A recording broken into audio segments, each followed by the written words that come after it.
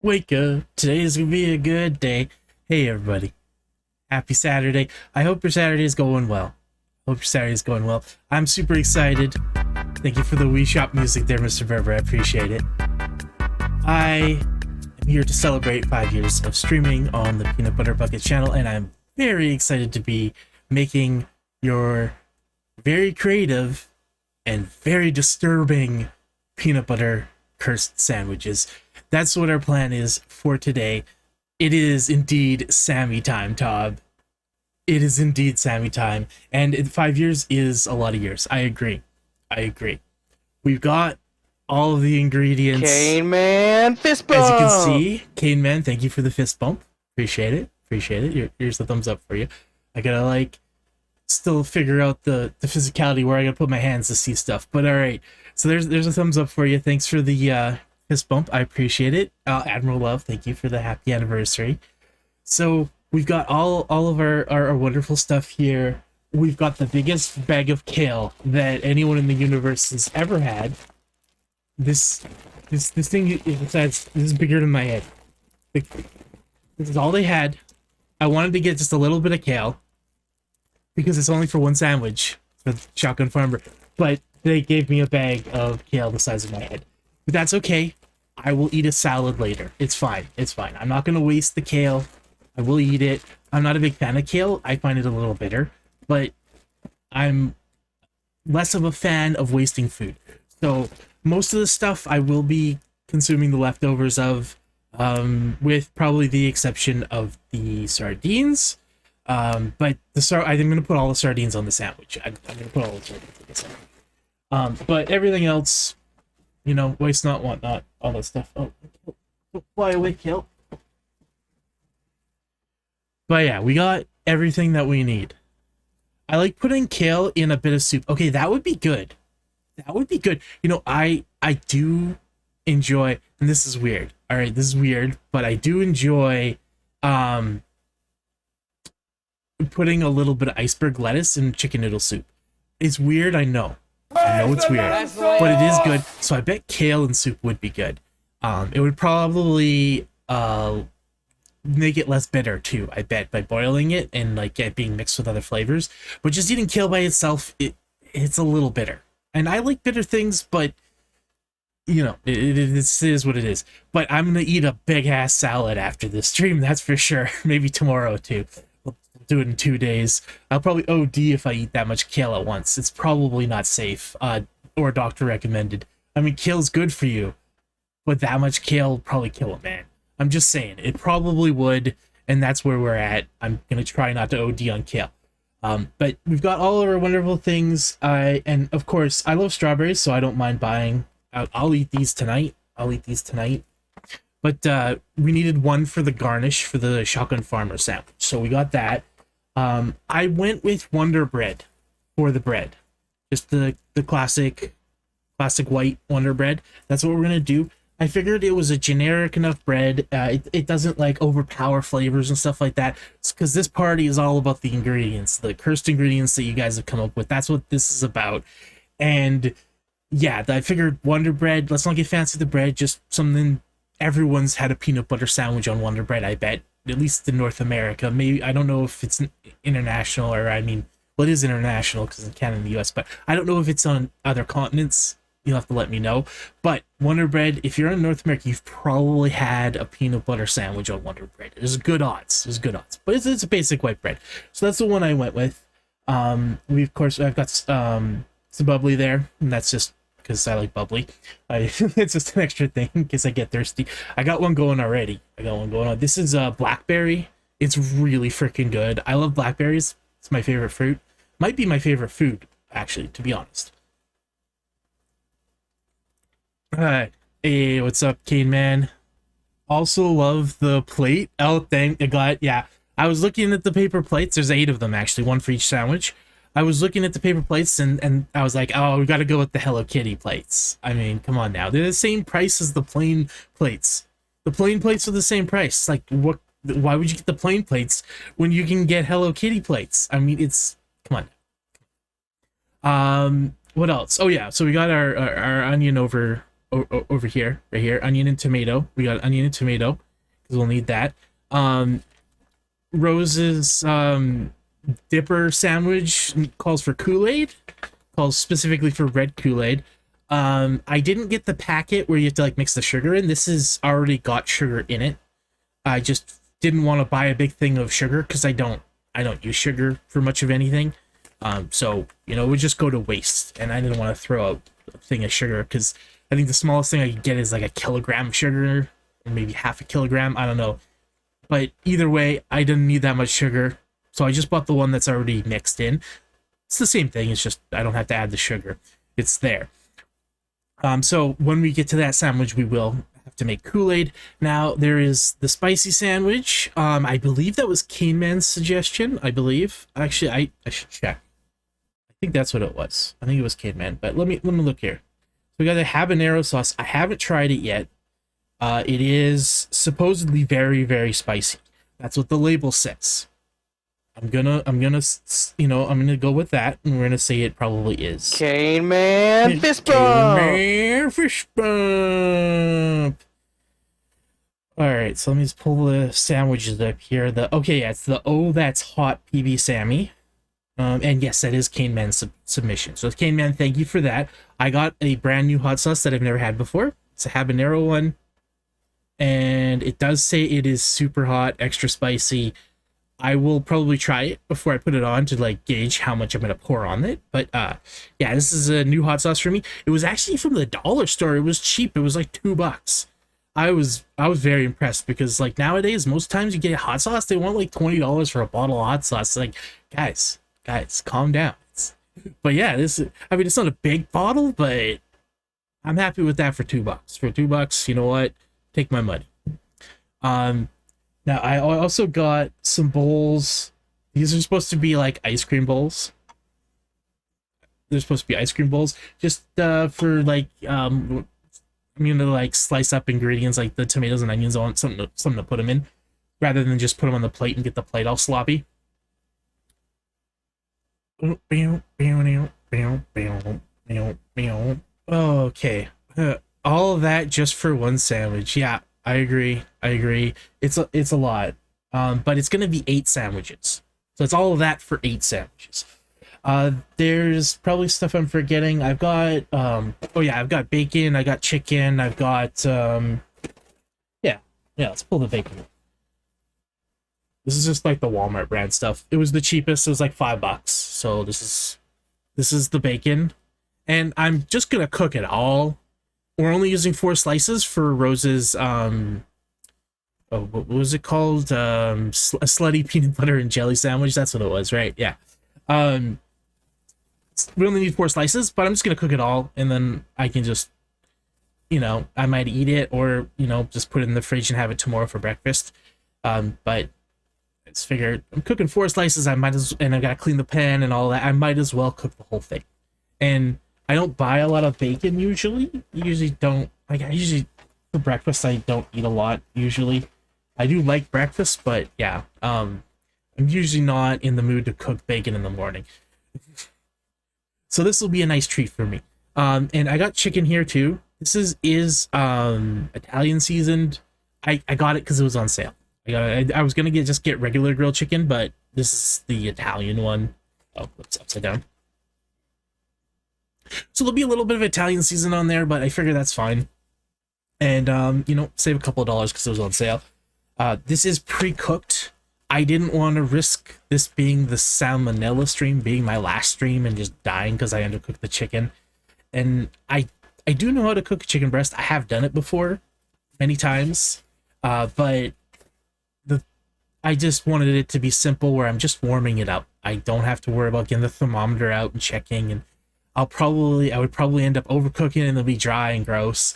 At least this way, I just throw it in the pan, warm it up a bit, and it'll be good for the sandwich. So that's the meat. What else is there? Let's see. Oh yeah, we got 2 different kinds of chips. We got hot and sweet chili Lay's. These are the ones for Cane Man's sandwich, I believe. The spicy one, yeah. And then there's also Ruffle chips for one of Rose's suggestions, which is peanut butter and chips. Just straight up that. We've got a lemon in there. I'll just leave it in there for now until we're gonna like use it. And then we got grape jelly, which is very important. We got our grape jelly. There's also a jar of strawberry jelly over there. So we got the two different kinds of jellies. We got crunchy peanut butter, and then I've also got. Let's move this for now. Move the tongs over. I got tongs for the bacon. This is actually a jar that's already like half eaten because this is just my standard jar that I've been eating out of. It's smooth. I usually for sandwiches do smooth. Crunchy, I haven't had crunchy in a very long time, so it'll be interesting to have that again. I do like crunchy, but I usually only use it for cookies. I usually don't use it for sandwiches.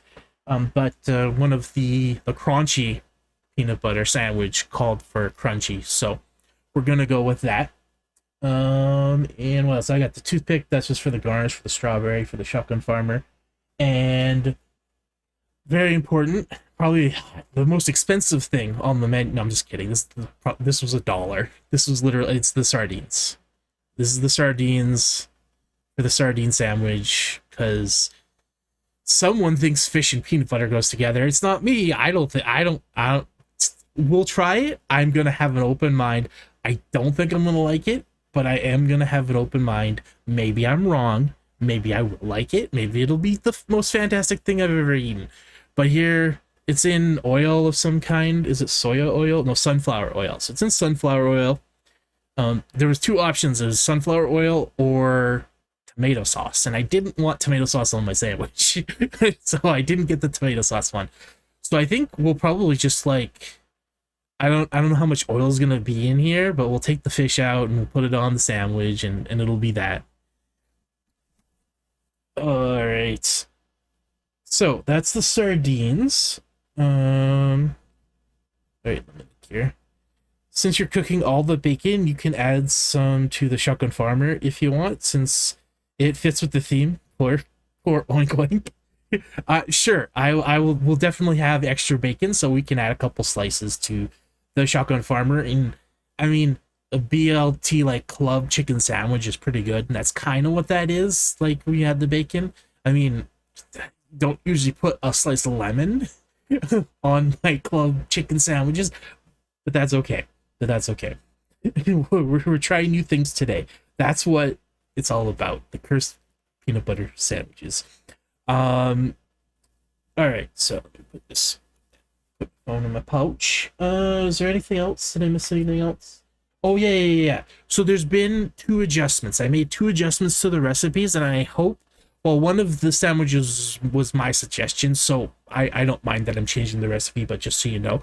And then for the shotgun farmer, it called for kernel corn, but I got baby corn instead. I got the baby corn, so it's not kernel corn. It is canned corn, but it's baby corn instead. They were sold out of the kernel corn, so I figured this will be fine. And I'm thinking I might like slice them, sort of like as if they were pickles, and then put it on like that. So you put it like slice long ways, sliced pickles. I'm gonna slice them sort of pickle style. I think that's the plan.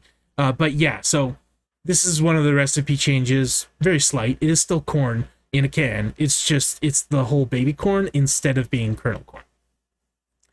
Yeah, that's fine. Well, that honestly fits better. That's what I was thinking too after I got it. I was like, you know, this might actually just be better. And if I slice it like pickles, then it won't be as messy as the kernel corn. Because I was like thinking about that, and I was like, I'm gonna have to construct this carefully. I'm just gonna cover myself in corn, which would be good for the stream. I mean, to be fair, that would be entertaining. But just for eating the sandwich, this will be a little easier. And it's all they had, so I went with that. I could have went to another store, but I thought I was like, no, this is fine. This is fine. We'll go with that. And then the other change is to the Daily Grindwich recipe. I didn't get Cool Whip. Instead, I got this. I got the Betty Crocker Vanilla Frosted. Oops, that's the French side. Whipped vanilla, actually, is what it's called. Whipped vanilla. So it's a vanilla frosting from Betty Crocker. I needed something creamy to sort of like be the dairy product that you would have in your coffee. So it's going to be this. It's gonna be the coffee, which I have here. Actually, I already put it in a cup. We got. It's not. We're not putting like a ton. We're just putting a little bit, but we got a little bit of coffee there, so we're good. And when we make it, that's what we'll do. That's what we'll do. But yeah, so those are the two changes: the corn and the frosting. The Cool Whip, I couldn't find it. I don't know if they were sold out or if they don't sell it, or if I was just looking in the wrong section. But I was in like sort of like the frozen fruit section, which is usually where it is. It's usually next to all the frozen fruit, and I couldn't find it anywhere. And I didn't want to look any longer or go ask someone. Finding someone at Walmart can be difficult. So I was just like, you know what?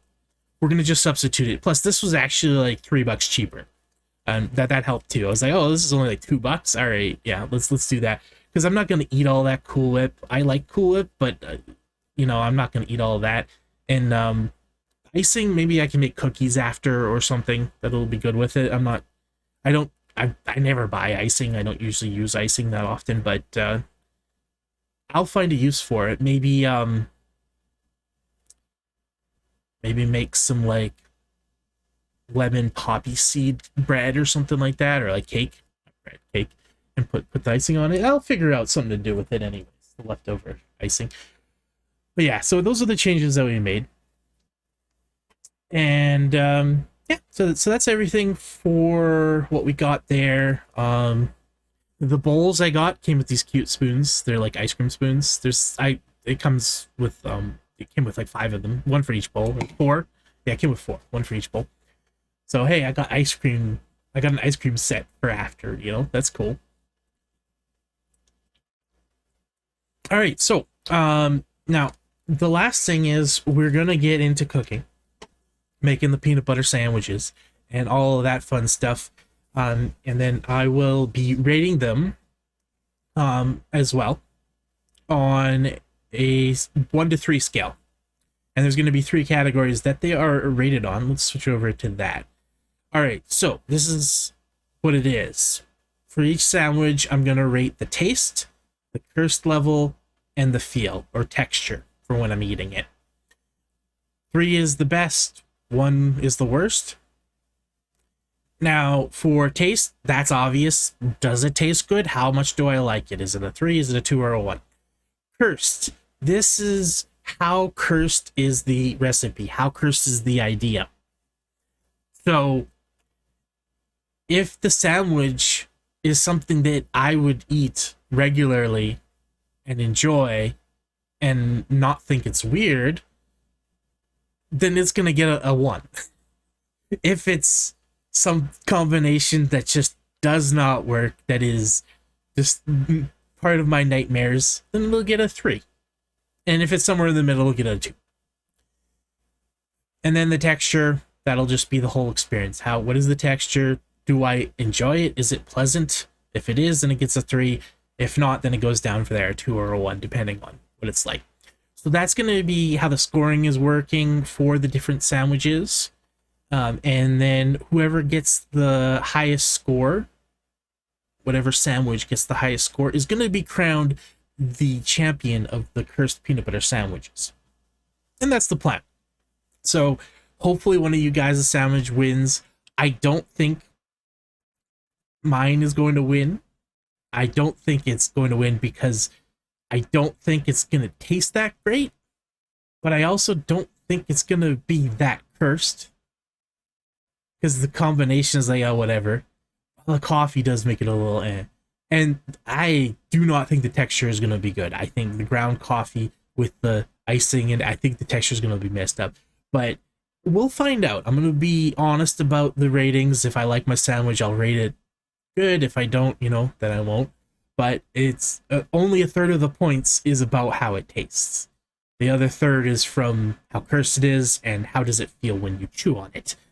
So we'll see how that goes. I think it will be fantastic. Now, gone through all of that. That's the preamble. We're almost ready to cook, but I wanted to give more of an overview of the different sandwiches because everyone put so much thought and time into your creative recipes, and truly I am thankful that you guys did that. It is impressive how creative some of you were with the sandwiches, and we got a sick lineup. But I figure we owe a little bit of time to go over each recipe and explain exactly what's going to be made. And then I'll go into the cooking part and we'll start preparing things and cooking things. I'll probably do the bacon and the chicken last. So we'll cook last because those are the only two things where I'll really need to cook for. There were a couple sandwiches that wanted me to toast them. Unfortunately, my toaster was broken. Now I can put them in the pan and just sort of toast them in the pan. So that's what I think I'm going to do. For the sandwiches that want the bread to be toasted, or one of the pieces of the two to be toasted, in the case of the shotgun farmer, we'll just throw it in the pan, give it a light toasting, and we'll just go with that, because I haven't used my toaster in a little while, and apparently it's broken, so whatever. It doesn't matter. Pan fried, we can toast the bread, get it a little golden and warm up, and it'll be good.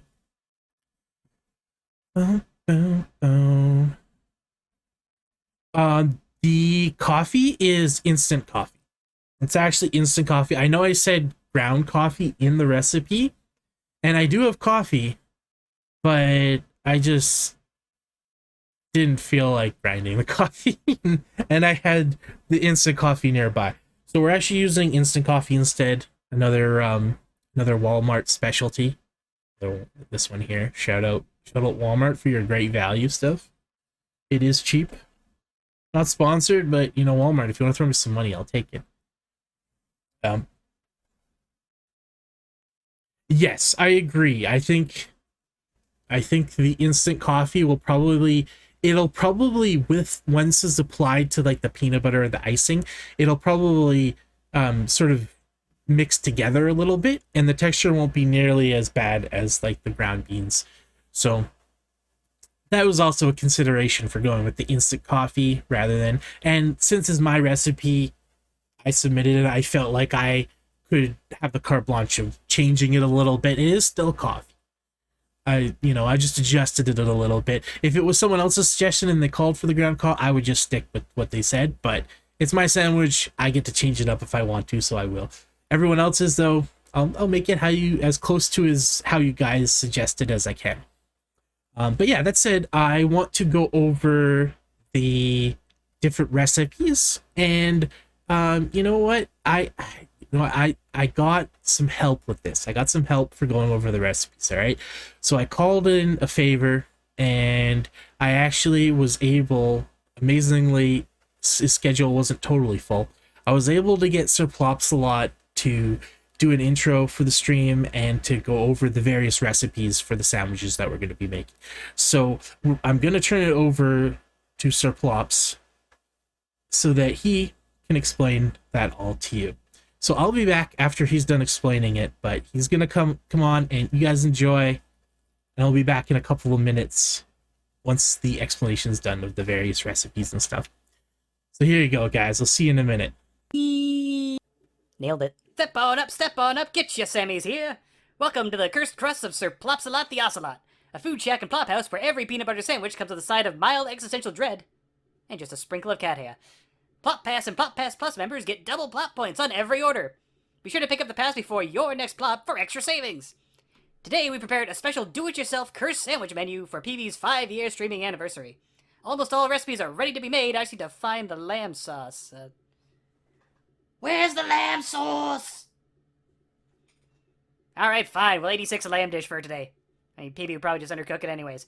8 cursed sandwiches will have to do. Let's review the menu for today's festivities. The Daily Grindwich is a celebration of the best meal of the day. Breakfast.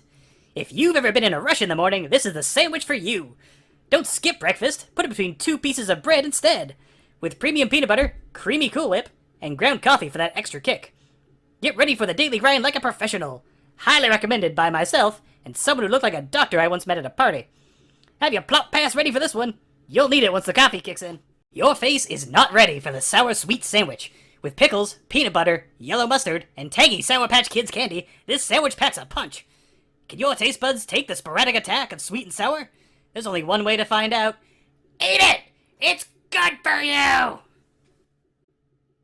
Then she tied me to the wall, stuck a funnel in my mouth, and force fed me nothing but sauerkraut till I was 26 and a half years old. The sardine nut, butter, and onion sounds like a perfect sandwich to me. As simple as it is delicious, with only 4 ingredients: sardines, peanut butter, onion, and bread. This one has the Sir Plopsalot stamp of approval. Triple plot points when ordering this fishy delight on Fridays. The oh yeah will have you causing property damage with ease. You need to be well fed to break through life's walls, and this sandwich is sure to get you there. A soggy twist on the traditional PB&J, it has strawberry jelly, crunchy peanut butter, and a side of Kool-Aid to dunk it in. No need to order a beverage with this one. The slutty PB&J is sure to get your blood flowing morning, noon, or night. Combining a classic toasted peanut butter and grape jelly sandwich with 4 slices of bacon for that extra sizzle. Guaranteed to make you oink or your money back. The crunchy PB&J brings crisp to crunch, combining ruffled potato chips and peanut butter as a hard-to-beat topping for this open-faced wonder. Not for those on a diet, but it probably won't kill you. Probably. It is highly recommended that you have Plop Pass Plus before you attempt eating this next sandwich. Professional treatment may be required the next day. Consult a physician if burning persists for more than 24 hours. The ooh, that's hot PB Sammy is a spicy and crunchy take on the PB&J, sure to keep you running hot for the day. Starting with smooth peanut butter, we quickly ramp up the heat with hot sauce and spicy chips. Definitely not for the faint of heart. The Shotgun Farmer is an attempt at farm-to-face cooking, using most parts of the farm to complete this masterpiece. After grilling a bok breast, we wrap it in kale and top it with corn, chili, tomato, and lemon, all stacked on a toasted and peanut buttered slice of bread, topped off with an untoasted slice and a single, freshly picked strawberry as garnish. You won't be searching for a crop drop at 3 p.m. in the break room if you've had this bad boy for lunch. For today's stream, PB will be making, eating, and rating each of these sandwiches. There'll be 3 metrics used for this. How does it taste? How cursed is it? And how is the mouth feel and texture? Each category will be worth 10 points. The sandwich with the most points will be crowned the winner and made a permanent menu item here at the Cursed Crusts of Sir Plopsalot the Ocelot, Food Shack, and Plop House. Thank you to everyone who submitted a cursed PB sandwich recipe. With all that covered, let's hand it over to PB so he can get to cooking. Welcome back, guys. I hope you enjoyed that. Thank you to Captain Kirk for reprising his role as Sir Plopsalot. I think he did an excellent job with the lines there. I had a lot of fun making that. It took me a lot longer than I was expecting, but that's usually how projects go for me. So with that out of the way, those are the various sandwiches, the 8 sandwiches that we're going to be making. And the first one is the Grindwich sandwiches. Let me pull up here, make sure I'm not missing anything in recipes. Okay, so for the first sandwich, yeah, the Daily Grindwich, it's peanut butter, it's the frosting, and it's the coffee. So it's a pretty simple one. It's just got a couple of ingredients going on here. Right, let me actually pull up chat here so I can see it on the computer. There we go. That's better. The cinema. Thank you, Mr. Berber. I'm glad you enjoyed it. This is amazing. Thanks, Tom. Thank you. I appreciate it. All right. So I think first off, well, let's just move these strawberries. We'll just put them there for now. That should be good. They're not going to run away. So first off, we need bread. We need bread for the sandwich, guys. That's obviously what we need to do first. And I like crust. I like the crust. I'm not gonna skip the crust. It's my sandwich, so we'll use the crust, and then for everyone else's we'll use the middle pieces. But I'm gonna go with the heel for this one. Admiral will love that emote. That emote is hilarious. That cat's going crazy. Great base, indeed. All right, so smooth peanut butter. We're doing smooth peanut butter for this one. Peanut butter balls. Ooh, we should make peanut butter balls one day. Peanut butter balls, yeah. Let's go. All right, we'll move the anchovies out of here for now. All right, so I need a knife for the. I'm ready with the plastic. I got plastic knives. All right, I'm ready. I'm ready to go. This deadly weapon right here. So with peanut butter and jelly sandwiches, like the ratio of peanut butter to jelly has to be it's really important that I get that right ratio. This is not a peanut butter and jelly sandwich. So we're just gonna put decent amount of peanut butter. We're not gonna go crazy with the amount of peanut butter. And one thing I should say too, I'm not eating all of the sandwiches. I'm not gonna eat 8 full sandwiches. some of the sandwiches I'll eat the whole thing, but the ones that I don't like very much, I'm gonna take one big bite, and then I'll decide if I'm taking any more bites after that. So we'll go with that. But I will eat some of the full sandwiches. I'm particularly thinking with the sardine one. I'll probably just take one big bite of that and be done with it. I could be wrong. Maybe I'll love it and I'll eat the whole thing.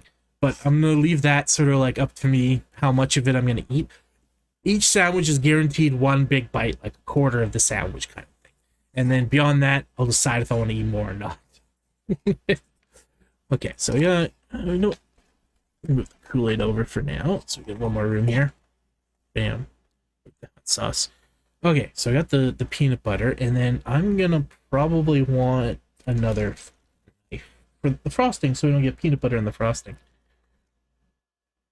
Oh wait, the Kool-Aid's covered in chat now. Let me move the Kool-Aid. Don't lie, PV. I know you are craving that sardine Sammy. Yeah, you know, it's true. I've been thinking about it for weeks. It's all I can think about. It's just wanting to eat that sardine sandwich. All right, so here's the frosting. Just gotta make sure it's safe. Yep, that's vanilla frosting.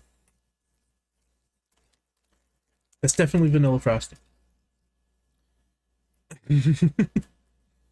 All right, so it tastes very similar to like the filling of an Oreo, to be honest. It's very similar to that. Let's put this over here. Some peanut butter. All right, so just gonna put a nice little layer of frosting on here. You know, I think this is because of the frosting. This has a decent chance for like actually tasting decent. I'm starting to think, but like, you know, you cover anything in sugar and it kind of tastes good. So that's gonna be a thing. All right, so that there. Okay, so we got peanut butter, we got the frosting, and then we got to put the last ingredient on. Bam. All right, so now we're gonna apply a bit of coffee to the sandwich. I think we'll just maybe better go this way. You can see it. Little. Oh! I was trying to do it evenly, and I just dumped it. Okay, that's fine. We're good. Just a little oopsie. All right, this is looking almost like cinnamon toast, which would actually be really good if you put frosting in the like cinnamon. That would be good. That's not what this is though. All right, so we're good with that.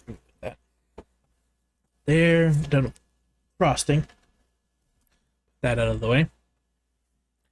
Okay, so maybe throwing our knives around. Maybe we just, yeah, that's working good. There we go. We just want to, you know, flatten it out, even it out a little bit, maybe just a little. Okay, I think that's good. That's great. It's fantastic. Even actually, this one, put that here. That one. All right, we're good. Okay, so we've made our first sandwich. Oh, I got a lot of coffee on the plate. Great. Okay, so I think we'll do that, and actually, let's see about. Oh, that's not gonna work. You know what? Get the real knife out. Get the real knife out. Cutting it. Want to get that cross section if we can. All right. I don't want to go crossways. Let's go crossways. Do this. All right. There. Bam. Don't want to get. Gotta use this later for cutting up the veggies, so I don't want to keep it clean. All right. Where's my bag for garbage? Yeah, here we go. Drop stuff in there. Okay, so let's check this cross section out. That is a cross section of a sandwich. It almost looks like it it's got like Oreo bits or something on it. Like it might be good. With the cursed end piece of the loaf as well. Oh yes, of course, of course. We got the heel. We got the heel going on, right? All right, so we've made the sandwich. We have indeed we've made it. It is in existence. That is a peanut butter sandwich right there. All right, so now we gotta try it. We're gonna try it. All right, let's do this.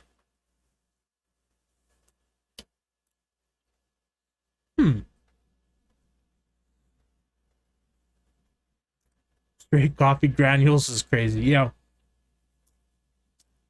Okay.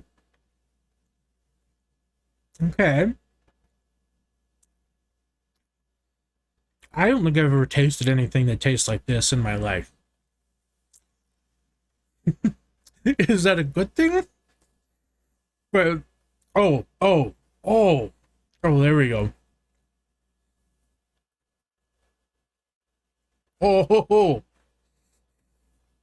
Oh, it's a creeper. Oh, it's a creeper. Okay. So the first bite and like chewing of it, you just really tasted the icing with like a slight bitter coffee flavor. And a hint of the peanut butter. But then as I chewed more of the coffee came out, and it just became more and more bitter. More and more bitter.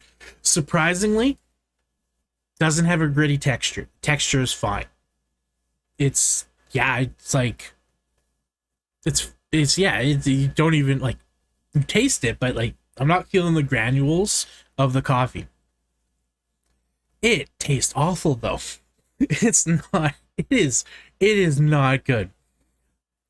All right, I'll take one more bite because I said I'll take about a quarter of the sandwich, roughly. Maybe the second bite's better. Maybe it's growing on me now.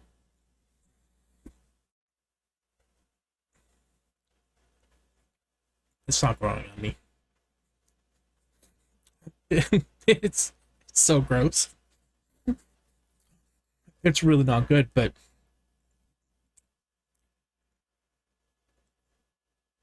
there's like moments where it's not disgusting. It's weird because you don't like you get the mostly the frosting and the peanut butter together, which tastes really good, but then every like half a bite you get hit with this overwhelming bitter coffee flavor. So it's really not good. Okay, I'm gonna have to have some water.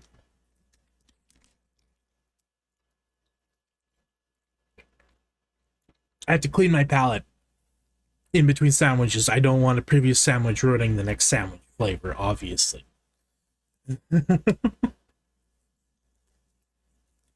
First of their kind sandwiches, making sandwich history. That's what I'm in the game for, Mr. Berber. That's right. Making sandwich history is what we're here for. Okay, guys, that's what we're here for. And that, I don't think anyone's made that before. I really doubt it. If you have, let me know, but I don't think anyone's put those together before. Now, it's not that great. I would not recommend it. Let's switch over to the score screen and we'll do the scoring for it. All right, we'll do the scoring for it. So it's the Daily Grindwich. All right, first of all, taste. This one, the taste is really easy to do. It's a 1. It's a 1. It could, if I put half as much or like a quarter as much coffee, I could probably, it would probably be a 2 because of all the sugar. It wouldn't be as bad, but as it stands, it's getting a 1 for taste. It's just, that's what it's getting. All right, actually, is that good? All right, that's close enough. All right, good. How cursed is it? You know, I don't like. I kind of want to just immediately go for a 3, but I can't give it a 3 for cursed because it is cursed. Certainly, it is not something that I think normal people would eat or that you would willingly consume on a regular basis. But the peanut butter and the icing, the amount of sugar and goodness that's in those two things overpowers the coffee just enough that I wouldn't give it a 3 for Cursed. So I'm going to give it a 2. We're going to go with 2 for Cursed. All right, let's grab a 2. All right, and go, and then feel. All right, we got the feel. I thought the feel was going to be a 1. I thought it was going to be a 1 with the granules. I really thought it was going to be gritty and super chunky and just awful and be still 1. Just a 1. But it wasn't as bad as I thought it was going to be. It wasn't good, but it wasn't as bad as I thought it would be. So I think I got to give it a 2 for the feel. That's what I'm kind of thinking. Yeah, if I had like the grittiness that I thought was going to be there, that would be an easy 1. 1 for the feel, but I'm going to give it a 2. I'm going to give it a 2 for the feel. I think that's fair. It's not the worst, and you don't really feel the granules. It kind of melts into the peanut butter and the icing. Damn, does it taste bad. All right, so for that, we got a 1, a 2, and a 2. So the Daily Grindwich got a 5. I realized I don't have numbers for the total scores, so we'll just leave the score sheet like this, and I can deal with that after. But we know this is 5. This is 5 here. So that is the Daily Grindwich. I don't recommend making it, but feel free if you want to, you know. Oh, whoops. Step on up, sorry. Step on up, get your Sammys here. Every time I switch, okay. All right, sorry, that restarted playing because I switched. I apologize for that. So yeah, that's the Daily Grindwich. It got a 5, and it's pretty gross. Yeah, that's where we're at with that. So I think we'll just use some paper towel wrap this up.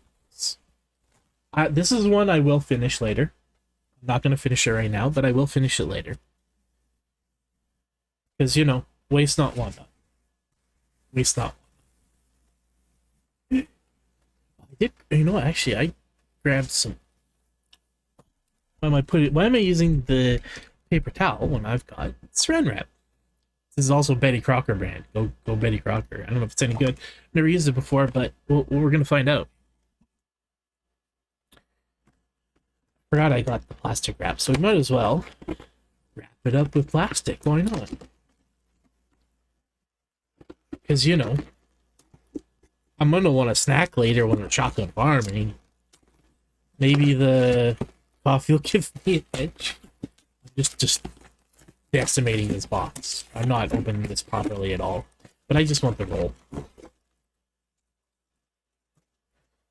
All right. Oh, there's a little sticker on here for getting it started. That's cool. Okay, let's... So... use that paper towel later. Okay.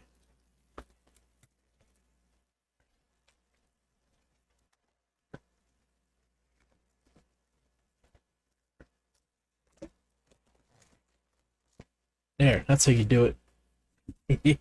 Professional ripper here. All right, let's fix that. I mean, we don't want the Daily Grindwich to dry out. Heaven forbid that it dry out. So we got the saran wrap to really seal in the flavors for later. Okay, there we go. Preserved. And we'll just stack that over here. Maybe start putting them on top of my PS5. Why not?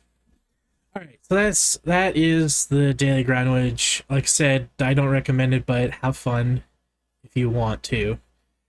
Oh, Rose, you like the Hello Kitty plates? I like them too. I think they're awesome. I got 8 of them, 1 for each sandwich, so glad you appreciate them, Rose. I got coffee. Ugh, I got coffee everywhere. Alright, let's clean our work area. You know, clean as you go. Clean as you go. Just get coffee all over myself. That's fine. That's fine. Like, Okay, there we go. No more coffee grinds everywhere.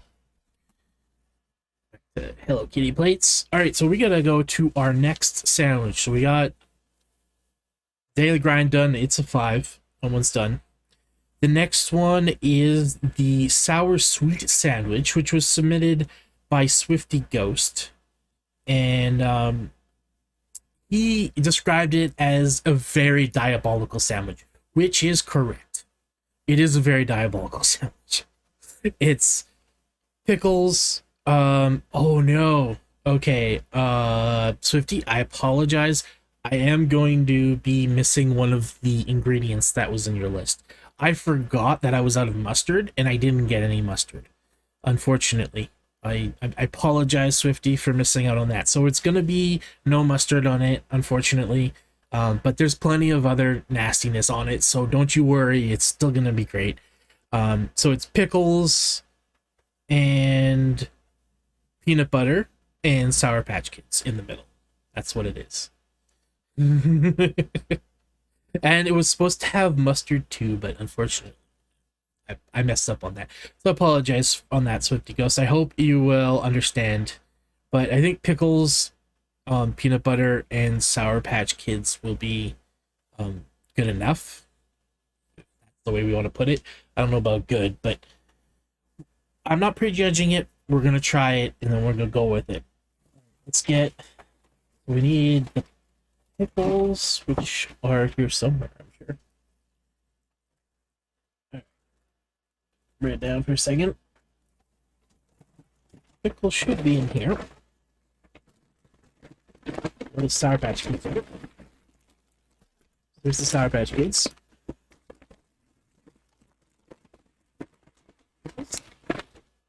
Oh no, that's the crunchy peanut butter. Oh, crunchy peanut butter. We got the crunchy later. And grape jelly. Here it is. Oh, it's the last thing, right? Oh, it's the last thing. Okay. Dang.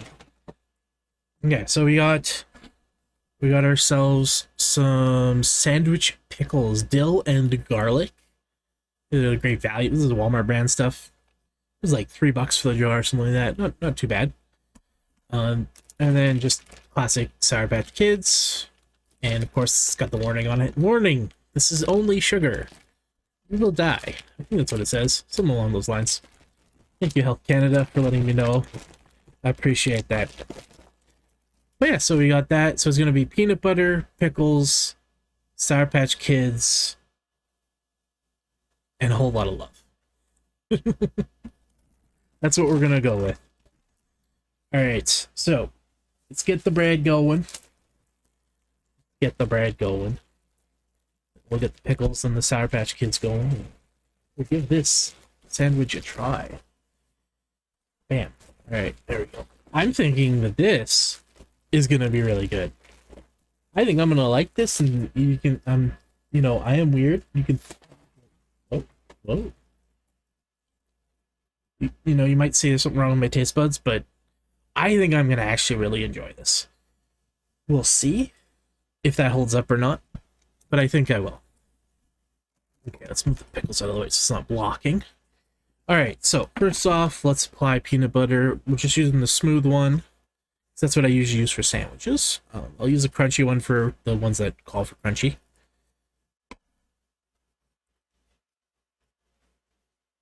You know, I didn't eat supper today, so I'd be nice and hungry for this. I don't know if that was necessary, but but I did. I skipped supper because, I mean, 8 peanut butter sandwiches. That sounds like a supper to me. Sounds like a delicious buffet of wonderfulness. All right, so we got some blocking with the peanut butter. Okay, so we got peanut butter on there. Check that out. You know, yeah. All right, not like a ton of peanut butter, just, you know, decent amount. If I was making a thin peanut butter and jelly sandwich, that's about how much I would put on. Not like a crazy amount, just a little bit. Cover the bread. All right, let's crack these pickles. Let's move this butter out of the way for now. Try not to get pickle juice everywhere. Oh, jeez. Okay, let's give it a little pop. Ooh, that was a satisfying pop right there. Look at that. Look at the pickle. Look at the pickles. Mmm. Yep. Smells like garlic and pickles. It's good stuff. Grab them with a... I'll just stick my hands in there. Ooh, it's a long. Okay. All right. Some nice pickles. There. 2 should be good. There we go. Okay, so peanut butter and pickles. And whatever this is. Is that like pepper or something? Yeah, they got little chunks of like red peppers in there. Pickled red pepper is good. Anyways, stop nomming on the pickles for now. Okay, and I don't think any other sandwiches call for pickles. So we'll put them down here. Okay, so we got that part of the sandwich done. Blammo. Got a little stray pickle juice there. Let's wipe that up. We don't want the sweet and sour sandwich to get soggy now, do we? So gotta be careful. Well, the only sandwiches that's allowed to be soggy is the Kool-Aid sandwich. I'm looking forward to that one. All right, let's crack the Sour Patch Kids open. I love Sour Patch Kids. They're so good. One of the like S tier candies for sure. Okay, so I was like, yeah, no, we can do this. I think this will work. We can like push it into the bread. We push them into like the bread, and I don't know if they'll stick, but this seems like the technique to do. This seems like it'll work. So here we go. Oh wait, I think the Sour Patch Kids were supposed to be in the middle, weren't they? Oh, am I doing this wrong? Let me double check the recipe. I think I might be messing up because I think they are supposed to be in the middle. Recipe: put one side pickles and the other side of bread. Okay, Sour Patch Kids in Sour Patch Kids in the middle. So let's transfer this. We'll fix it. We'll fix it. Let's put the pickles here. And then we'll put the Sour Patch Kids into the peanut butter side. And that should help them stick when I try to flip it over to make it a closed sandwich. Alright. Again, I think this is sandwich history as well. I highly doubt anyone's made this before, but again, I could be wrong. People do try weird things, so... But this was Swifty's Ghost's idea of a cursed peanut butter sandwich, and I will say it is looking awful cursed. Like, if you asked me to make you a peanut butter sandwich, and I was in the middle of it, and you saw me, and it looked like this, it's cursed. It's definitely cursed. you might be concerned that I'm trying to poison you to death or something. But these are all edible things, so, I mean, like, come on now. Alright, we're gonna see if we can do the flip here. So we got the peanut butter and the Sour Patch Kids, and then we got the pickles. And there is no lamb sauce, King Man. This recipe doesn't call for lamb sauce. In fact, I was surprised. I know Davy mentioned it earlier that we missed an opportunity, but I was surprised no one said lamb sauce. To be completely fair, that there's no lamb sauce in any of the sandwiches, but maybe next time. Boo-bop. Alright, we did a flop, and I don't think we lost any of the No, we didn't lose any of the sandwiches, the Sour Patch Kids. Again, this one, I think we give a little bit of a squish. I think we squish it a little bit, just to get it to combine. Alright, so this is the final product here. It is pickles, peanut butter, Sour Patch Kids. It was supposed to have mustard. I apologize for not having the mustard, but I swore I had mustard left, so I didn't buy any, but I did not. All right, so we gotta cut it because we gotta get a cross section, right? We want to be like a food channel professional cook here. Nothing going on here is professional. Or cooking me. I might even question whether it's cooking.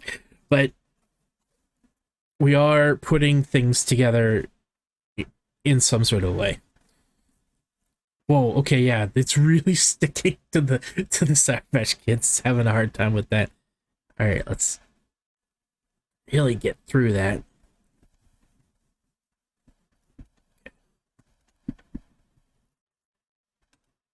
Wow, yeah, I can't. It's not. It's not letting me cut them in half. All right, we'll fix this. It's fine. Okay, so it's from that side. It's from this side. So we'll just. Wow, it's like glued to the knife. Who knew? Who knew? Sour Patch Kids would be hard to cut in half. All right. Anyways, we'll just plant that in there. We're good. So there should be 4 on each side, right? See here. Oh, okay. All right. All right. Not a perfect cut. Not a perfect cut. But you know what? We're learning here, guys. We're learning. Wait, which one is this? This is the sweet and sour sandwich submitted by SwiftyGhost. Swifty's Ghost. Hard time saying his name. It is pickles, Sour Patch Kids, and peanut butter. Supposed to have mustard too, but I was out of mustard and I didn't buy any, unfortunately. But it's close enough to its recipe. But yeah, this is the sweet and sour one. It is Swifty's submission. And we'll look at the cross section there. The one Sour Patch Kid almost looks like it's just more pickle. Almost. But it's not. It's definitely not. I gotta say, it doesn't look beautiful. But does it taste good? Is the question. Alright, so we're gonna try this. I want to make sure I get a good... Okay, good, yeah. So I want to make sure I get some of each ingredient in the bite. You'd eat about half of this. Let's go for a big bite.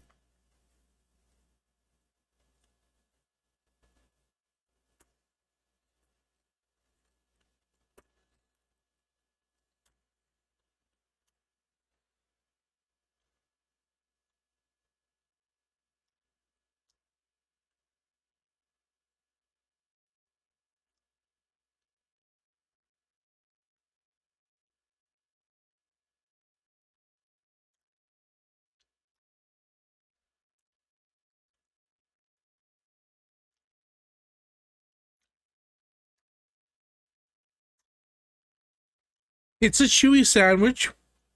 It's very gummy. It... Oh. Oh. I was really thinking that would be better than it was. I don't know why. I knew the ingredients. But for some reason I thought it would go... The Sour Patch Kids could not clash more with the pickles and peanut butter than almost anything. I'm not done yet. There's worse things to come, but those flavors do not go together at all. Peanut butter and Sour Patch Kids doesn't taste good together. Pickles and Sour Patch Kids does not taste together. And you put all of them together, and Sour Patch Kids are like sticking to my teeth. Oh, and I love Sour Patch Kids, but that is awful. It is true to its name. It is indeed sweet and sour. Maybe it would be amazing if the mustard was there and I just ruined it by not having the mustard, but I don't think anything could save that. That's awful. I do love sweet Sour Patch Kids though. But yeah, I got one full Sour Patch Kid, or maybe 2 in that bite.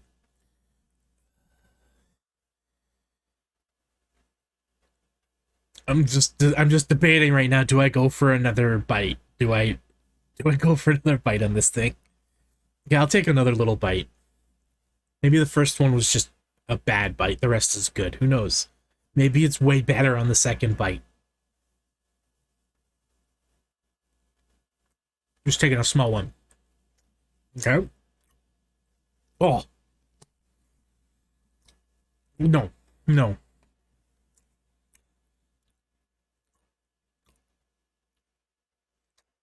It's so bad. Because it's like, you have like the soury fruit, like, chemical flavor from the artificial flavoring from the Sour Patch Kids. And it's almost like an aftertaste as you're chewing it. Somehow, you're having an aftertaste of. It's like if you ate a big thing of Sour Patch Kids and then you burped later. In the middle of eating a peanut butter and pickle sandwich. Disgusting.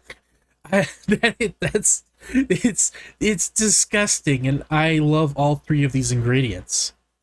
Like, so much. I love these three ingredients. But together they do not go. Yeah. Yeah. Okay. Alright. I'm not biting anymore. I'm not biting anymore.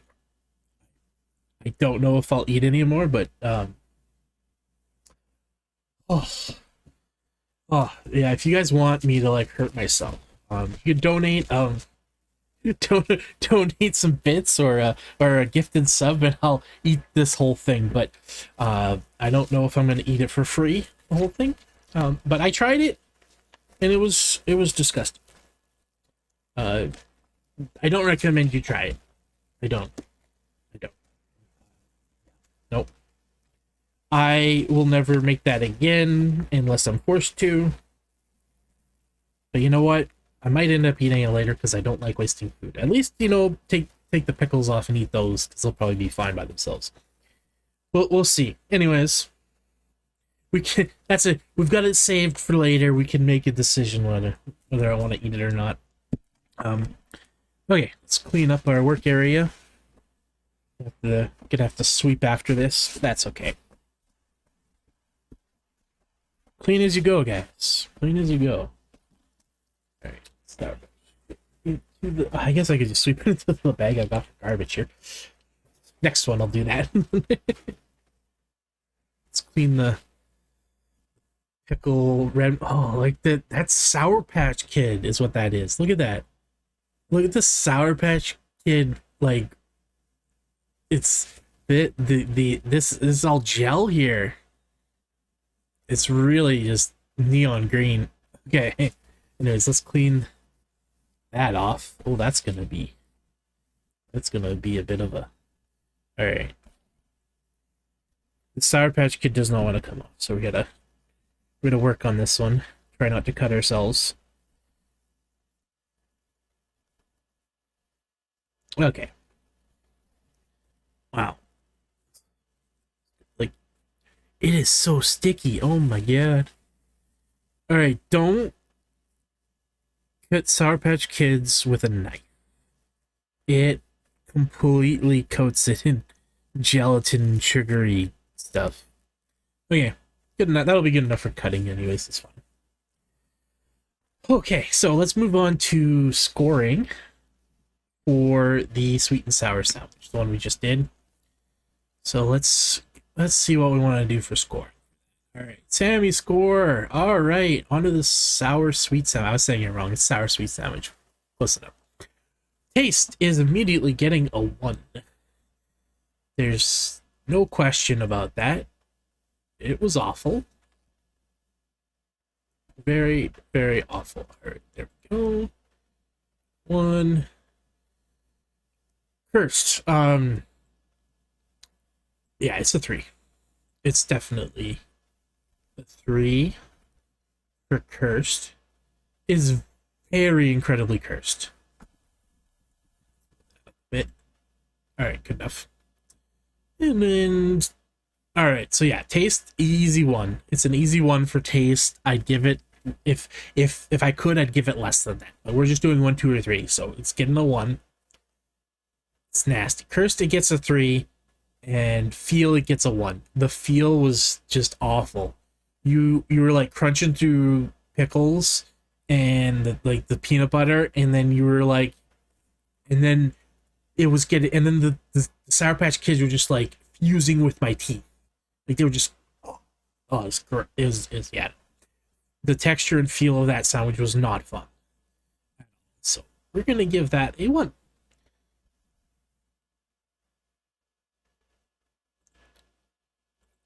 All right. Oops. Move that over a little bit. It doesn't have to be perfect. They're not gonna be super aligned, but close enough. Yeah. Oh no, there's a fruit fly. Where did you come from? Oh, I squished it to death. All right, we're good. He's dead now. It's coming for the sour candies. That's what it is. It's all the sugar, maybe the frosting. All right. So that is 3, 4, 5. So that is tied with the daily grindwich. Oh, it's tied with the daily, so it's getting a 5. So thank you for your submission, SwiftyGhost. It was diabolical as you had suggested it was, and it was disgusting, and you should make yourself one and feel the pain that you caused me. It was really nasty. I'm saying that as we're leading into the next one, which I think is just gonna be the tastiest one, the sardine and onion. Ooh. Sardine nut and onion. Just the little peanut butter, onion, and sardines. That's the next one that we're gonna do. But yeah, so far scores are tied. 5 for the daily grindwich, 5 for the sour sweet sandwich. So next we'll go on to the fish one. Maybe I should do the fish one last, but oh well, this is the order we're doing it in. Will it be the worst though? Is the question. Will it be the worst? I don't know. I don't know. We'll have to see. We'll have to see how it goes. End up all the sandwiches just tie with 5. I mean, it could happen. It could happen. I am gonna score it legitimately, just like on my opinion. So right now, that's where we're at. They're both tied, but we'll see if there's like a front runner coming, or if we consistently get around 5. I mean, there's not gonna be a huge variance when it's 1, 2, or 3 for the scores, but it'll be enough. So yeah, next up is the sardine one. So we need onion for that. So let's prepare, and let's just dice a little bit of onion. All right, we're just gonna just dive right into the onion as I'm shaking everything. Okay, good enough.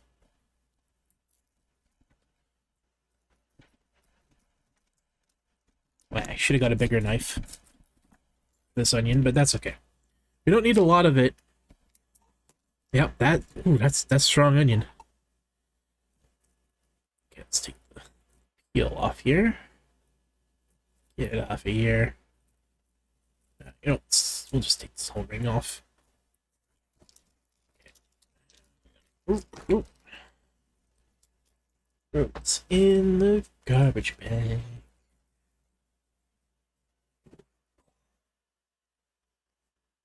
Yeah, that's a raw onion. I'm gonna start tearing up, guys.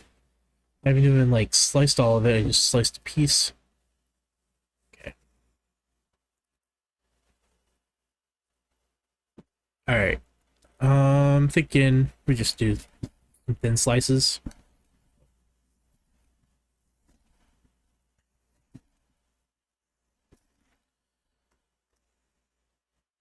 All right, that's good. We're not gonna go for like a fine chop or anything like that. We're just gonna have some slices. Here's the onion. Okay, great. Yeah, we'll knife off a little bit. And I think right away, is there another sandwich? I'm predicting another 1-3-1. Ooh, that's your prediction, Tom? Okay, let's see if that's what it ends up being. I just want to double check. Is there any other sandwiches that call for onion? I don't think so. No. No. Okay, alright. I can put the onion away. I'll leave it out. Or cut a little bit more if I needed more, but it's just the one sandwich. I had that the worst sandwich, the worst sandwich. But I canceled that one. I decided not to do that one because I put 2 suggestions in, but I figured I'll just go with 1 for me since everyone. I wasn't sure how many suggestions we were gonna get, but 8 is plenty. Didn't need a 9th one.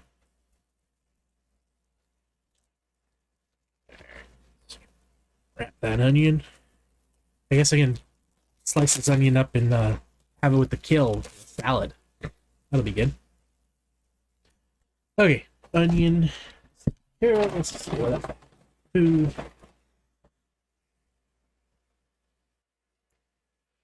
Okay, we need a plate for this. I'm sorry, Hello Kitty. Although Hello Kitty, probably being a cat, was probably okay with this. I bet Hello Kitty likes sardines. I don't know.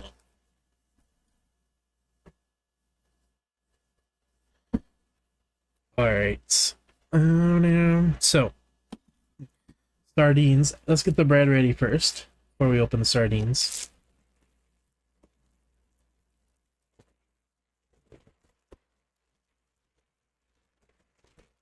Bam.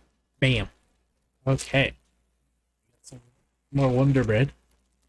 We're going through this loaf. We're going through there. And peanut butter.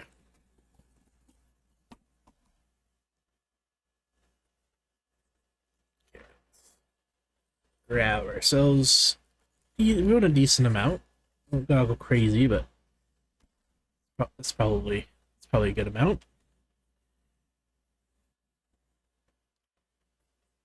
Ooh, look at that. Peanut butter. I love peanut butter. I would recommend maybe trying a bite with some hot sauce too. Alright. We can do that.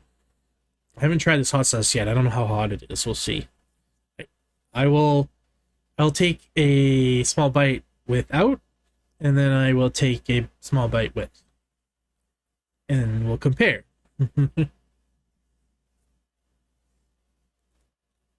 Now, the question though is, do you want the sandwich rated on the hot sauce one or the not hot sauce one? Because it's definitely going to change it. I mean, it's probably still the same, but I'll let you decide which one you want to be rated, whether it's with the hot sauce or without. I will try both though.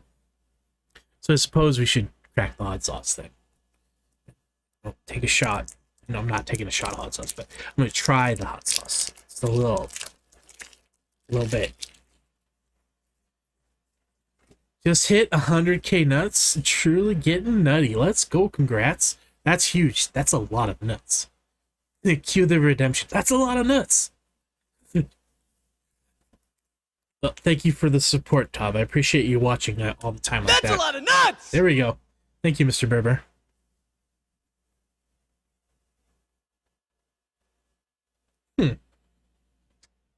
Smells alright. Let's get a spoon. I smelled the hot sauce. I haven't tried it yet. We're gonna try a little bit. Let's see if we can. Here we go. Yeah.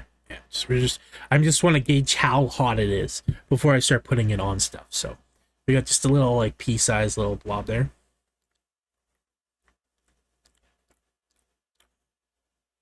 Yeah, that's hot.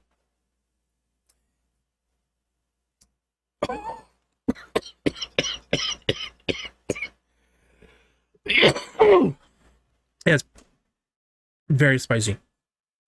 It does say seriously hot on there. And they're not kidding. Oh. Okay. It's not as bad as like the one chip or like the last dab for hot sauces. I've definitely had spicier hot sauces. But that's not Frank's Red Hot. If you gave that to someone who like Frank's is like their limit, they would be crying. Uh-oh, this is the last time we see Peavy. This would be the end for the bucket. Yeah, it hit the back of my throat as I breathed in, and then it was very spicy. Ooh, but people have different spice tolerances. This is true. My spice tolerance is pretty high. The taste, though, it's very good flavor of hot sauce. And it is very spicy. I would not put it in the same league as Da Bomb or Last Dab. It's nowhere near that hot. Oh, jeez. but it still burns your lungs when you breathe it in. All right. So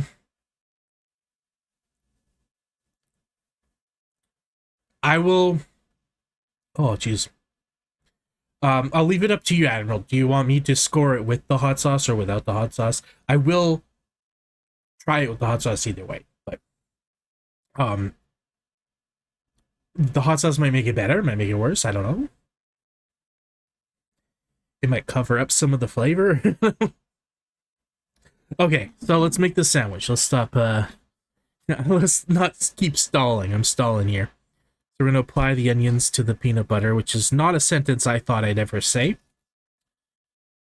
We are applying the onions to the peanut butter. All right, so onions have been thoroughly applied to the peanut butter.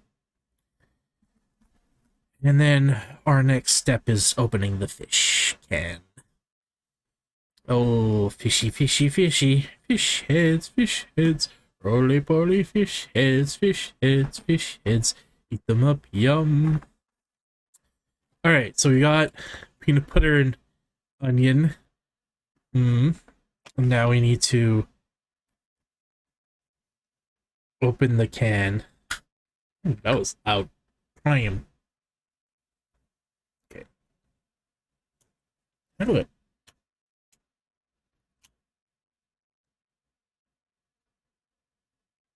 That's a smell. Oh, buddy. All the cats in the neighborhood are just going crazy right now.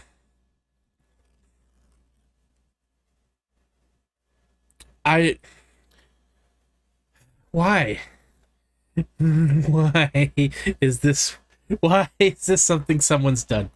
This is not a unique sandwich because it has been done before. I saw a video of a guy who did it. Although it was with chili crisp, not. Okay, let's get the rest of this off. Trying not to shoot fish oil everywhere. Yeah. Cool. Where's the garbage bag at? There. Okay. So this is the fish. I just spilled fish oil on my table. That's okay. It's fine, I'll buy a new one. So I got the tablecloth on, guys. This is a brand new tablecloth. I probably just wash it, it's fine. Oh, that oil though. Ugh. Alright. It does not smell good, guys. It's not terrible, but it definitely smells very fishy.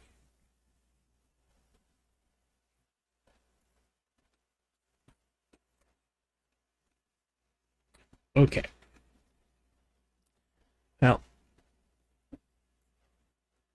it's good enough for now. Once the cutting board doesn't have stuff on it, we'll wipe under it. Okay, so that's not spilling this time. There's the fish. There's the sardines. I don't want all that oil on the sandwich. I was like, oh, this will be cool. I can just go plop, but I'm not putting all that oil on this sandwich. That's way too much oil. So we'll get a fork going. Oh, it's so soft. Throw out the whole table at this point. I do not like fish. I like fish.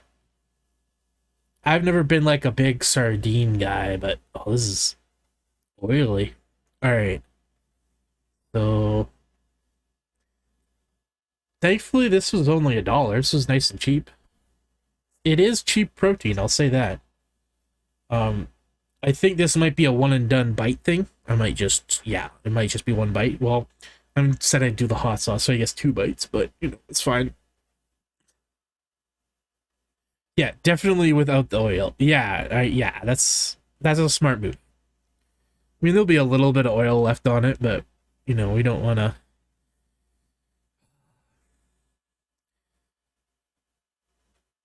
All right. Fishy, fishy, fishy. I got a fishy.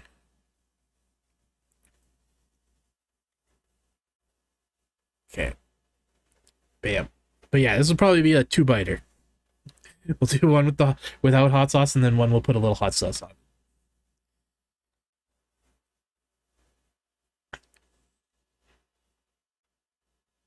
That's a no for me. I'll cover us. You don't want to make a sandwich along with me? You can have all the fun that I'm having at the same time. Okay. Let's get some paper towel because we got some fishy juice. You know, it's not like it's about an equal amount of smell as if you open like a can of tuna or salmon. It's not terrible, but this combination doesn't seem right. Oh yeah, fishy juice got my mouth watering. Yeah, exactly. All the fishy juice.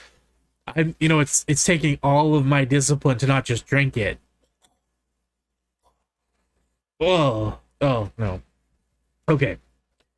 All right, we're good. I think we're good. Now, thing is, I didn't think about this ahead of time. I guess we'll sacrifice one of our bowls for this.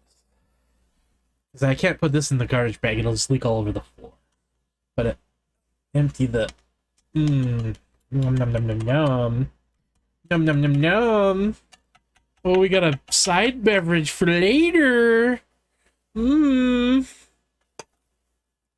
Alright, now we can throw the can out. Okay. I'd rather eat this than the frosting sandwich, not even kidding. Davy? You might be right. We'll see if I like this better than the frosting sandwich. I don't think so, though. I don't think so. Not personally. But yeah, here's the nom nom nom sunflower oil that tastes like fish. Yeah, yikes, that looks foul. Are there bones? I mean, there might be. I don't know. I don't feel bones. I feel like it was deboned. So I'm just poking it. I will be careful when I take a bite of it. I will bite it as if, I mean, it's just fish bones, it's fine. If they were fried sardines, I could happily eat that. Well, yeah, you could fry anything. You fry a shoe and it'll be good. Like, certainly, you bread and fry the sardines, the sandwich would be delicious, I'm sure. They should be deboned. I deboned it. The bones are edible. Yeah, it's kind of like when you get salmon in the can, there'll be like a few bones in there. Like, you want to remove most of them, but like, if you eat a little bit, it's just extra calcium, right? Yes, be careful with potential bones in your mouth. Yes, I will be careful with potential bones in my mouth. Thank you, Rose. I appreciate that. I got so much fish juice all over my hands. It's not pleasant. I don't like it. It's sunflower oil, so it's like hard to get it off. Anyways, this is good enough for now. I don't know. I'm just delaying the inevitable at this point. If they weren't, why are they an option on pizza? You know what? That's a good question. That is a good question. I mean, it would be a little risky. It would be a little risky. Okay, so Admiral Love, you want me to do one bite without hot sauce and then one bite with? That's what you're wanting, or you want me to put the hot sauce on it and just do the hot sauce? Bone-in pizza is the best. Yeah, pizza on the bone. Your call. Okay, I don't know which would be better, to be honest. I don't think either options are better. I think they're both worst. So follow your heart. I think, like you said, it's supposed to have a bit of chili crisp, so we'll put a little hot sauce on it, all right? We'll put a little hot sauce on it. I'm not gonna put like a bunch, but ooh, that's a lot. Okay. There we go. only gonna be taking like 1 or 2 bites probably, unless I really like it. So I just put a little bit of hot sauce. I'll go from the top there. That's where I'll sample it, I suppose. Okay, so there's a sandwich. We're gonna close it up. It's peanut butter, sardines, and hot sauce. All right. Squish it down a little bit. Just a little bit. Just like do everything in my power to not spill the fish oil over anywhere. Okay, so we want a cross section, right? So I'm gonna cut it. The thing is, I don't think it'll be too hard to cut because the fish was really soft. So, you know, there's that going for it. Okay. Maybe I should have cut on the cutting board. Whatever. We're good. Let's get a few pieces of paper towel ready. Let's get the fishy juice off the knife. I want it to taint other sandwiches.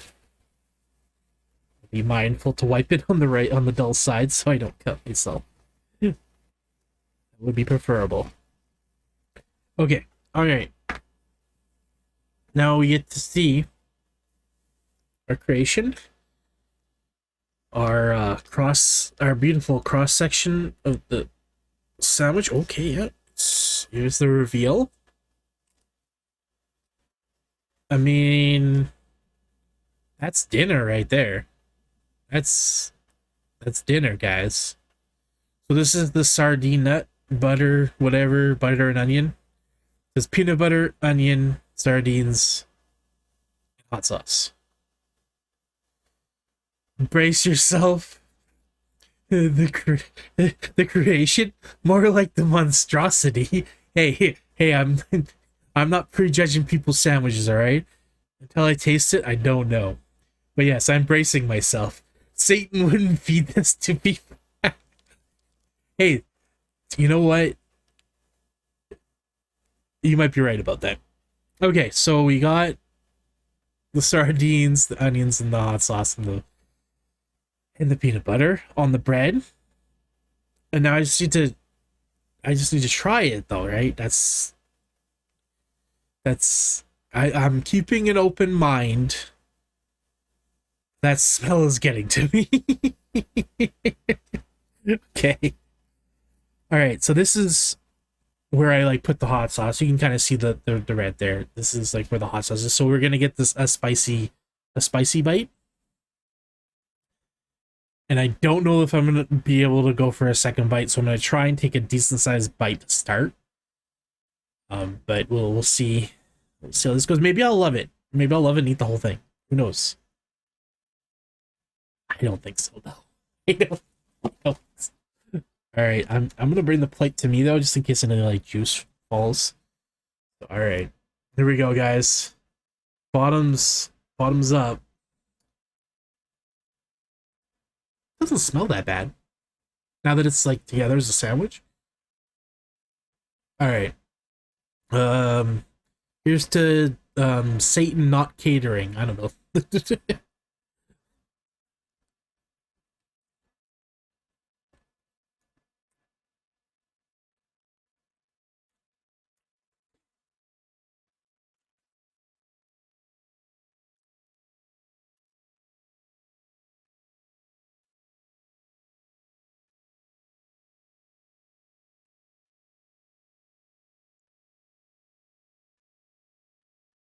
Hmm.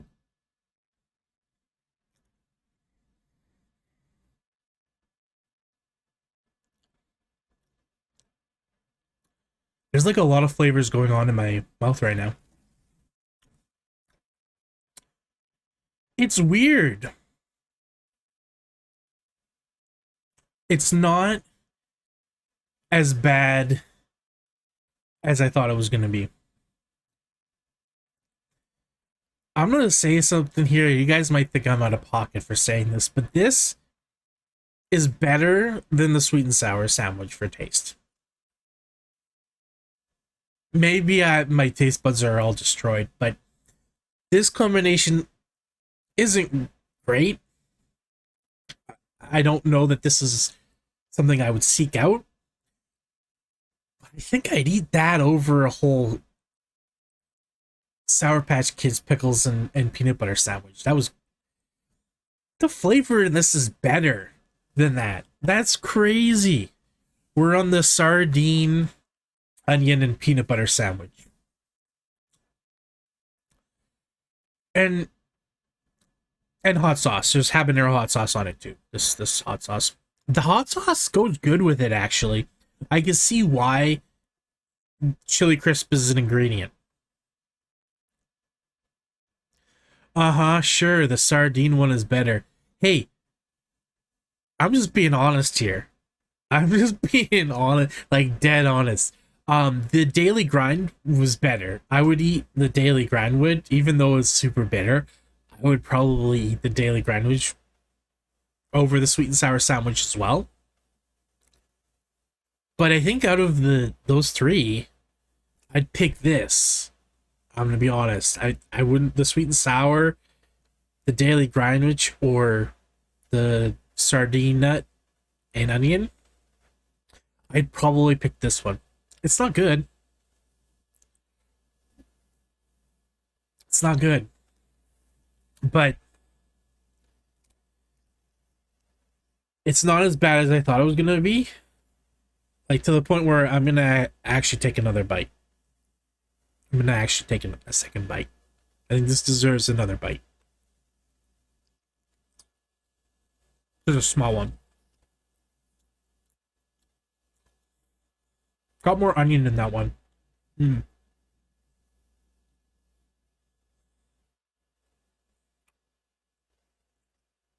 bit of onion skin there. Okay. So I get it.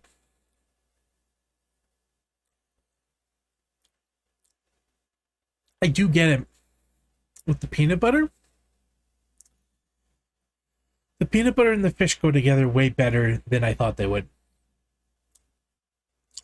By no means is this a sandwich I would make for lunch. I'm not... Don't get me wrong. It ain't right. But so far, out of the sandwiches I've eaten, this one is the most palatable one that I would have out of them. Maybe I'm just crazy. Maybe my brain's just melted. My taste buds are burnt off. But yeah, it's not bad. I can see why someone would like this. I'm not in that camp. But yeah. It's peanut butter, hot sauce, onions, and fish. I never would have put those together. So thank you, Admiral Love, for your submission. I appreciate it. I've tried it now. Am I going to eat any more of it? Probably not. I'm going to say no. Probably not. But maybe. We'll see. But we'll wrap it, and then we'll go to score it. Oh, Admiral Love, thank you for the gifted sub. I appreciate it. Well, I guess I got to eat the rest of it then later, right? If you're gifting a sub, I better eat the rest here, Sam. So we'll save it for later. I'll snack on it when we shotgun farm. How about that? Thank you very much for the gifted sub. That's very generous of you, Admiral Love, and thank you for the submission of the peanut butter sandwich. It was not as bad as I thought it would be. Yeah. I think that's the best we can hope for with Curse. Let's go. I'm glad you tried it. Yeah. Remember when someone gifted a random sub and it went to the bot? I do remember that. That was really funny when the bot got a sub. I was like, oh, great. The chat bot doesn't have to look at ads anymore. Alright, so let's clean our work area a little bit. Clean as we go. Still getting hints of that onion still. This is a strong onion. hot sauce spoon there. Oh yeah, I don't think we wiped this off after cutting the sandwich. I don't want any fish juice on the next sandwich, you know, it might change the flavor a little bit. Alright, let's go to do the scoring.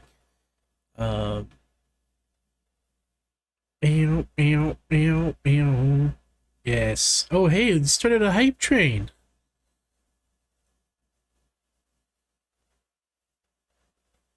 Thank you for starting a hype train there. Let's get hyped for the fish and peanut butter sandwiches. I need some water. Oh my god. Cleanse the palate. Cleanse the palate. Palate the cleanse. Palate the cleanse. Alright. At least I didn't accidentally like go for the fish oil and drink that instead, but the water. That would be a terrible error. Getting hyped. Exactly. Getting hyped, Rose. We're getting there. We're getting very hyped. Alright, full of protein. So full of protein. Cane Man fist bump. And fist bump. Thank you for that. Alright, let's go to the scoring.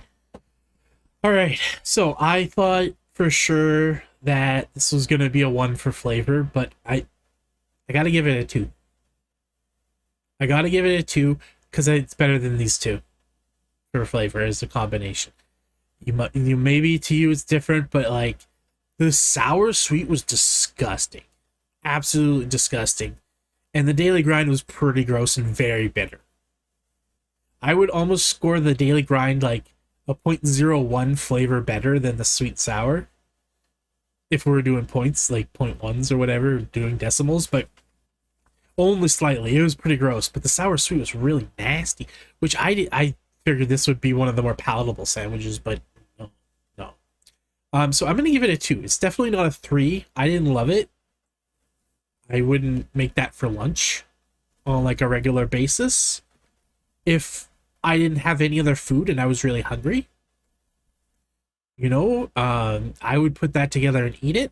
But if I had the option to just make, you know, a different sandwich, I probably would. But it wasn't the most horrifying thing ever, so I'm gonna give it a 2 for flavor. Now, how cursed is it? It's pretty cursed. You're putting peanut butter and fish on a sandwich. Does that warrant a 3 though? Is it a 2 or is it a 3 for cursed? Yeah, no, peanut butter and fish together, in my mind, is a nightmare. Like, just when I thought about it ahead of time, I was like, that's just so cursed. And while it didn't taste as bad as I thought it would, I think it is maximum cursed. I think it's a 3 for cursed. So I'm gonna put a 3 for cursed. Oops. Move that down a little bit, if I can select it ever. Oh, wait, which 3 is it? Oh,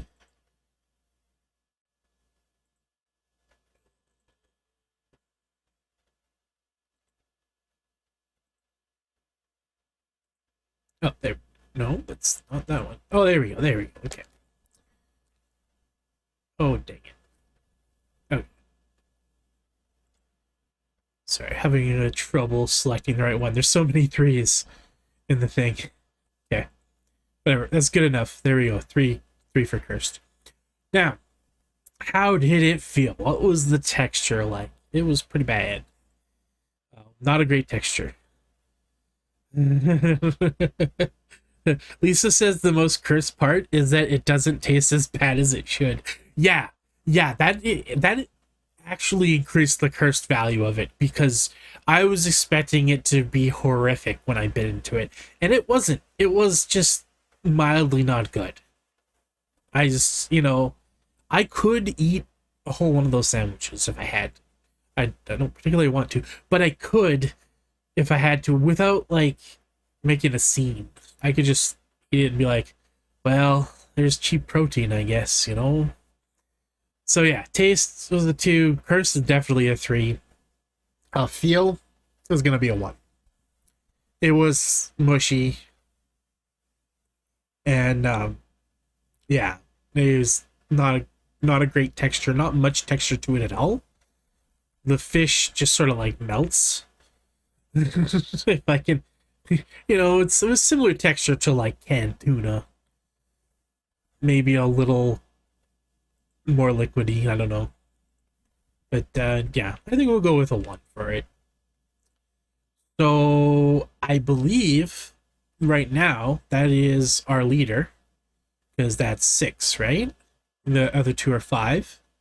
So right now, the sardine nut and onion. Care Bear stare. Let's go. Thank you for that. Thank you for the Care Bear stare. Appreciate it.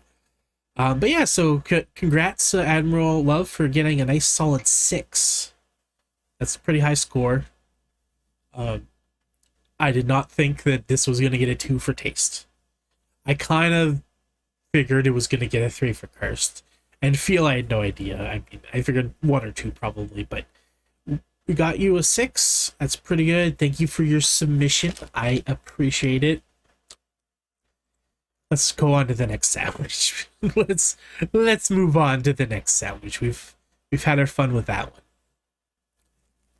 Nut. Nut. Thank you for the nut button. And hydrate. Hail hydrate. Cheers. Cheers, Kid Man. Thank you for the hydrate.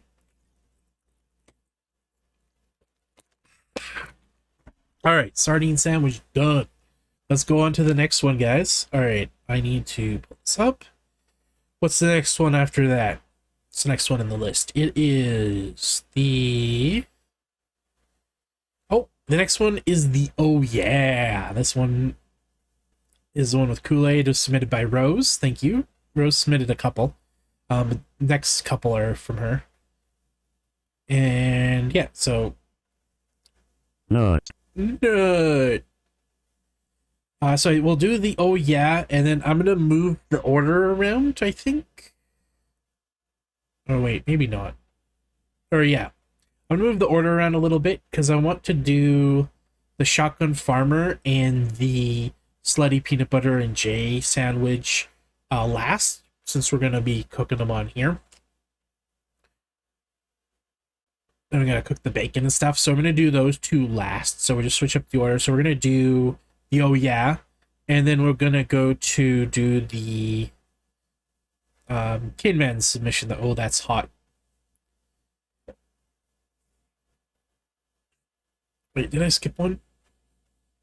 Oh wait, no, the crunchy. We'll do the crunchy after Rose's. So we're gonna do that, then the crunchy PB&J, and then the Oh That's Hot PB Sammy, and then we'll do the bacon one and the chicken one, the Shotgun Farmer and the Slutty Peanut Butter and Jay. So those 2 we'll do last, just since we're cooking. Just to be 100% absolutely clear, you did not get rated for incursion? Oh, I totally did get rated for incursion, damn. I totally did. They got like 100 trillion from me. It was only a couple of hits, but I didn't get like emptied. I assume my shield is still up, right? It should be. I put an 8-hour one on. Gotcha. We lost at the last 10 minutes, lol. Oh, really? We actually lost the incursion? That sucks. Well, I didn't help. I didn't raid it all, and I did get raided. But, that was because I was preparing for this stream, and I had an hour shield left.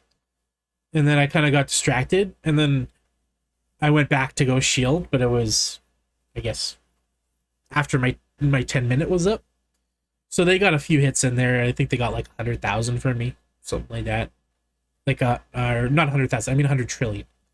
Mostly par steel. I think they got like 5 trillion titanium. I think something like that. I definitely didn't help, and I did like lose some points, but hopefully we didn't lose by 100 trillion. If we lost by 100 trillion, then I'm sorry. That was my fault. That was earlier in the day, though. We were in the lead by 1 trillion when it happened. Or no, a quadrillion. We were in the lead by 1 quadrillion when it happened. But yeah, that's, some just people that are wondering what the hell we're talking about is Star Trek Fleet Command. Star Trek game. All right, hopefully we win the next one then. No, we lost by 1.5 quadrillion. Okay, then I don't feel bad. Because at most, it was like 200,000 or 200 trillion points. Because you get more points for titanium, I think, and are still like more than one per how much is taken. But I think I lost about 100 trillion. So it's probably double those points or like whatever the scoring is. But either way, it was around 100 trillion points that I lost for this server. So if it was 1.5 quadrillion, then it didn't make a difference. Although I guess I could have made a difference because last time was a quadrillion that I points that I got. But I have more important things to do, like making sardine and peanut butter sandwiches, guys. This is more important. All right, so yeah, we're gonna do the oh yeah. We're gonna do the oh yeah. So this one's pretty simple. It's strawberry jelly, crunchy peanut butter, and then Kool-Aid to dip in it. It's really straightforward. It's probably gonna taste pretty good. I'm guessing. I'm guessing. I'm guessing. Okay, so we need a plate. We need a plate. Start with plates. Get a sandwich going. Oops, pull my earbud out. All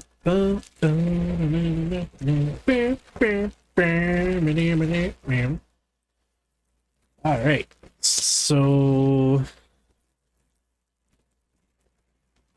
this is where we need the crunchy peanut butter. So I'm gonna. Oh, this is all natural, so it's like the oil's all separated.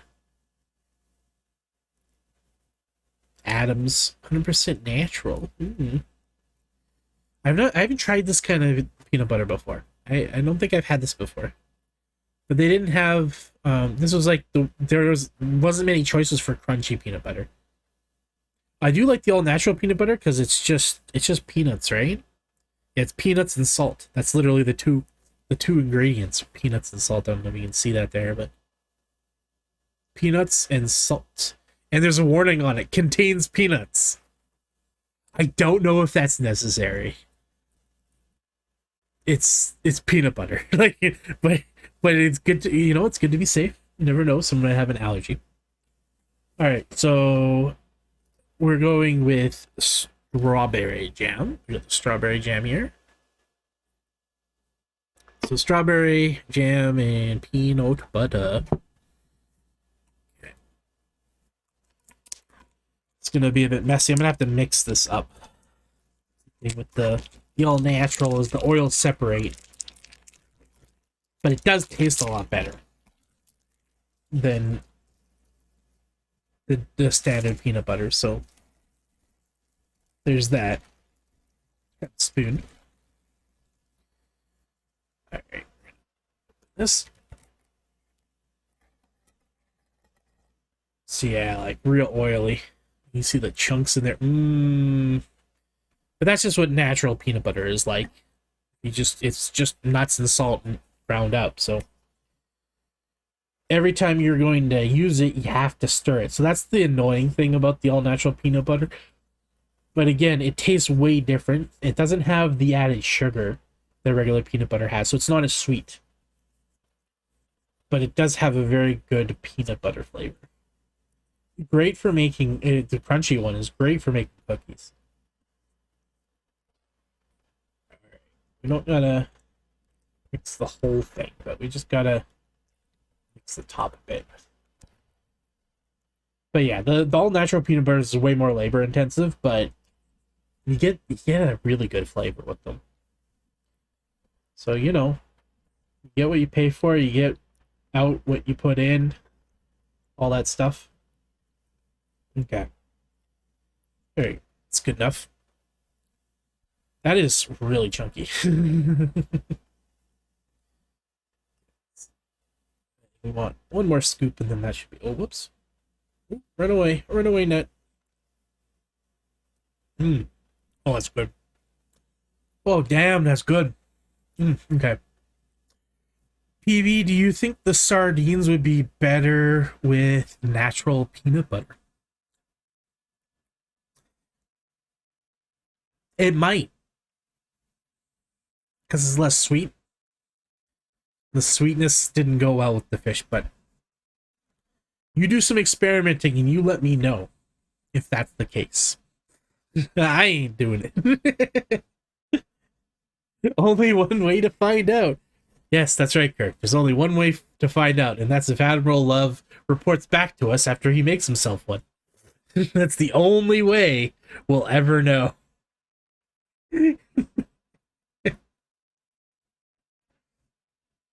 Okay, we got the peanut butter buttered on there.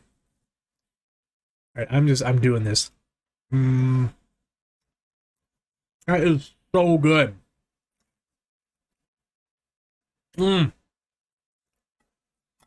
It's insane how good natural peanut butter is. Just ground up peanuts and a little bit of salt. You don't have all that sweetness, which I don't dislike. I like the sweetness of regular peanut butter, but there's just something that's totally lost once you process it more and you put the granules of sugar in there and whatever preservatives. I love the taste of the preservative peanut butter. I love the taste of this stuff. It's fantastic. But this stuff is another level.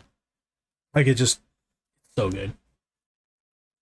So good. I rarely get the natural peanut butter because they spoil faster. You got to keep them in the fridge and you got to stir them after every use. But every once in a while for a treat, I usually get the smooth, not the crunchy. But the crunchy is really good. And this brand, Miss Adams, I would buy this again. This is a good brand of peanut butter. I'll just say that, all right? Just gonna leave it at that. Okay, so I ate the peanut butter off of this spoon, so I'm gonna mix it with. We'll just throw it out. I don't want to dip into something, make it go bad because I was nomming.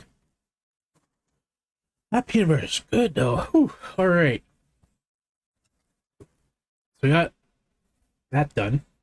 I'm gonna enjoy this stuff. This stuff's good. I'll definitely buy that brand of peanut butter again. Oh my god, that auto clipping would be amazing of PB saying how fantastic it is. Or audio clip. Well, anyone who wants to can make a clip of the stream. It lets you do it. You can even go back and rewind and make a clip. Twitch lets you do that now. So feel free to make one if you want to. If there's particular moment that's just great, make a clip of it. If you want it as an audio redemption, just make a clip of it and send it in the Discord. Not, or I could just find it on my channel if you clip it. But if you want something as an audio redemption, just clip it, and I will be happy to do that for you. Okay, so we got the peanut butter going. We got the just the fantastic peanut butter. I'm gonna like the sandwich, even though it's gonna be soggy. I'm gonna like the sandwich because. Okay, no, we gotta give it a boop. Maybe 3 boops. That's a bad jam. You're a bad jam. Wow, it does not want to open. Okay, let's give it a couple more whacks. Oh my. Boop, boop, boop. Engage your core. Alright, I beat it up. Now let's see if we can open it. Wow. Okay. Alright. I figured I'd get stuck in a pickle jar, not a jam jar. Spank that jam.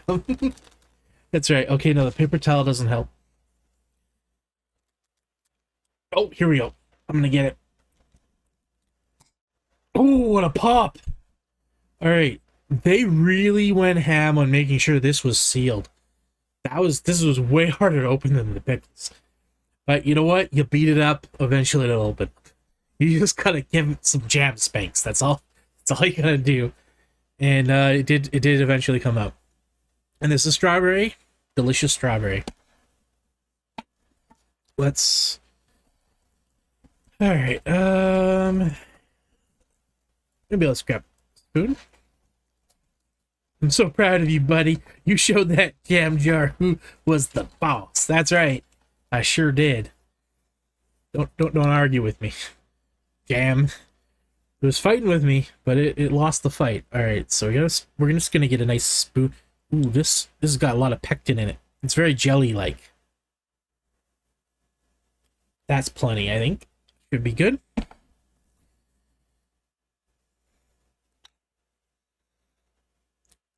Smells pretty good. It's not like super strong strawberry smell, but kind of floral. I don't know.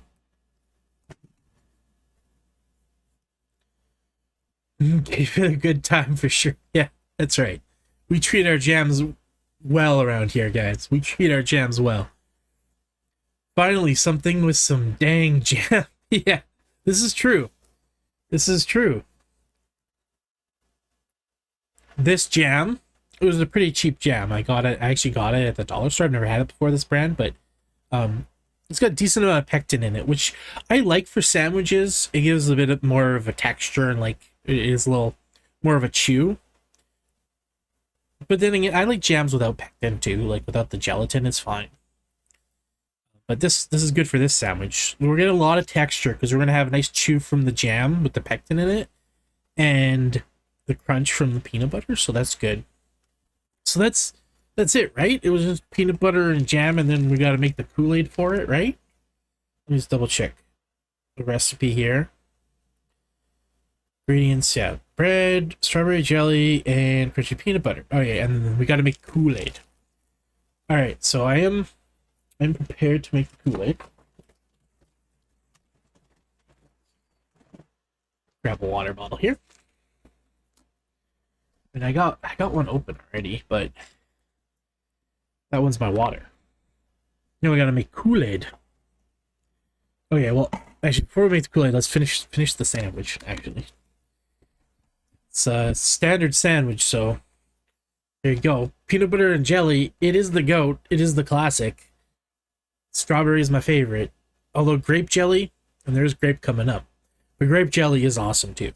But strawberry is my favorite, I think. Guess it depends on my day. Depends on my day. Alright, there we go. Peanut butter sandwich. You know, standard stuff. Knife.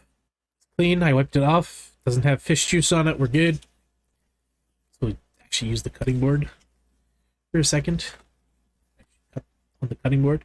So I think I was cutting through the plate on the other ones. Alright, we're just gonna cut here. Nice cross section. Peanut butter and jelly. There we go. And it looks like this is like a ratio I would like for peanut butter and jelly.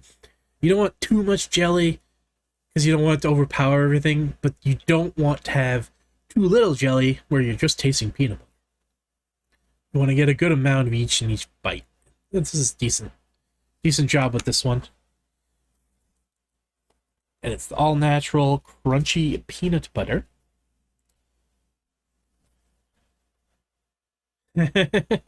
Get hard mode. Yeah, sorry, I didn't notice that. You guys initiated get hard mode. Yes, it's so demure. That's right. That's right. We're giving demure. That's what we're doing. We're giving demure. It's as the kids say. Okay, so we got our classic, wonderful, delicious sandwich. Oh, peanut butter and jelly. So then, last thing to do, reclean our knife, our workstation, because clean as you go, guys. If you're worked in a kitchen, clean as you go. Otherwise, you will get completely swamped with garbage and rats. And that's a fact. I learned that from McDonald's. Alright. Oh no. I dropped my water. Thankfully I haven't opened it yet. But anyways. Guess we don't need the hot sauce spoon. We can move that over there. Alright, let's make some Kool-Aid. I got a cup for this. Got a red cup. We got ice cream spoon. We got an ice cream spoon for it. Came with the set of the ice cream bowls that I got. So, we need the Kool-Aid. And the recipe called for red Kool-Aid, which is this. This is the Kool-Aid mix, and there's already sugar in it, so I don't have to add sugar to it. It's ready to go. It's just instant Kool-Aid. You just gotta add water. I didn't want to buy a big thing of sugar, so I got the pre-mixed stuff. Because I don't use sugar that often. I'll probably end up just getting mostly thrown out. But this makes about 4 liters of Kool-Aid. I can drink 4 liters of Kool-Aid before this goes bad. Plus, it'll probably be good in a year because it's just powdered like sugar and citric acid and stuff. It's supposed to make 4.5 liters. Alright, so how much of this stuff am I supposed to put in there? Full beverage, container, half full of water. Okay,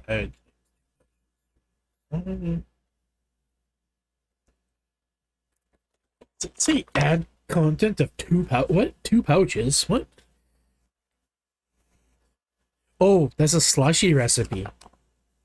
I'm looking at the slushy recipe. Alright, to make 4.5 liters, I'm not making 4.5 liters. Fill beverage container, 1 half full of water. Okay, so it looks like it's supposed to be half powder to water is the ratio. So we'll fill the cup up halfway. Just dump the whole package in. I don't think I could drink it if I put that much in there, bud. I don't think that would work. All right, so we'll do about 2/3 of the way with water, and then we'll put. That seems like a lot, but even half, like even a third, seems like a lot, but half seems like crazy. But all right, we're gonna just get this going. Oh yeah, that smells like Kool-Aid. All right. Okay. Stir that and see how that tastes. You would be buzzing for the rest of the night. Yeah, no doubt. That much sugar would be deadly. Yeah, 2.5 tablespoons of this stuff is 130 calories for the sugar. So there's probably like 300 calories in that cup right now. All right. Let's mix it up, and we'll taste it to see if it tastes close enough. Or if we need to add more, or if I need to take a sip and add a bit of water because there's too much.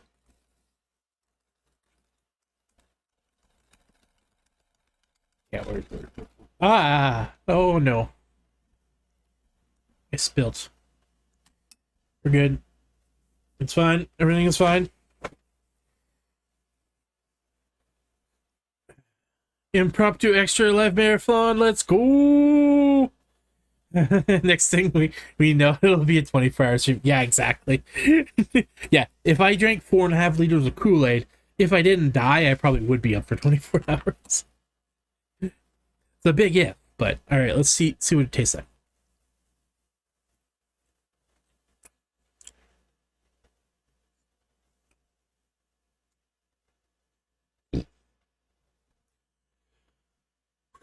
I don't know, like it's been a long time since I had Kool-Aid. I don't know if that ratio is supposed to be. I think it's supposed to be like that, right? Like it's supposed to be disturbingly sweet. It is a nice cherry flavor though. It's really. I'm not used to drinking sugary drinks, as I usually drink diet or like water or soda water. So it's been a long time since I've had like a sugary pop or juice.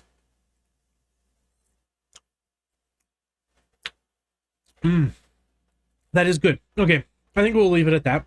I might have put a little bit too much powder in there. It might be a little stronger than it's supposed to be.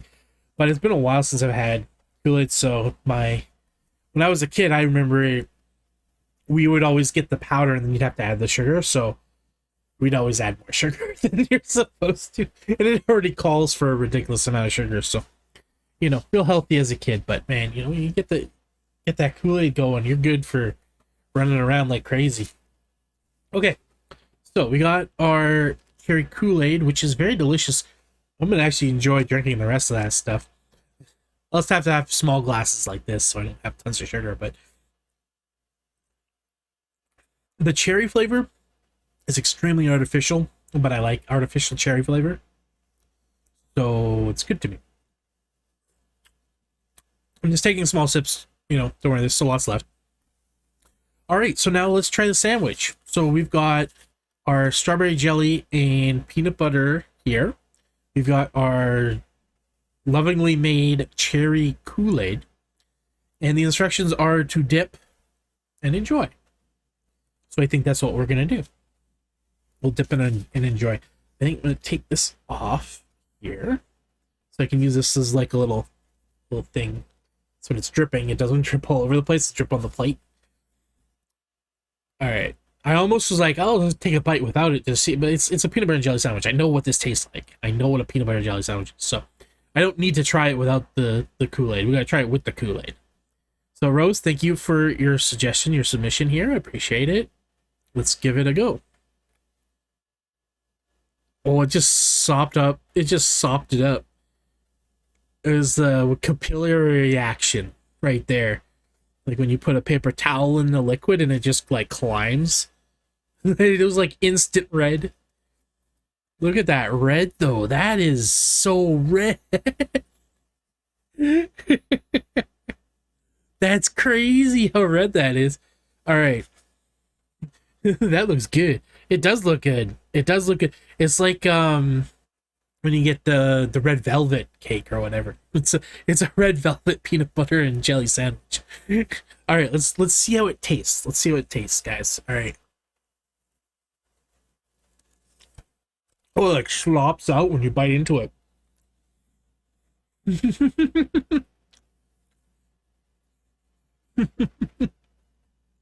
Yearly dose.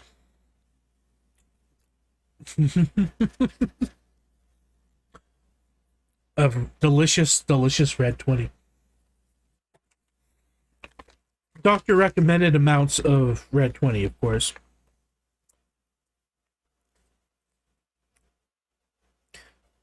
Well, Allura red and brilliant blue are the dyes in here. I don't know if Allura red is the red 40 or not.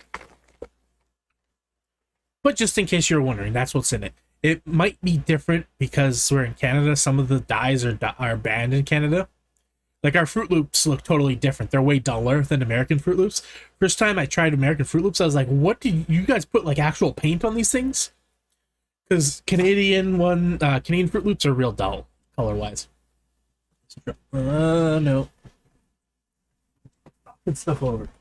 Knocked my toothpicks over. All right. We picked it back up. We're good. All right, so that was interesting. When I bite into it, it's almost like a gusher. It goes, whoosh, and then you're just strong, sweet cherry flavor. It's like if you turned a peanut butter sandwich into a cherry gusher. So you're biting into it, and it just goes whoosh, cherry, and then it finishes with peanut butter and jelly flavor. It's good. I'm not like, it's soggy. Like I don't like soggy sandwiches that much. Sometimes I'll dip a sandwich in soup. All right, let's go for another dip because this is pretty palatable. Like this is pretty good. Ooh, look at that. Just the color changes instantly. Yeah, it's a little soggy. Like I'm not a huge fan of soggy sandwiches, but I will like I said, dip a sandwich in soup, and it tastes good. Oh, cherry gusher. That's an amazing description. I tell you what, that's what it seems like to me. All right, let's go for our second bite.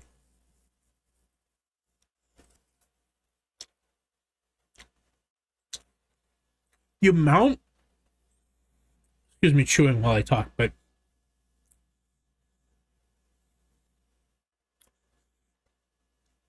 the amount of Kool-Aid that the bread is able to soak up is crazy. Because yeah, it's a burst of cherry Kool-Aid. All right, we'll finish the half off because I like this. We'll go for one more. I do have more sandwiches to eat, so I'm not gonna eat the whole thing. But that's just the peanut butter and jelly sandwich. I'm gonna save that half for later. I will be eating that. There's no doubt about that. I ain't wasting that. I just had some crazy muscle memory kick in. Because I was about to blow on the sandwich. I was literally about to blow on it. And the reason for that is from when I would eat sandwiches with soup, dip it in the chicken noodle soup, and then it's like way too hot to eat. So I like blow on it to cool it down. I just muscle memory kicked in for me eating sandwiches with soup. And I was like, we got to cool that sandwich down before we bite it because we don't burn ourselves. This is how speed eaters eat hot dogs. Yes, I've seen that before. They dip it in water. They don't use Kool-Aid. They just use water. But yeah, they dip it in a drink. It does make it easier to eat. All right, I'm going to finish this half off, and then we'll move on to the scoring.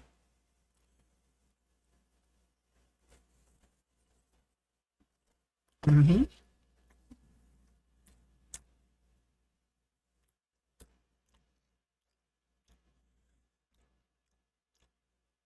Gotta wash it down, right? Oh. In the future, while I'm enjoying the cherry Kool-Aid, I'm going to put less powder in. This is good, but it's almost like, it's not quite at the point of syrup, but like, you go to the pop machine at McDonald's or wherever, the fountain drinks, and it's broken, so it's like barely putting soda water in there. You're mostly getting syrup. That's what it kind of tastes like.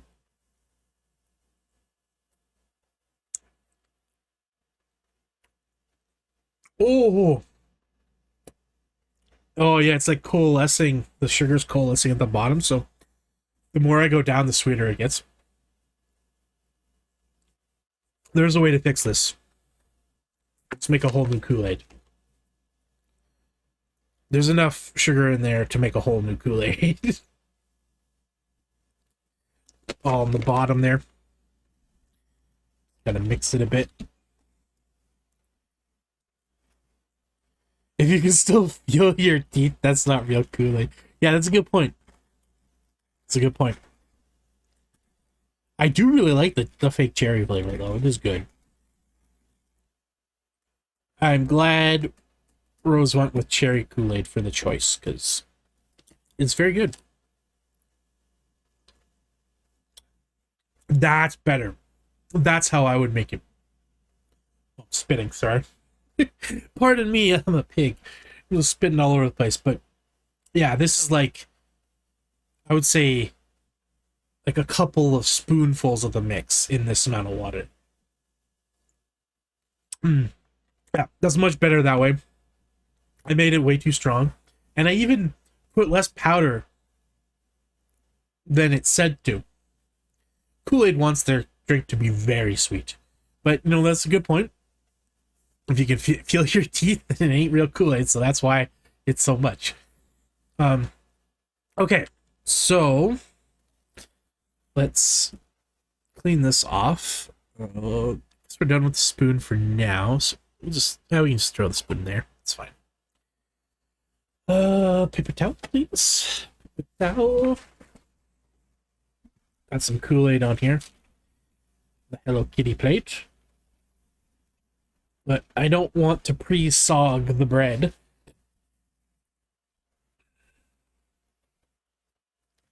Oh no, Kirk, you gotta go? Alright, well, thank you for hanging out, and thanks again for the awesome job with the voice lines for Sir Plopslot. It turned out awesome. You did a really good job with that. I appreciate you putting in the effort and time for that, because you did a really good job.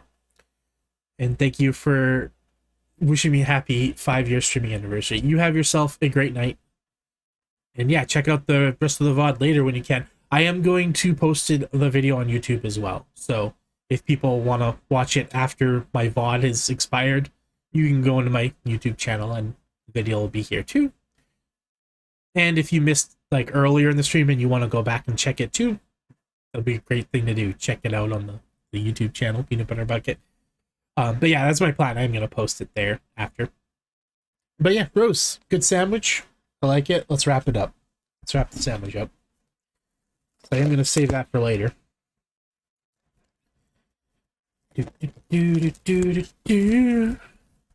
Again, it's peanut butter and jelly, so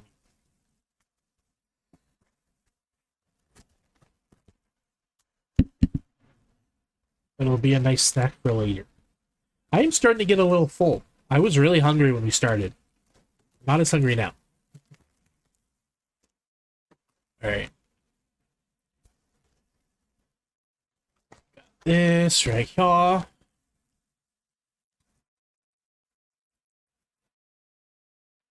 Oh, you missed the intro? Yes. You're gonna wanna check that out if you missed the intro.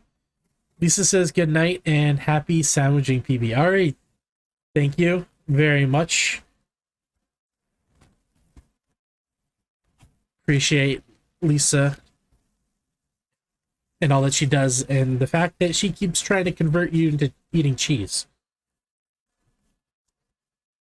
Props to her for that. All right, oh yeah, clean as you go, guys. Clean as you go.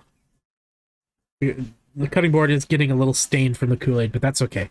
This was like a $2 cutting board I got at the dollar store, so if it gets a little stained, that's fine. It's okay.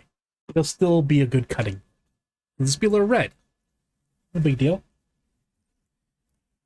But yeah, Kirk, you and Lisa have a great night. Have yourselves a wonderful weekend, and I'll see you again real soon. And you'll definitely want to check out the video, the Sir Plop slot. It's awesome. And, not to toot my own horn, but I think it was awesome. And I think you did a fantastic job with the lines in there, so that helps a lot. All right, so we got to move on now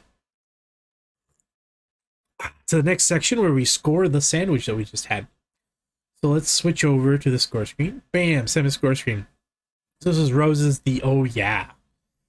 All right, taste is an easy 3. Taste is an easy 3. That one's easy.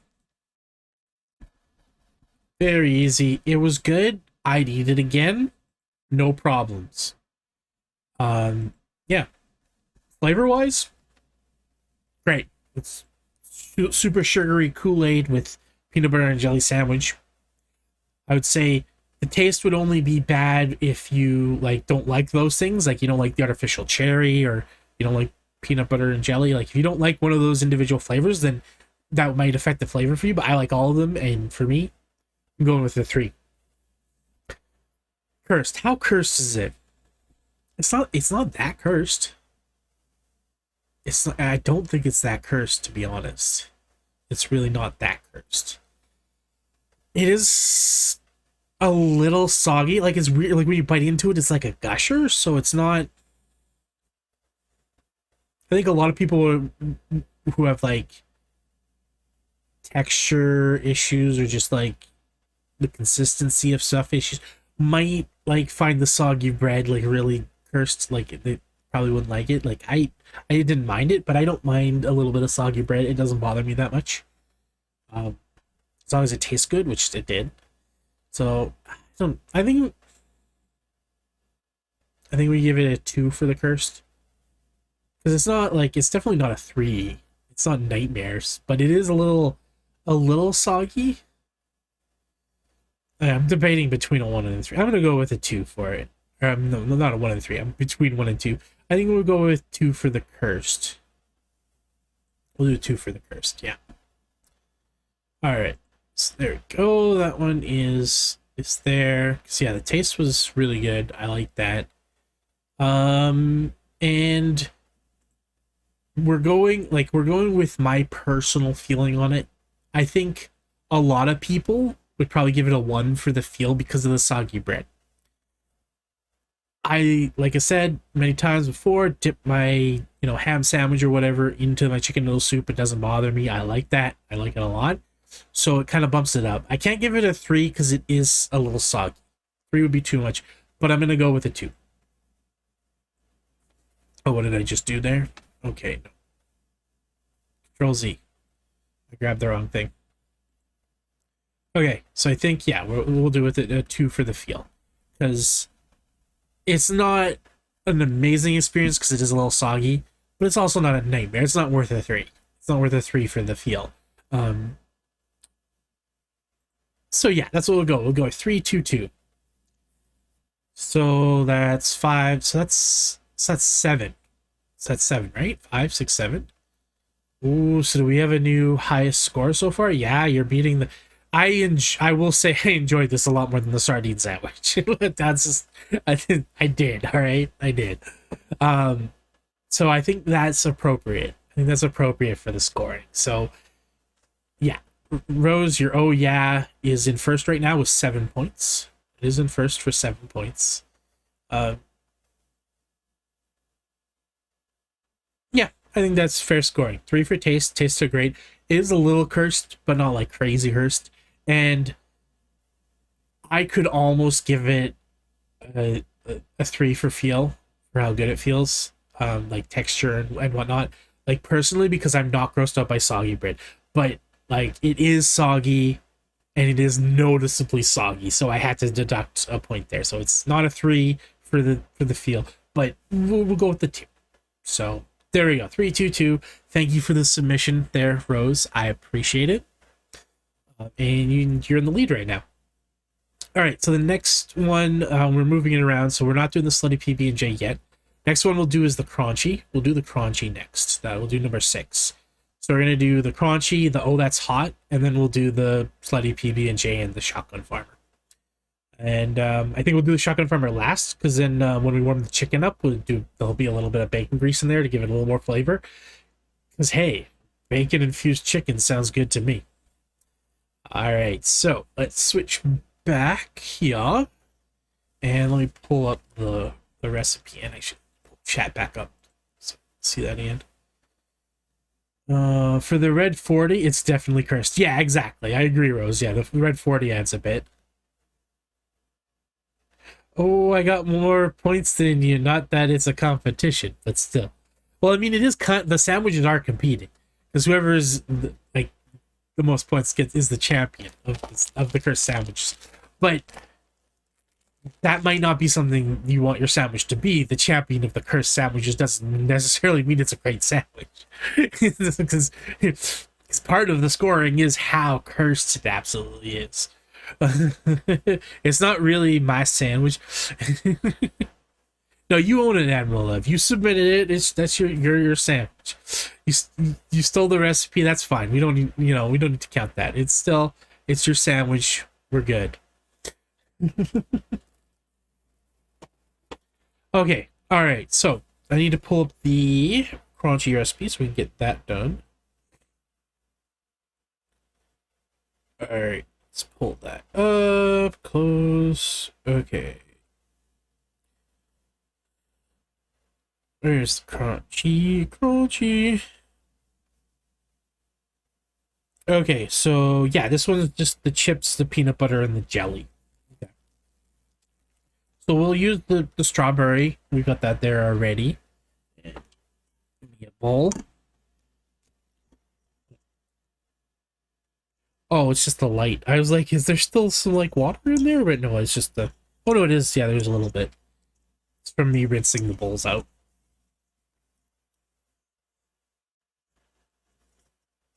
Or it's the fish juice. Who knows? No, it's just the water. Fish juice is in the one over here. Not gonna mix those up. All right, so for Crunchy peanut butter and jelly sandwich, we need to 1 slice of bread, mix a scoop of ruffled potato chips in a bowl with smooth peanut butter. Put a layer of jelly on one side. Bread, then layer the peanut butter, mix chips on top, and heat. Don't put bread. It's an open face salad, so we're just using 1 slice of bread. That's cool. I'll probably eat the whole thing since it's a half a sandwich. We'll see, but I should be able to do it. But yeah, we'll just do 1 slice. 1 slice. I guess I'm gonna not cut it in half since it's an open face sandwich. We'll just make it and then we're good. So this calls for smooth peanut butter. So we're gonna get the smooth peanut butter going. Do I have a? Oh no, I got. Yeah, no, I got carry Kool-Aid on all that. That's okay. Yeah, I got a spoon here. Another spoon we can use. These are disposable, but they are compostable, apparently. That's what it says on the package, so it's kind of plastic that you can actually, it's like bioplastic. Yeah, BPI compostable. Commercially compostable only. Oh, commercially? I don't know what that means. I guess you're not allowed to do it in your backyard, I guess. I guess it is compostable, but you probably have to process it somehow or something, I don't know. Either way, we're gonna get some peanut butter.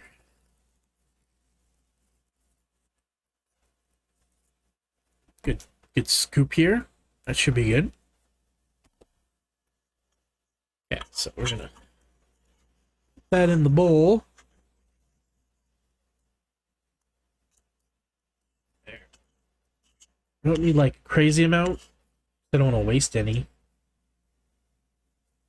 But that should be good. Just a decent amount of peanut butter there.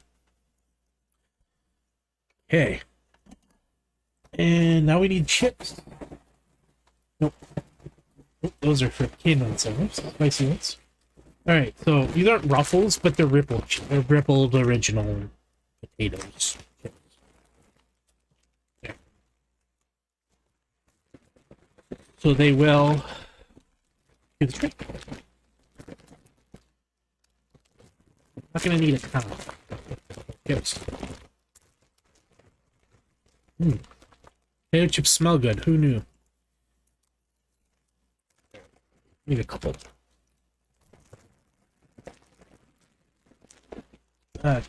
Then, oh, throwing stuff around.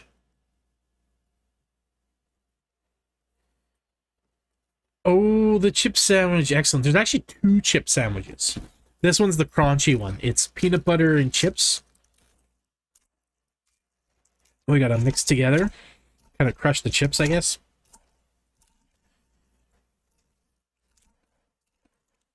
This is gonna be good. I'm gonna like this, I know that. Like, it's potato chips and peanut butter. It's gonna be good.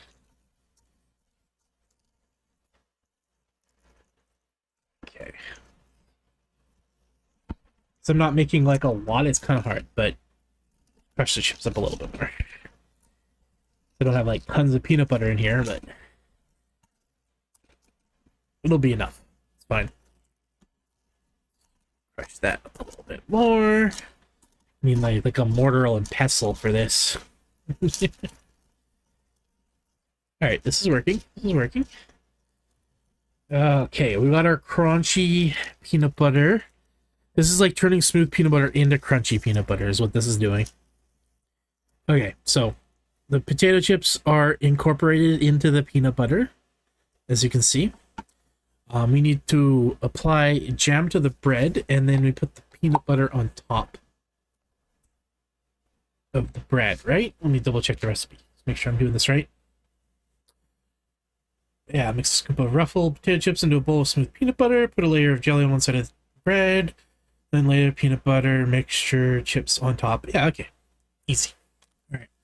So yeah, we need to jam. We need to jam.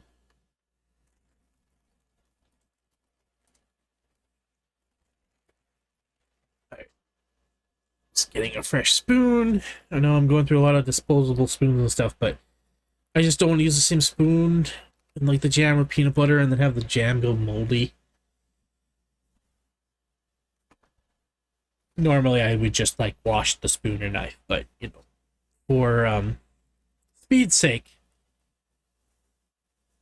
just gonna use what I got here.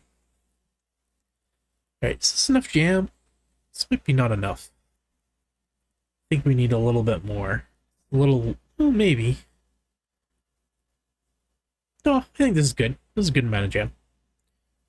Everything, all the bread's covered. See all the strawberry seeds there. I don't know if we need more strawberry jam for anything, or if the other one's grape, I think. Yeah, we gotta go to grape next. Alright. It's fine. Let's throw that in there. You know, I can always probably end up washing the spoons and just use them again. Use them one more time before I throw them out. So you just rinse them off. Alright, so we got our bread with the jam. And now we got to make it crunchy with our incorporated potato chips and peanut butter mixture that we lovingly made. Let's doll that out. Spread it out. Okay. With the broken chips in it, it doesn't spread very smoothly. It spreads like severely crunchy peanut butter. It's coming though. It's spreading just, you know, perfectly. Tell you, this sandwich is gonna have a lot of texture, a lot of crisp to it.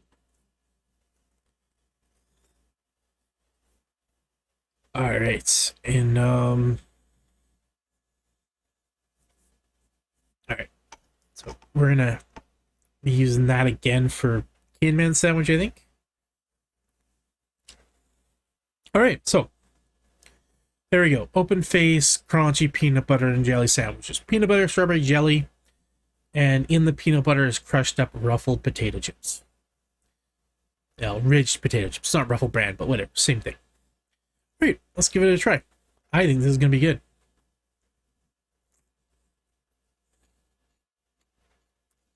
It's crunchy.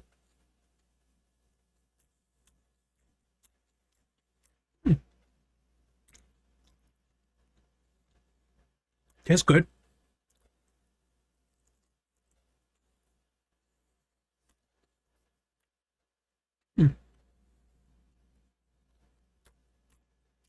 It's good.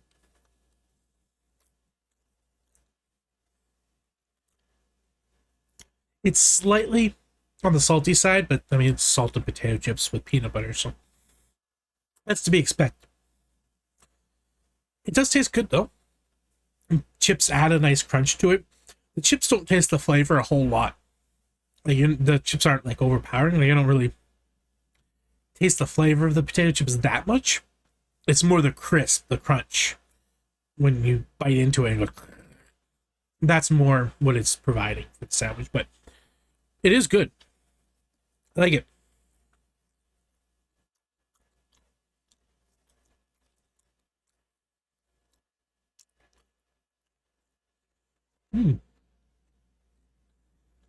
Yeah, very crispy.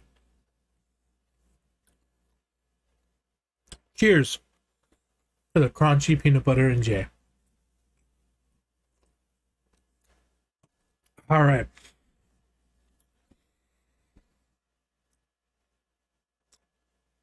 I am starting to get full. I'm starting to get full. But we got a couple more sandwiches to go. I think I will save the rest of this for later. I'm not going to waste it. But I'll eat that like after Shotgun Farmers or during Shotgun Farmers. Wrap that baby up. It's very good. I would say make this at home. You want a really crispy sandwich? Potato chips, peanut butter, and jelly. It's good.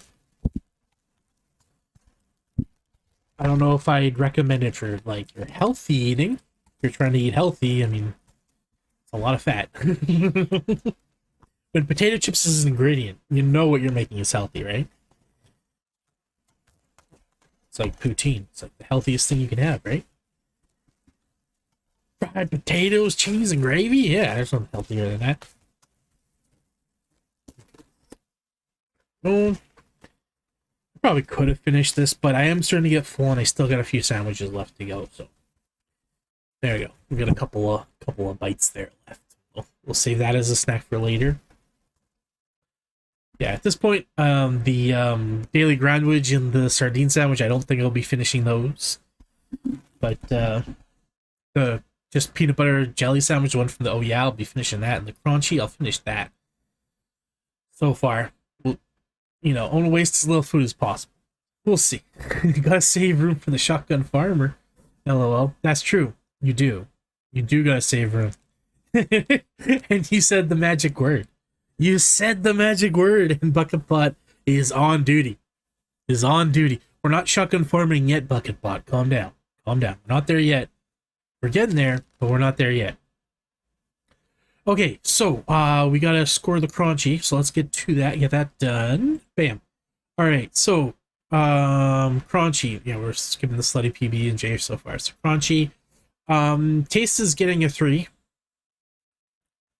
I'll give that a 3 for that. Cursed is a 1. It's really not cursed at all. No, it's not cursed at all. I don't think it's cursed. I think most normal people would have no problem enjoying that, and they wouldn't be like grossed out if they saw you making it or saw you eating it. And I don't think I'd have a nightmare about that sound. So we're gonna give it a 1 for cursed because it wasn't that cursed. Taste was 3 though. Texture. I mean, it definitely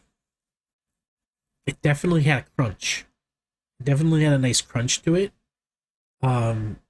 Although biting into it, sometimes you get the sharp edges of the potato chip, which is a little unpleasant. So I don't think I can go for a 3 for feel on this one, but we'll go with 2. Because there's definitely a nice crunch there.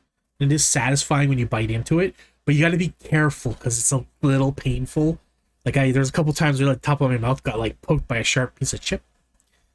So you just got to be a little cautious with it. It's not terrible. It's got a nice feel to it, but yeah, I can't give it a 3 when sometimes it pokes you. It's a little pokey. It's a little pokey. So that's what, 4, 5, 6, right? Yep. So that one's a 6, and solid 6. That's good. Kind of insane. I'm just saying, kind of insane that this map is tied with the sardine sandwich. But again, it beat it for flavor. It's higher for flavor. All right. It's just lost with 2 points for cursedness because it just wasn't. It's just not that cursed. Like I can't. I would make this in the lunchroom at work and no one would bat an eye. No one would complain or be like, "What are you doing, you psycho?" If I made the sardine sandwich at work, people would complain. People would question my sanity, and they would ask me not to do that. I know this for a fact. It would happen. But I could make a crunchy at work and no problem. No problem. All right, so that's a solid, respectable score. That one got a 6. Excellent. Later, I will edit the numbers after the stream's over to have like the total scores, and then I'll post this in the Discord for like a final scoreboard so people can see what all the scores were. I didn't think about the total score. I got these ones, but I was like, I should have made a column for total score, but yeah, I'll remember for next time. So yeah, thank you for that submission. That was a good sandwich. BucketBot sleeper agent activation word. Yeah, that's true. Anytime BucketBot hears room or code, bam, right into action. Right into action. Okay. Let's go on to our next sandwich. So we're going to do the Oh That's Hot next. And I think this is peanut butter, hot sauce, and spicy potato chips, I think is the recipe. So pretty similar to the last one we had, except for no jam, I think. Yeah, bread, peanut butter, hot sauce, spicy chips. All right, so yeah, this is where we got the spicy chips for. I actually got sweet and spicy chips. There's these Lay's, hot and sweet. I never had them before. Figured I'd give them a try. Just said spicy chips. That was just the suggestion that was there. So these are spicy. They're also a little sweet. So we'll go with that. We need to get more peanut butter. So let's do that.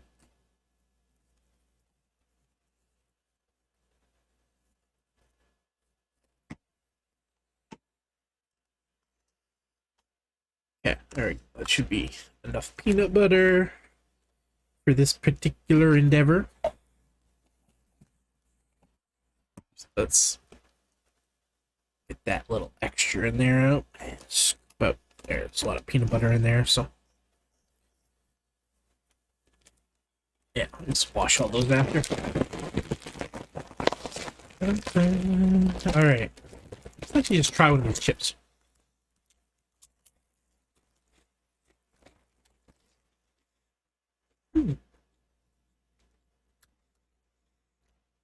Apparently it's inspired from India. Yeah, there's a bit of kick in there.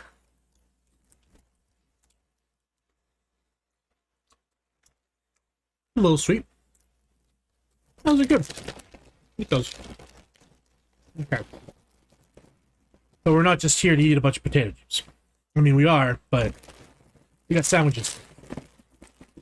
I think this will probably be enough chips. Don't need like a crazy amount. Yeah.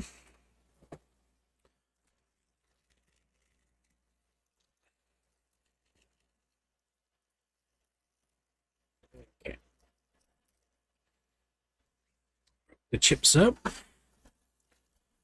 chips themselves are spicy, but then we're also putting hot sauce on, so that'll add quite a bit more heat.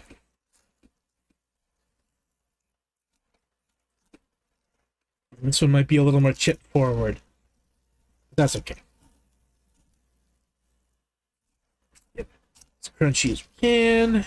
Mix as best we can. Get that incorporated with the peanut butter. Get those chips all mixed together. So we got our chip spread.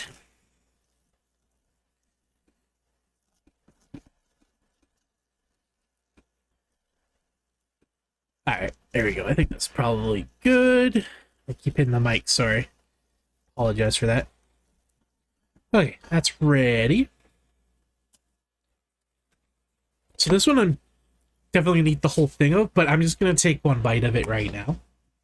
And just save the rest for later, 'cause we got more sandwiches to go, and like I said, I'm starting to get full. I'm not there yet, but I'm starting to get full. And you know, I've got to keep room for the shotgun farmer. And the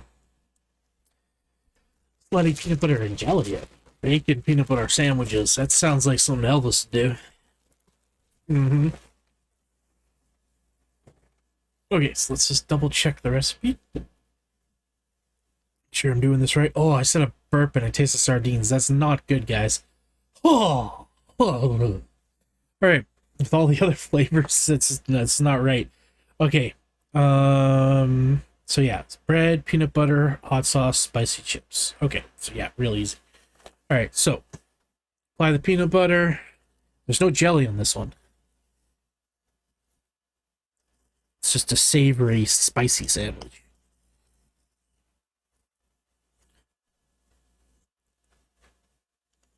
Nom nom nom nom nom.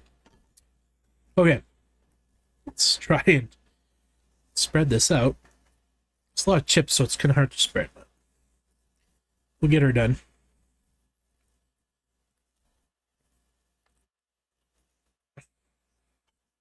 Okay. And now, it's the last ingredient, hot sauce. Let's not go too crazy with the hot sauce, but we do want to get some in there.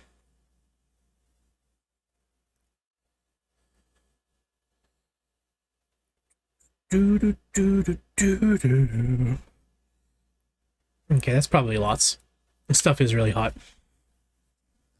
Real hot. Feeling hot, hot, hot. Feeling hot, hot, hot. Should have suggested jalapenos with it. Hey, that's not a bad deal. Hey, good night, Mr. Berber. Thanks for hanging out. The VOD will be up, and I'm also going to post to YouTube if you want to watch the rest of the stream later. It'll be there, in case you're interested in the other sandwiches, how they turn out. But thanks for hanging out. Have yourself a good night. Oh, which one are we on now? We're on the, oh, that's hot sandwich roast. Cane Man's suggestion. So it's potato chips, peanut butter, and hot sauce. But yes, I agree, Cane Man. Jalapenos would probably be pretty good on this. I wouldn't be mad at that. I would not be mad at that. Okay. So for that, we will cut this one. Nice clean-ish. Clean enough. Oh, I can really feel the potato chips as I'm cutting through. It's like I'm sawing on wood. Okay, alright. Good stuff.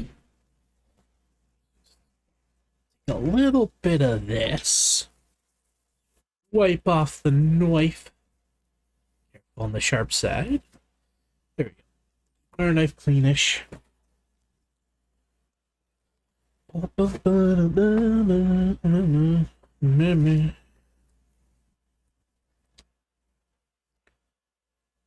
All right, so let's check the cross section here.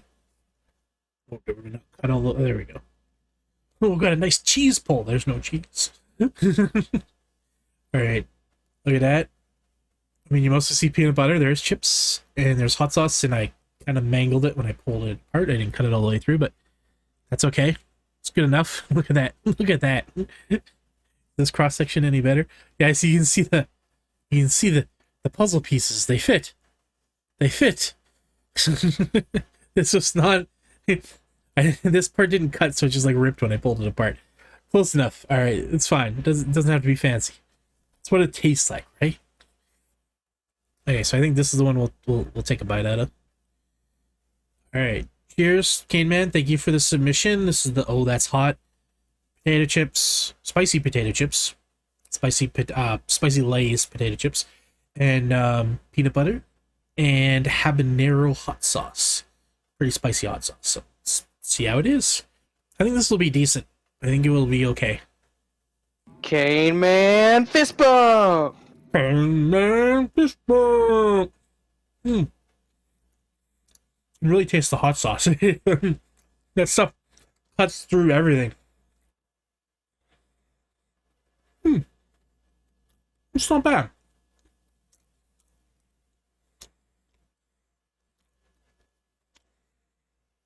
Again, the potato chips don't add a ton of flavor.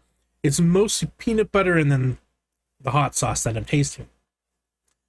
But it does add a really nice crunch.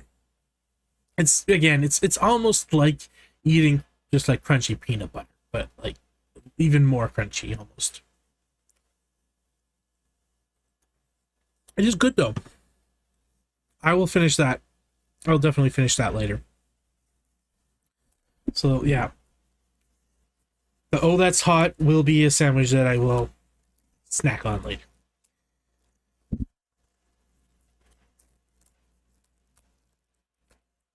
Oh man, I totally mangled this roll up, didn't I? I'm good at that. It's kind of what I do. Alright, here we go. What the heck? Come on now. See if we can... Oh, there we go. We're fixing it. We're fixing it, guys. We're fixing it. I mean, it would help if I, like, cut it properly. I'm just, like, ripping it like an animal. That's, that's my fault. Kid Man, thank you very much for your submission. The that's hot was good. Next time I'll try it with jalapenos, because I think jalapenos would go really good on this. Like, I'm not even joking. Like, I think jalapenos would add a nice acidity to this. I mean, the hot sauce adds the kick to it and some acidity, but I think jalapenos would be good. Nothing like trying to unscramble saran wrap. Ain't that the truth? That's the real challenge here. It's not eating the fish sandwich. It's...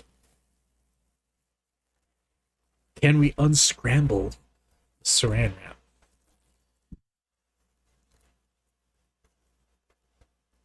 Yeah, if I actually, like, left it in the box and used the cutter, it probably wouldn't be as bad, but... Where's the fun in that? Alright, saran wrap's good for next... we'll unwrap it for the next one. Alright, so... Yeah, the that's hot. So this one was. Took a nice bite out of that, and it was good. Save that for a snack for later. We love a good struggle, don't we? Don't we? This hot sauce is growing on me, though. I like the flavor of it, and like by itself, it is very spicy, but mixed in, it's got a nice kick, but it's not too bad. The peanut butter kind of cuts through it a little bit. All right, let's go over to do the scoring for the that's hot. All right, flavor wise, it was good.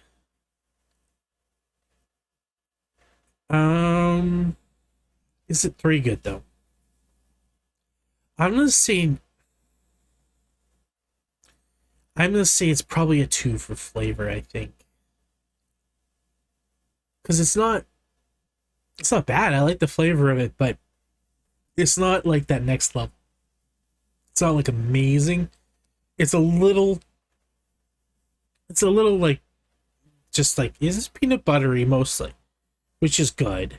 But if it just tastes like peanut butter, it's probably a 2, right? Maybe I should have put more hot sauce on it, but there was the hot sauce, though. I did taste it. Yeah, I'm gonna give it a 2 for flavor. Because, yeah, it wasn't bad, but it wasn't like extraordinary flavor-wise. I would say that. How cursed was it? I'm gonna give that a 2 as well.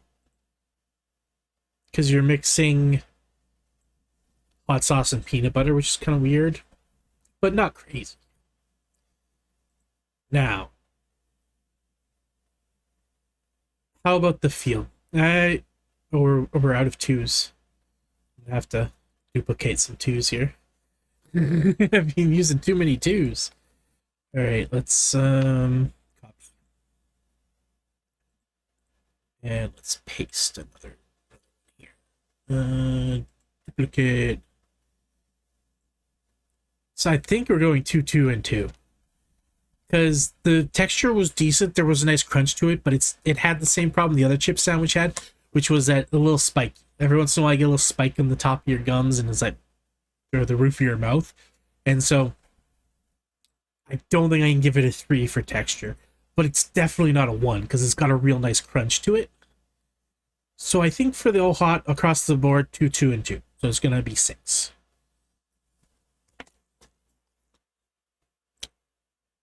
Yeah, I feel comfortable with that. So we'll go with 6. So thank you for your submission, Cane Man. You got a 6. That's a very honorable, respectable score. You made a solid sandwich. It was good. So we got 2 sandwiches left to go. We got the Slutty PB&J and the Shotgun Farmer. We'll do the Slutty PB&J next, and then we'll do the Shotgun Farmer last. That's the plan. Shotgun Farmer has the most ingredients to it. The Slutty PB&J is pretty much just a peanut butter and jelly sandwich, but there's bacon on it, so it'll be a little quicker to make.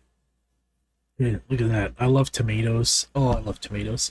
All right, so yeah, I think that's solid. Let's switch back here. Move my tomato. Look at this beautiful tomato. I love tomatoes. It's one of my favorite fruits or vegetables, whatever you want to call it. So technically is a fruit, but you know, I put it in salad. That's what I like. I like tomato sandwiches. That's like my favorite. Bam, bam. All right, so we've got 2 sandwiches left to go, and then we'll be super fueled up and ready to play some Shotgun Farmers.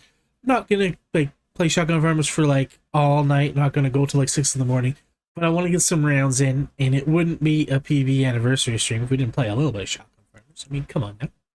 But let's make our last couple of sandwiches. So we're gonna have to cook bacon, is what we're gonna have to do. Oh. Hopefully without any fires or emergencies or grease going everywhere. But it is bacon, so we'll see how this goes. I'm gonna move. Yeah. There. Finish my water.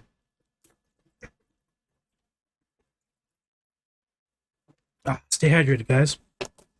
Bacon! Bacon, bacon, bacon, bacon, bacon. Only one thing tastes like bacon, and that's bacon! Remember that dog treat commercial for bacon strips? It wasn't bacon, it was bacon strips. I forget how exactly it was spelled, but it was said bacon. And, yeah, it was good times. I used to play all the time. That's like stuck in my head.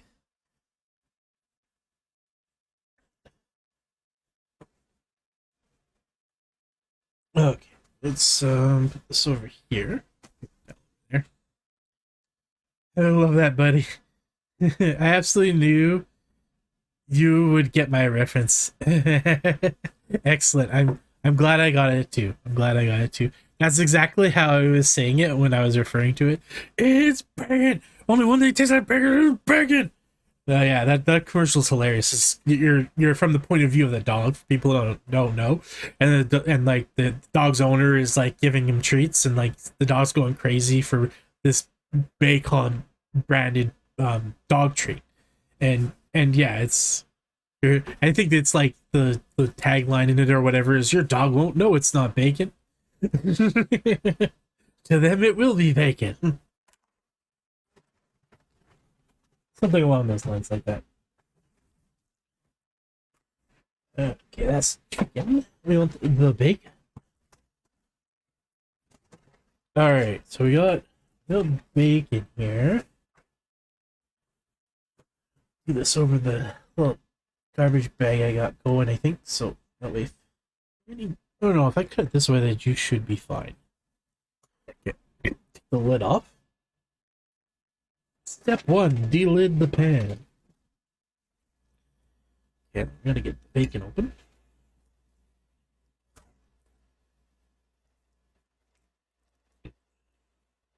Okay, go. Yep, that smells like bacon, all right.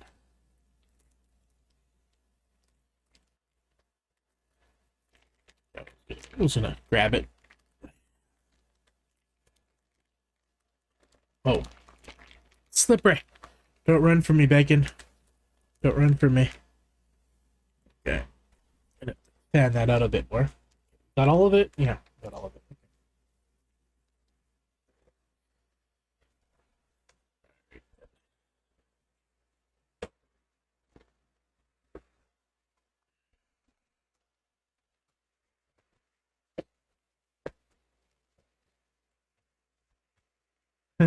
Oh my gosh. We are showing our age, buddy. Yeah, no doubt. That is an old commercial. I don't want to look up when the commercial's from, to be honest, because it's an old one. You've captured that pig and frying it in the pan. Exactly. That's what's going on here. All right. Wipe that off. Enough. And we'll use a.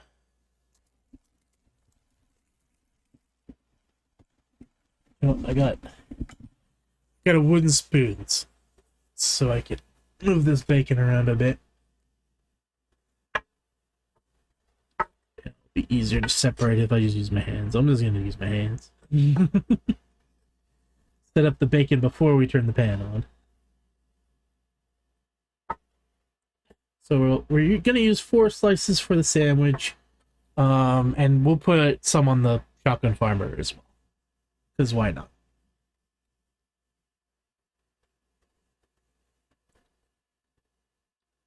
Let's start this. I'll go wash my hands because I got bacon all over it now. We need it smoked. It's probably alright. It's not like it's raw chicken, but just to be safe. I'm gonna wash my knife too because I used the knife to open the bag. I don't think you're supposed to, eat raw bacon. I don't think that's doctor recommended. It is smoked, so it's probably a lot safer than most meats, but I don't like food poisoning. I've had it enough times in my life that I like to try and avoid that if I can. It's not all gonna fit, eh? That's okay. Once it starts cooking off some of the fat, it'll shrink up a lot, so it'll be fine. Do, do, do. Alright, there we go. That's good enough.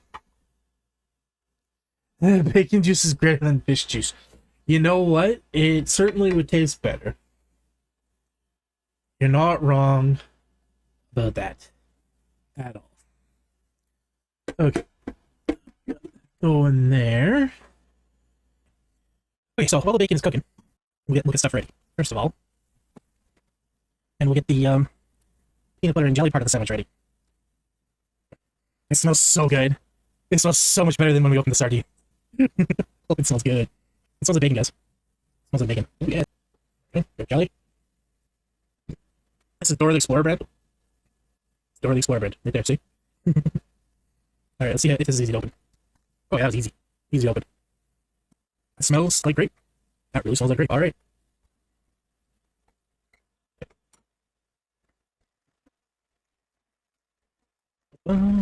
Oh no, my spoons, they fell. Darn gravity. Okay. Get a good amount of grape jelly on you. Probably good, eh? Think so? That's probably enough. It's there. Alright, so the grape jelly side done. I'm gonna spread it out. Bacon. Bacon, bacon, bacon. I love grape jelly. Grape jelly is delicious. It really is. Alright, that's good enough for the jelly side.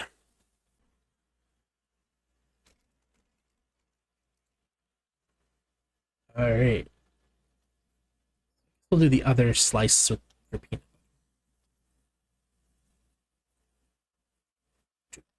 peanut.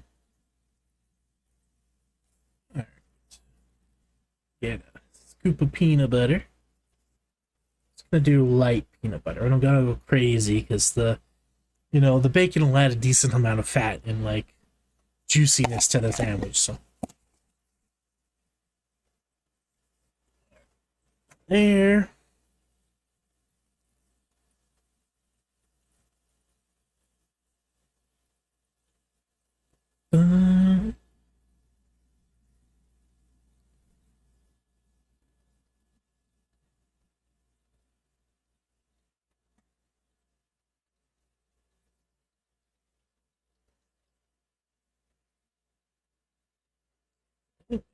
Go. We have peanut butter to the bread. Get some more in the middle there. Okay, that's good enough. Gonna layer peanut butter. Layer of jam. Let's put that on there for now. And then we just need the bacon. Peanut butter. Okay.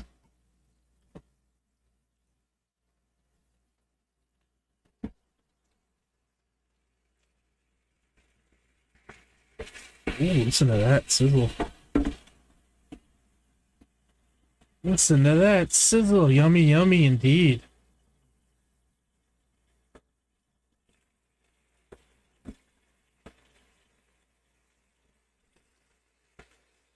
Oh yeah, it's getting crispy.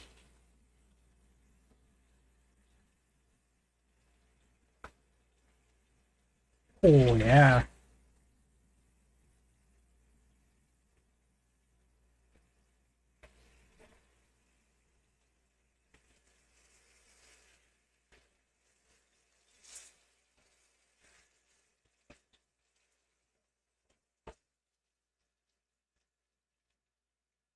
I should have made you dunk this one into the Kool-Aid. That would have added to the cursed factor if you're going for points. Look at that. Still needs to crisp more. It's not quite done, but one side is pretty crispy.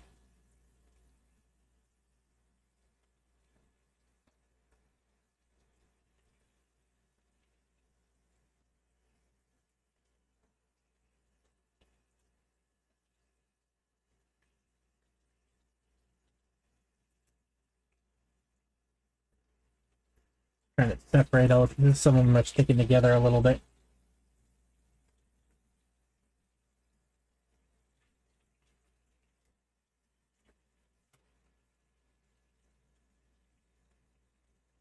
I do like my bacon crispy, yes. Crispy is the way to go for bacon.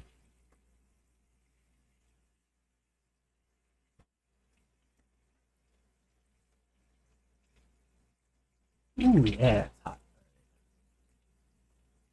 Stop sticking together, bacon.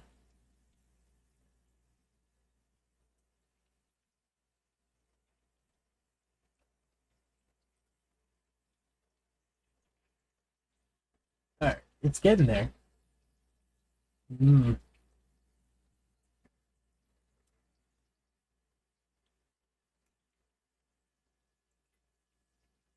Smells so good. This sandwich is gonna be tasty. I'm excited for this.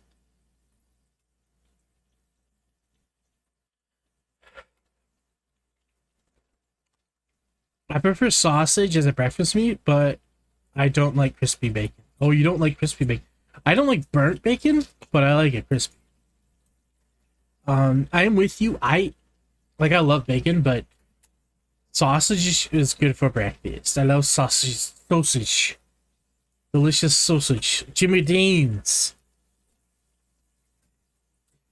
Like maple and sage, that's for the north. Maple and sage sausage, that's for the north. I had the Jimmy Dean sausage and the 3 dozen eggs and the... Yeah, I'm with you though. I prefer sausage to bacon. But I love bacon. Bacon is good. But yeah, I like it crispy. I don't like it burnt, but I don't want it to be chewy. When I was a kid, I loved the chewy bacon though. I didn't like it crispy. I preferred it lightly cooked, but as I've gotten older, I prefer crispy bacon.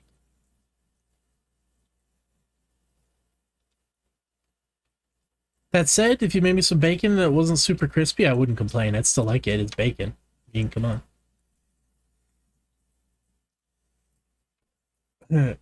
But I like thick bacon, Canadian bacon. I like it thick. Canadian bacon is delicious. I love Canadian bacon. It's very good. It's much better for you, too, than regular bacon. It's like mostly protein, not a lot of fat.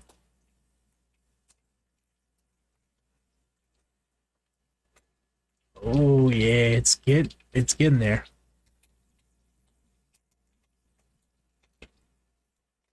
Let's put the lid back on for a minute. Ooh, lid's still hot. Okay. Hot lid.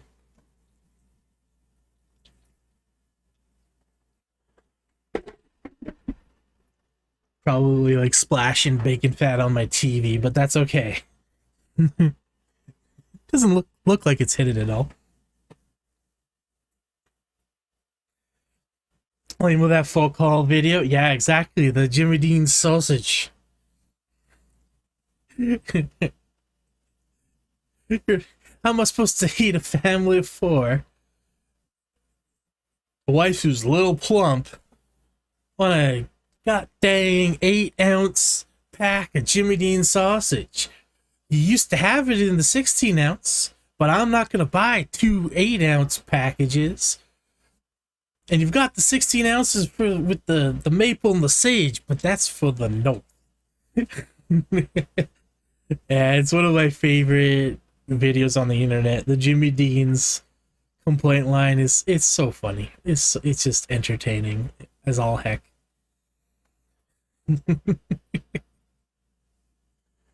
Ooh, it smells so much like bacon in here. I just want to eat all that bacon, but not just yet. Not just yet. Not just yet. We're almost there. We're almost there. Alright. I'm thinking. Oh, it's popping. It's popping. It's popping. I'm thinking for the bacon, the plate might be better than the bowl. But I think yeah. I don't want to melt the bowl. And their ice cream bowls, yeah, the southern accent does make it so cool. They're ice cream bowls, so they're probably not meant to like be warm at all. So I'm gonna skip doing that bowl. We'll just use the plate and paper towel. Once the bacon's done, we'll put it there, let it degrease a bit. Might go through and stain the plate a little bit, but that's okay. Hello Kitty can have some bacon fat. It's yes. But yeah, that Jimmy Dean sausage clip is so funny. It's so funny. I love it.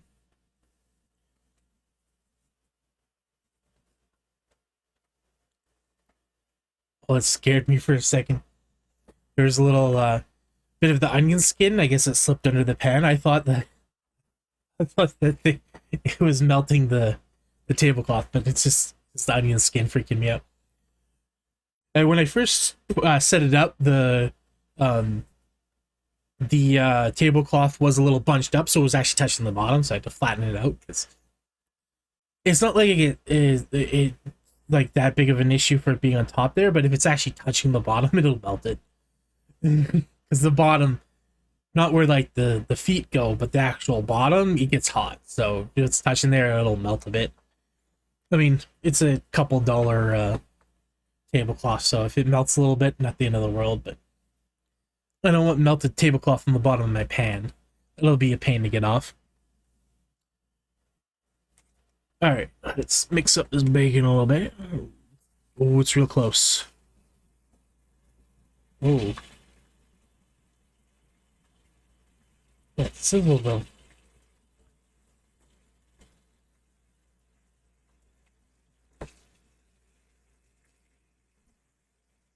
Oh yeah, it's real close. It's looking good. Look at that. That's a nice looking piece of bacon right there. It's crazy how like much of the bacon is lost from fat when you fry it, because the whole bottom of the pan was completely full. Now it's like a third or less of the bottom of the pan. But that's bacon. You lose a lot of it in the fat. I mean, there's a good, I don't know, quarter-inch of fat in the bottom of the pan now. That's bacon for you. It's almost there. Ooh, that's looking. Yep. Ooh, hit a little plop there. I was scared it was gonna hit me in the eye.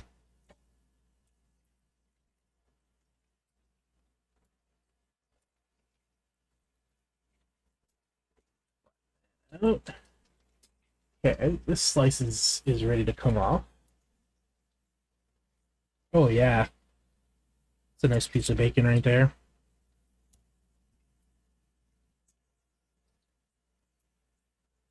Oh yeah, that's perfect. Look at that. Slice. This looks good too. Oh yeah. Look at this stuff right here. Some nice crispy bacon.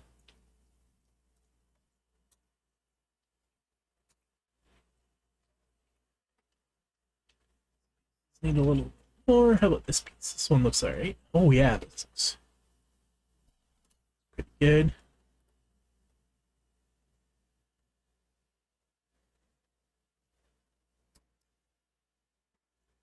And turn it off.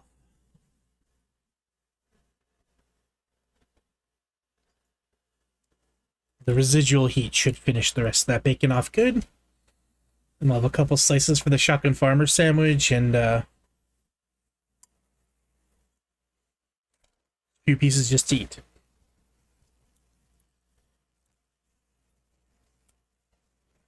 Yeah, I'm glad I got these tongs though. I was originally just going to use a fork for the bacon, but tongs worked out a lot better. Why not? I broke it. Oh, there we go. Bacon grease off a little bit. You know, probably go back in there to get the rest of the bacon anyways, but clean as you go, guys. That's the key with cooking. Whew. All right.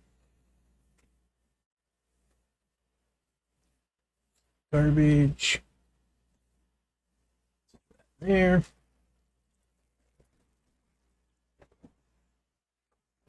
All right, let's assemble the slutty peanut butter jelly. We got the peanut butter and jelly right here, grape and peanut butter.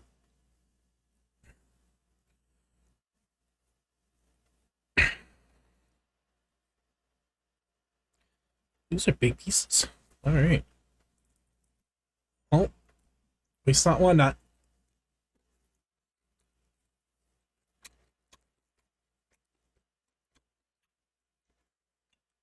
Mmm.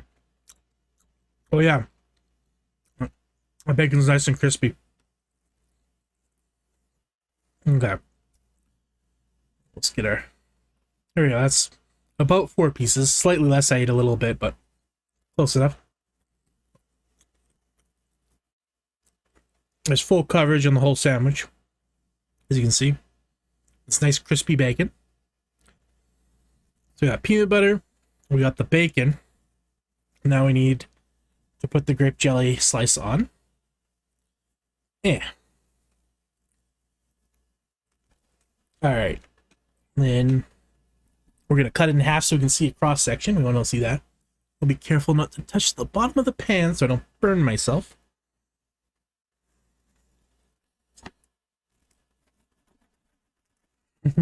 Crispy bacon. Feels like I'm cutting through wood. All right, good stuff.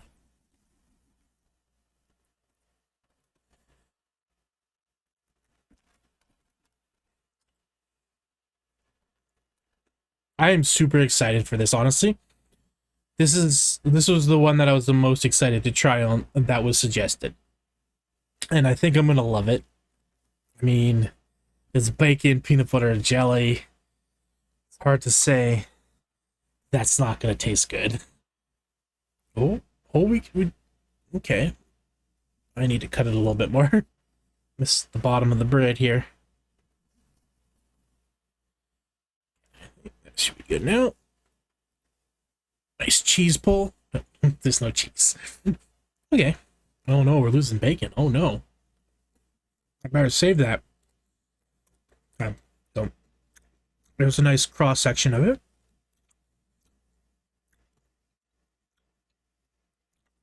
That's what the other one looks like. Definitely didn't cut it that straight, but better than the other one. All right, so all that's left to do is to try it. Oh no.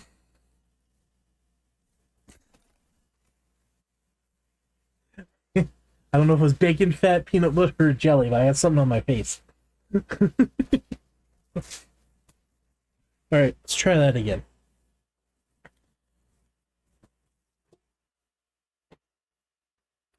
Alright, so this is the slutty peanut butter and jelly sandwich. Bacon, grape, jelly, peanut butter, and it's on white Wonder Bread.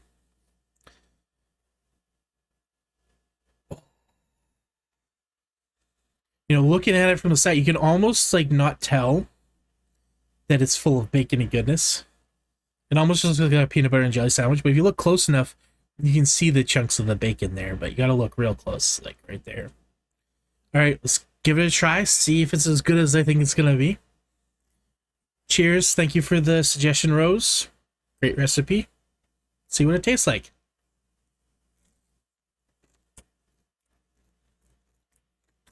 Oh, it's crispy. Mmm. Cane Man fist bump. Cane Man fist bump. Thank you for the fist bump. I appreciate that. That's good.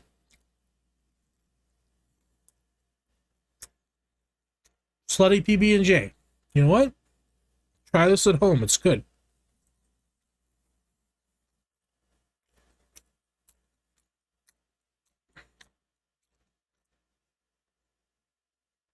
If you don't like grape jelly, it'd probably be good with like strawberry jam too, I'm sure.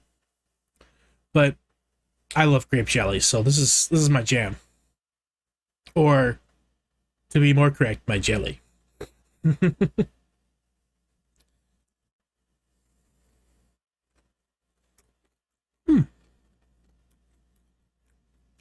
Well, it is very good.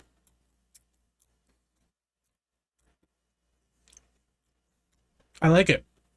Now, would I rather have like a bacon, egg, and cheese sandwich for breakfast than this? Probably. I would probably make like a bacon, egg, and cheese sandwich over this for breakfast. But it's not bad by any stretch of the imagination. It's very tasty. And the bacon isn't too overpowering. You still get that peanut butter and jelly sandwich flavor, but you get, you know, that crisp. You get the crisp of the bacon, and it does add a bit of flavor to it. But it's not as strong as a bacon flavor as I would have thought. The jam, or the grape jelly, is overpowering it a bit. But that's not a bad thing. But the flavors go together well. Like nice crisp with the bacon, and you get a hint of the flavor, and then you got real strong like grape jelly and peanut butter. It's good. I would have no problem eating one of these for breakfast. So maybe one of these, I'd be happy. Again, I'd probably go with like bacon, egg, and cheese over peanut butter and jam and bacon. but I wouldn't scoff at the idea of one of these. If someone offered me one, I'd be happy.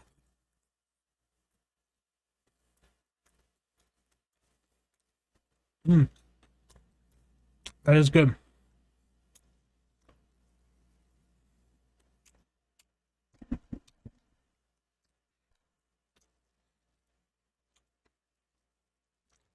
So we're going to save the other half for later. I'm definitely going to eat it. Not wasting that. But I am very full. And we've still got one more sandwich to go. So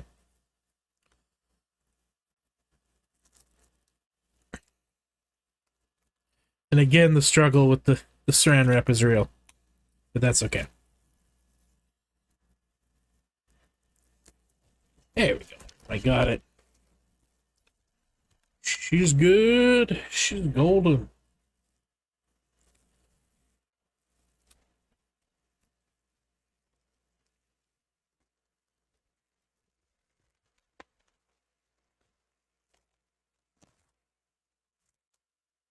All right. And we got a nice half a sandwich snack for later. Probably have that at the end of the stream or just after the stream. I'm gonna eat this one. I'm gonna eat the standard PB&J and the leftovers from the chip ones. Sardine one and the Daily Grind one and the sweet and sour. Those ones I'm gonna toss. I don't like wasting food, but I can't eat those. They're just too gross. All right, let's get to the score screen. We gotta do our scoring now. So thank you very much for that submission, Rose. It was a good sandwich. Appreciate it. Happy I got to make it. All right, Slutty PB&J. Taste.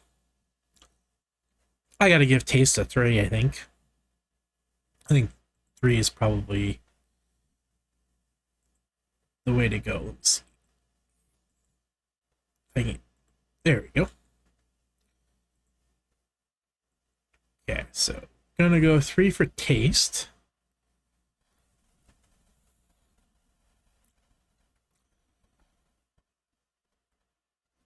All right, taste is 3. Cursed? I don't think that's cursed at all. My opinion, and I can't give any points, extra points for cursed on that one.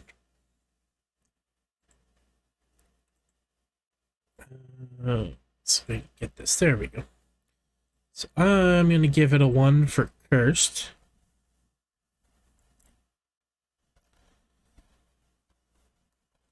Go. And then how was it feel? It was good. There's a nice crisp to it.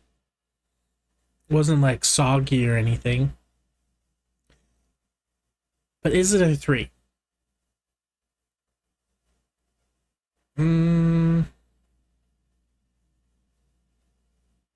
Yeah, I can't think of any downsides for the feel of it. Not just because we're out of 2s. I might have to copy some 2s for the next sandwich, but I'm gonna give the feel a 3 because there was a nice crunch to it. You still had the smoothness of like the peanut butter and the jelly, and there was nothing wrong with the mouthfeel. And it was interesting because you had the nice crispiness of the bacon contrasted with the smoothness of like the peanut butter and the jelly. So yeah, I'm confident giving that a 3 for that. So the Slutty PB&J gets a 7. All right, so you got another one that is still tied for first. So Rose, you're still in first for now. The other one was the Slutty PB and wait, was it? Yeah, oh yeah, it was 7 as well. A lot of close scores, but you're doing well, Rose, with your submissions. All right, so it's just gonna come down to the shotgun farm. I'm gonna see about the shotgun farmer. How cursed is it? How tasty is it? And how does it feel to eat it? So far, the competition has been stiff. A lot of great sandwiches, and not so great sandwiches like the Daily Grind. Oh, that was so bitter. It was so bitter. It was so bitter. And the sardine one wasn't great, but the sour sweet one was disgusting. Absolutely disgusting. That might be my least favorite out of the list, to be honest, so far. We haven't done the Shotgun Farmer. I know what ingredients is in the Shotgun Farmer, so I'm fairly confident that taste-wise, it's going to do better than this sardine one. I feel like it probably... Well, actually, the sardine one was a 2. So it'll probably tie or beat it. I don't think there's any way it'll be worse. Just based on the ingredients, I think... Although I'm not a big fan of kale, but we're not going to put like a ton of kale. We'll just put some kale. But yeah, really good competition. You know, create ideas and the creativity you guys have come up with is fantastic. And I had a lot of fun doing this. So we'll make the last sandwich, which is going to be the most complicated sandwich. It's got the most ingredients and stuff. All right. Let me pull this up. Bam, bam.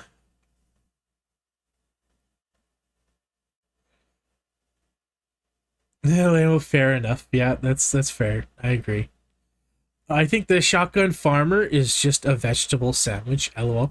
I mean, there's a bunch of vegetables on it. There's chicken, and we are gonna add bacon to it, so it's not just vegetables. Also, I love vegetables.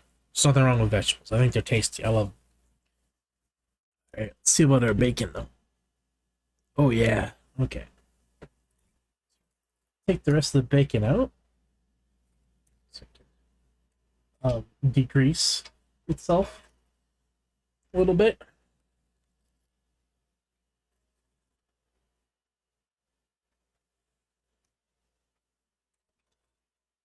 Gonna have a lot of dishes to do after this stream, but you know what? It's worth it. It was worth it. It's been a lot of fun, and I think this is a fantastic way to celebrate 5 years of streaming. And it's on theme too.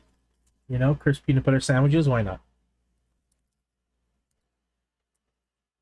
All right. I don't need to use a ton of chicken. We're just making one sandwich.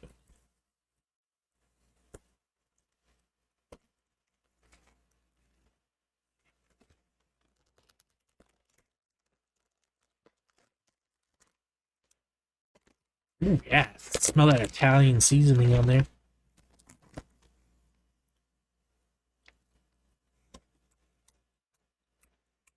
Mmm. That's really tasty. I love the seasoning on there.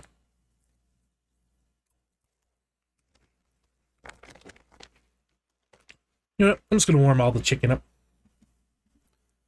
Gonna eat it all anyways. Not gonna put it all on the sandwich.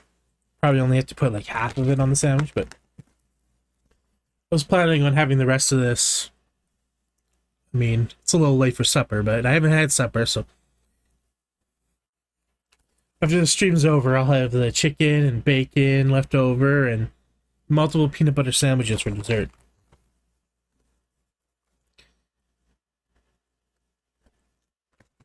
Alright, so I'm just going to put this on super low because we're just warming it up. It's already cooked.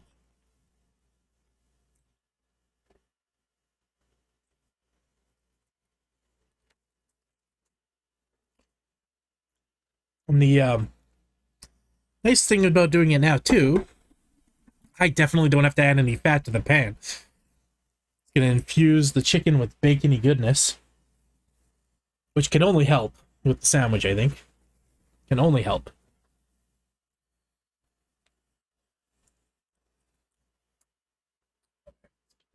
There. Turn the pan back on. Keep it low, though.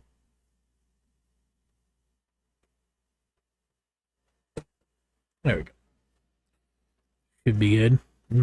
Bacon. I'll just sit here and eat this whole pile of bacon, but no. I must wait. Okay, we'll transfer the bacon somewhere, but where do I want to transfer it to? Oh, wait, do I have a...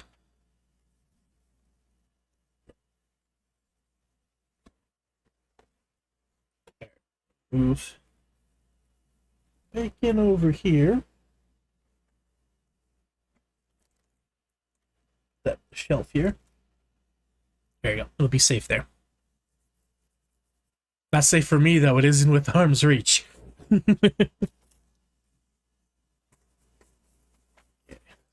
So, this one has a lot of ingredients. We gotta prepare some stuff for it. Move this plate over here for now. We'll grab that in a second. Okay, so we gotta... Oh. Let's get the knife off. Cutting the previous sandwich. Yeah, we're on to our last sandwich of the stream. This is the Shotgun Farmer. I'll pull up the recipe in just a second. Oh, and it's sticking. Alright, I gotta use some water on this. That grape jelly is real sticky.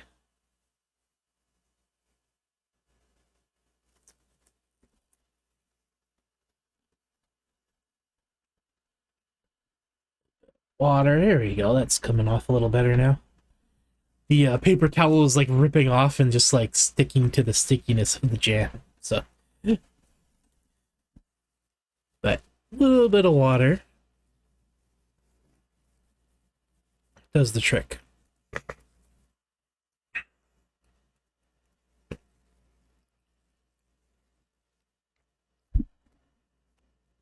Welcome to the PB cleaning a knife stream.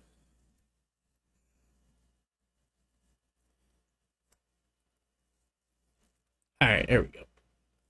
Good enough.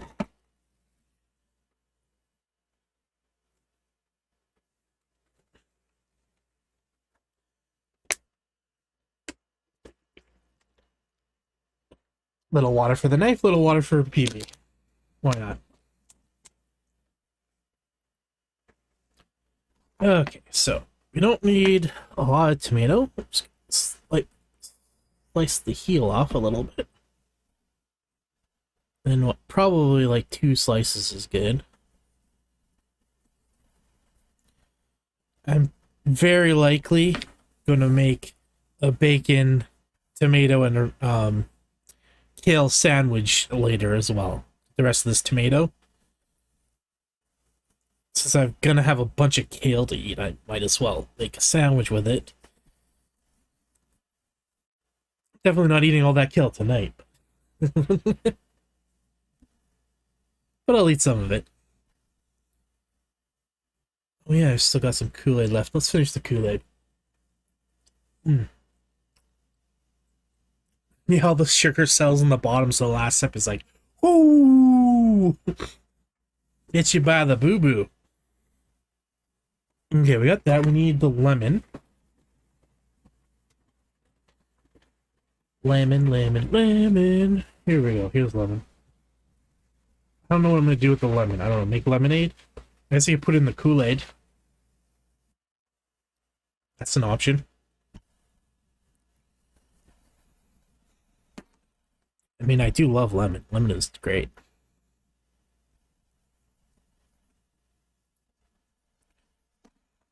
But I can't say I've ever put lemon, like, on a sandwich like this.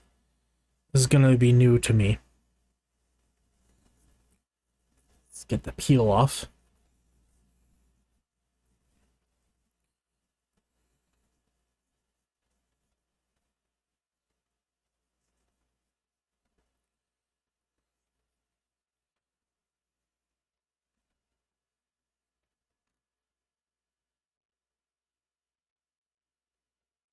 White stuff here. That's going to be real bitter if I leave that, so...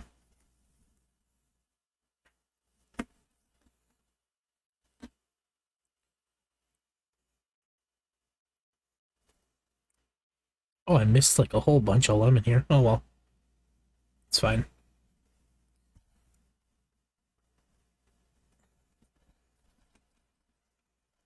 It smells good. I love the smell of citrus. I love the smell of citrus. Lemon smells so good.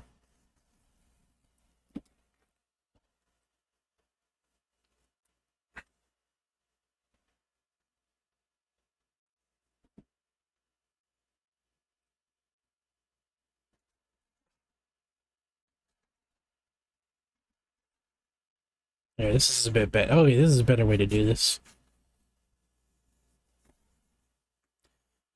I had to get as much farming action into the sandwich as I could. That's fair. That's fair. I'm surprised it wasn't beets. Surprised you didn't say beets too. Kind of glad you didn't. I like beets, but I don't think beets would be great on the sandwich, but...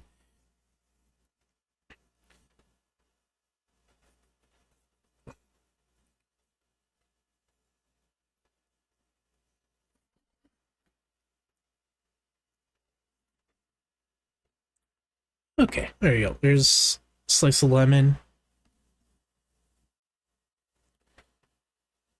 I need any more. I can get more out of this one. There's a bunch here that I just have loose lemon meat. Loose lemon meat! Here's a sentence I never thought I'd say.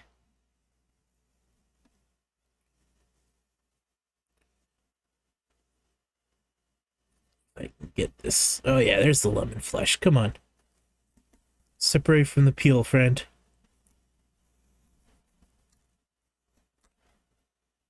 Okay, there's really not much going on there. I love lemon juice. Okay, that's good.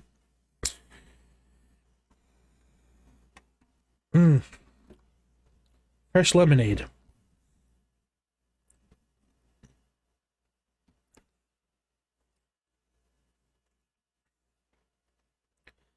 I don't know. I think that's probably enough lemon for the sandwich. That'll be enough. We got lemon, tomato. What's the chicken doing? It's warming up. It's on real low, so it's gonna do anything. I was tempted to also say pomegranate and duck. Thought that might be a bit hard to get though. Pomegranates would be fine. I could get those, but I mean, it's not like duck would be that hard to get. But I don't know how to cook duck. I know I can cook chicken. I mean, although I'm just warming up cooked chicken already, but I've never cooked duck before, so I would probably ruin it, to be honest. So I'm glad you didn't say duck. Not something I eat very often, or I don't think I've ever had duck. Someone made it for me, I try it. Try anything once, as long as it's, you know, food.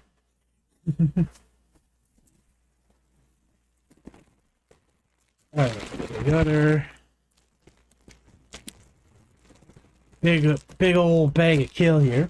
We don't need to open that just yet, because we got one more thing to process. And that is the corn. I'm gonna open the corn and drain it. And cut some pieces.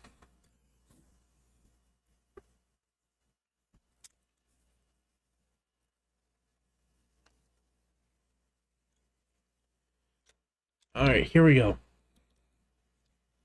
Open the can.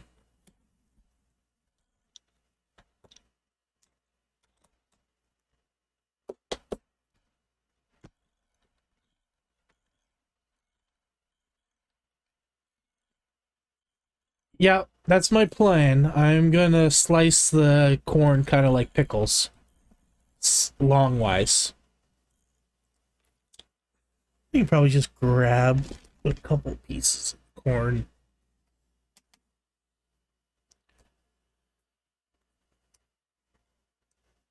So, nice baby corn. I'll just eat the rest of this as it is. This will be my side afterwards. We'll be eating so many just random things later. Alright, I think 3's probably good.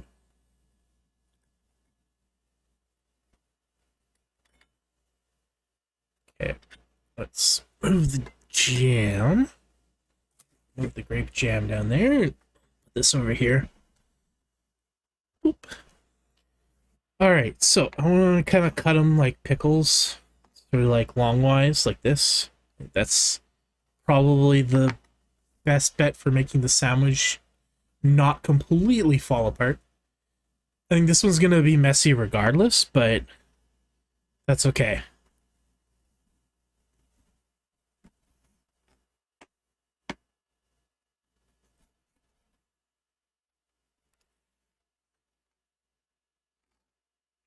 It's working. It's working. Okay, there we go. Those are somewhat flat slices. Oh yeah, 3 of these will be plenty. Little baby corn. Look at the tiny little kernels. So cute.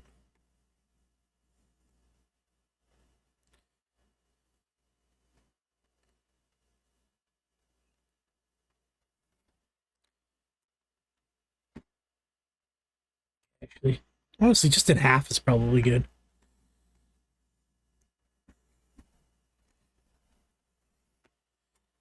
Okay, there we go. That's plenty. Yeah, they'll be good for covering. We got tomato, lemon, corn. And we'll open up the kale now. Again, we are working, just as a reminder, we're working on making the Shotgun Farmer PB sandwich. And that is tomato, chicken, corn, lemon. What else? You know, let me pull the recipe up. Alright, yeah, so 2 pieces of bread, peanut butter, drained corn, chili, kale, chicken, tomato, lemon, and 1 strawberry. We got strawberries over there. I got crushed chilies for the chilies. They're crushed chilies. So they're not fresh chilies, they're just the dried crushed chilies. That's what we're going with. Not gonna put like a crazy amount of kale, just a little bit. Enough to cover it, basically. There, that should be good. Let's see. Maybe it's been a while since I had kale. Let's see. Yep, still just as bitter as the last time I had it. Like, it feels like you're not supposed to be eating it. It tastes like it's something that it's unhealthy to eat because it's bitter. It's so bitter. But kale's good for you, apparently. I'm going to be eating a lot of it over the next couple of days because there was only a giant bag of it. This is the only way I could buy it. They didn't have... Usually they have like a little packet, a little bundle of kale for like a couple of dollars, but I mean, it wasn't too expensive. I think it was like $4.50 for the bag or something like that. It was like $5 at most.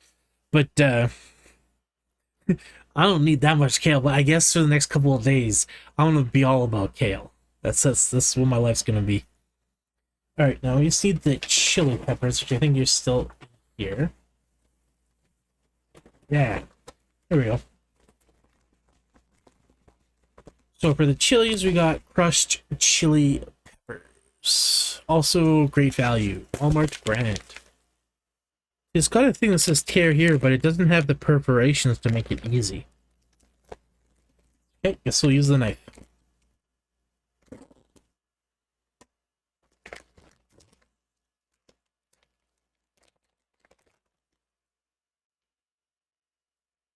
Yep, smells like dried crushed chilies.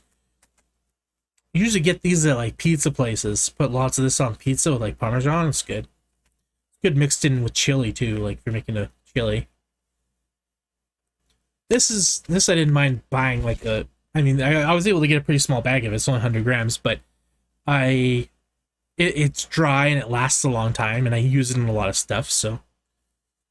It's been a while since I've had them, actually, like, in stock here, but... This will give me an excuse to make a nice bean chili. Maybe I'll use that slow cooker I got. So I got a slow cooker for Christmas, and I've been meaning to do a bunch of different recipes. And been wanting to make chili in it for a long time, so we've got chilies. So need some chili powder and got tons of beans. Okay, so I think we got all of our... Ooh, I almost put that... Yeah, almost put the crushed chilies in the fish oil. Don't want to do that. That would be unfortunate. Walking the camera with it. There we go. There we go. That's out of the way. Okay, so let's quick double check again. I think that's everything though, right? Shotgun Farmer is bread, peanut butter, corn, chili, kale, chicken, tomato, lemon, and then we finish with strawberry. We got the strawberries here. Don't really need to do anything to strawberries. We're just finish with it. All right, and we'll put a couple slices of bacon on there too, since we have the bacon.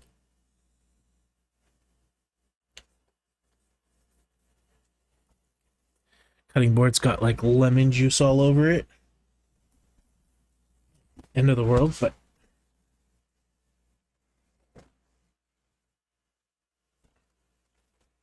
okay.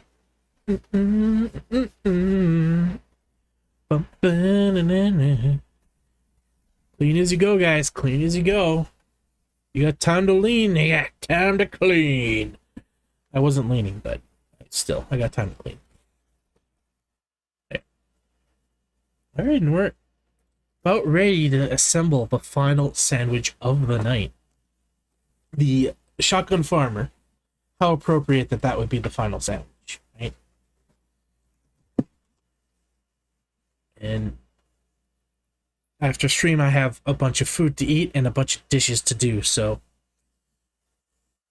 it's good times, guys. It's good times. I put the bread there. Okay. This was a full loaf when we started. We almost went through the whole thing. There's going to be 1, 2, 3. There's going to be 4 slices left after we make the shotgun farmer, so we almost polished off a whole loaf of bread, guys. That's pretty good. I mean, I didn't eat all of it because, like, there's still a bunch of sandwiches left over. There's some that I will finish. And then there's, like, the fish one that I will. I think I've got them separated in the piles properly. The ones that I will finish, and then the ones that I'm like, no. The sweet and sour one, the daily grind, and the fish one, I'm not touching those. Those should be stacked up there. That's what those 3 should be, I believe. Oh, and then there's actually the one that wrapped without the plate.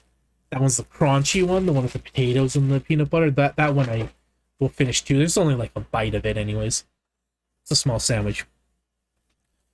So, we need some peanut butter. Peanut butter. I'm going to go light with the peanut butter. I'm not going to put like a ton. That's how I feel like it just needs. This sandwich should just be a touch of peanut butter, not like a bunch, right? All right, those ones are. Did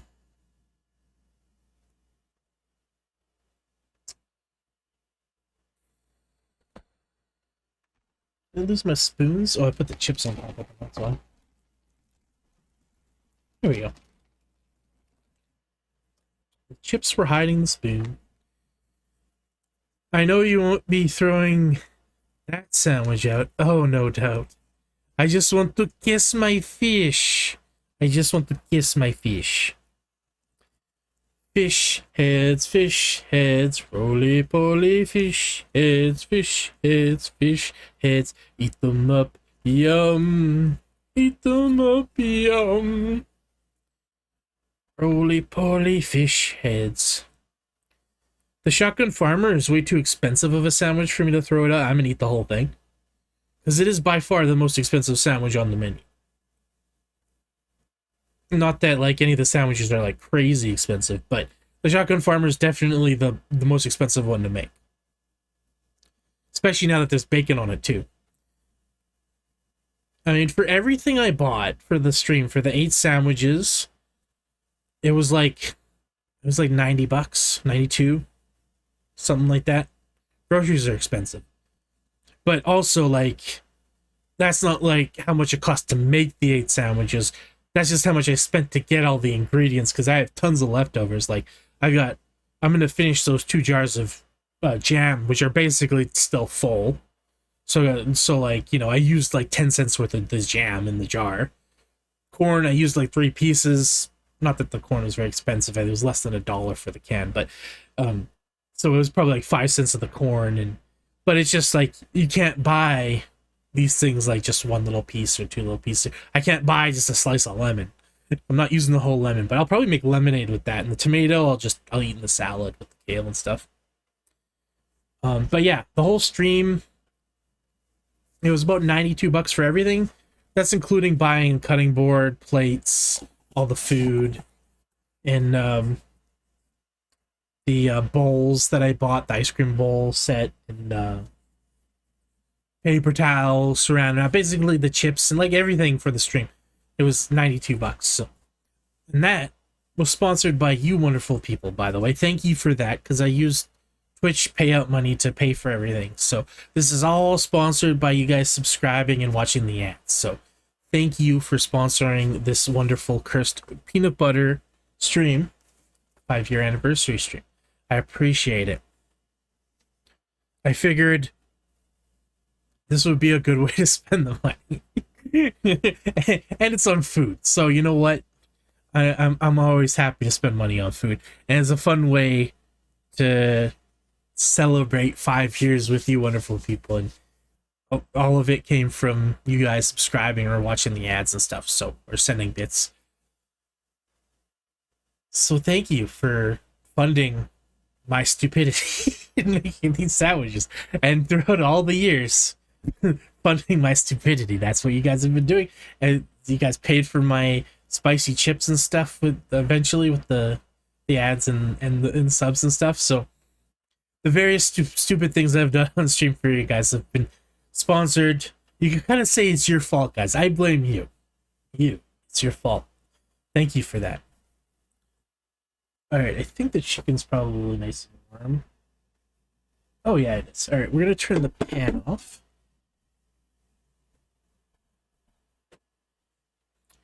Chicken's nice and warm. Okay, so how do we want to compile the sandwich? We've got the various ingredients. Okay. I'm skipping the toasting part. Sorry about that, but yeah, I'm skipping the toasting part, Tom.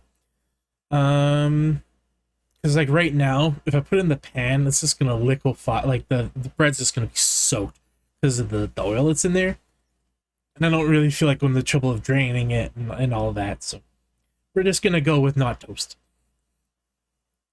Okay, corn, chili, kale, chicken, tomatoes, lemon, PB, garnish by skewering the strawberry. Okay. All right, so I think we'll put the chicken on the peanut butter. I think that's what we'll do.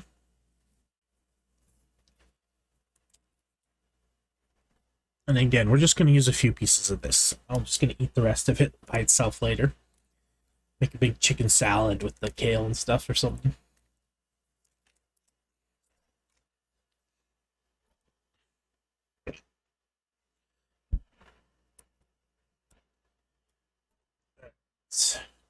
Chicken. Smells really good. I like the Italian seasoning that's on it. It's really nice. Don't know how well it'll jive with the sandwich, but it should be good. Alright, that's good.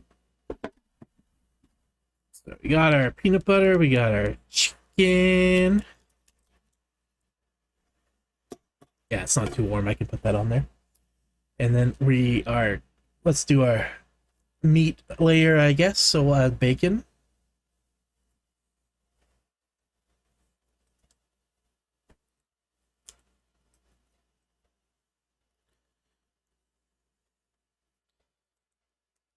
Bacon makes everything better, so why not?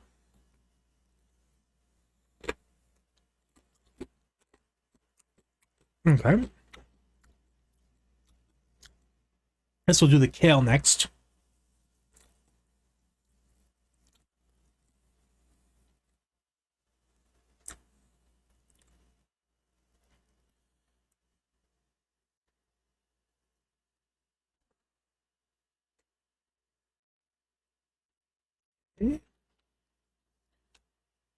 That's probably enough kale.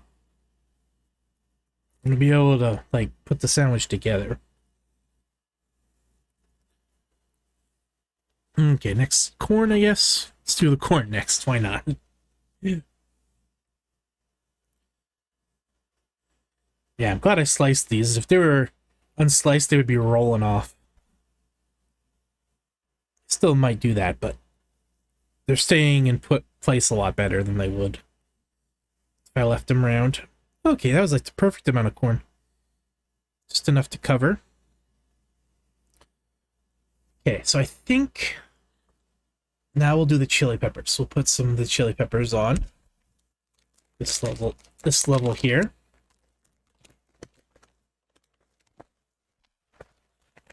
It's a little too crazy.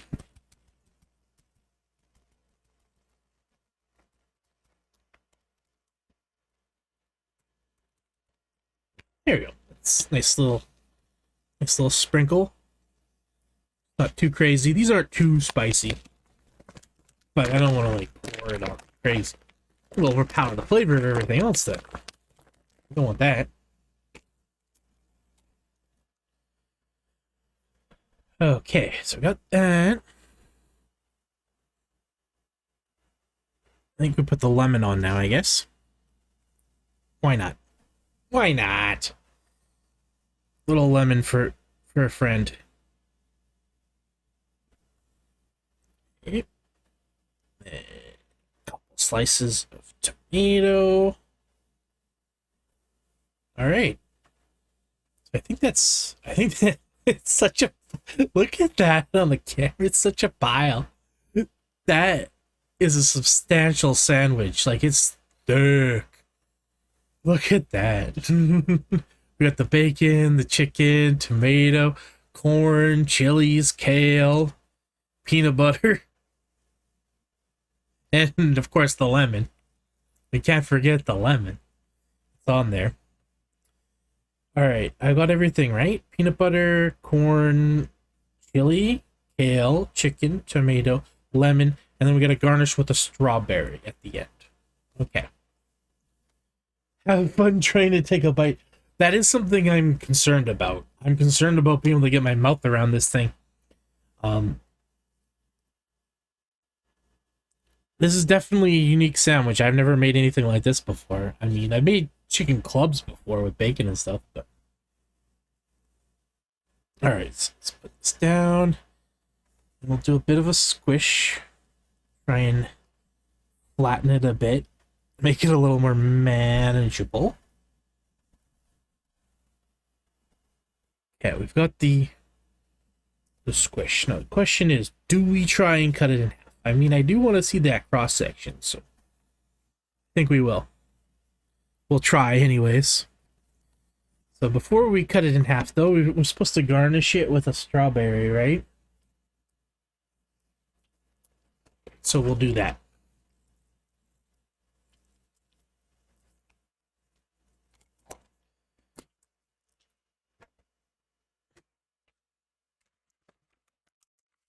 Grab nice looking strawberry. Yeah, that one looks nice.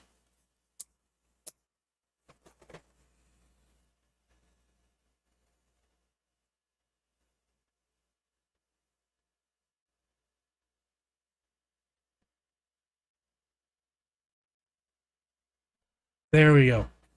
That's the thing of the beauty. I used a toothpick in the strawberry. There we go. This is the Shotgun Farmer. Look at this beautiful beast. She's thick, alright. And it's got a strawberry as garnish. So there we go. There's the Shotgun Farmer. It is chicken, corn, chili, lemon, tomato, strawberry as garnish, chicken and bacon. And there's some peanut butter on the bottom. I think the peanut butter is probably the weirdest thing in it. Like everything else kind of goes together. I mean, I don't usually put corn on a sandwich, but it's not a crazy idea. Alright, now we'll try and we'll cut it in half. So take the garnish off for this. Maybe we'll just cut it this way. Instead of going diagonal. Go straight. See if that works out better for this one.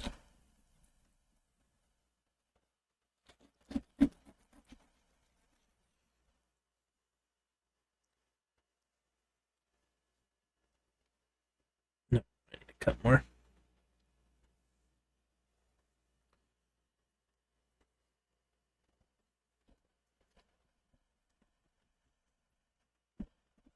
Next time I need a longer knife. It's too small of a knife for cutting the sandwich. Good for everything else that I'm cutting, but for the sandwich, just a little eh. Alright. Did this separate? Will it? Oh, yeah, there we go. Okay.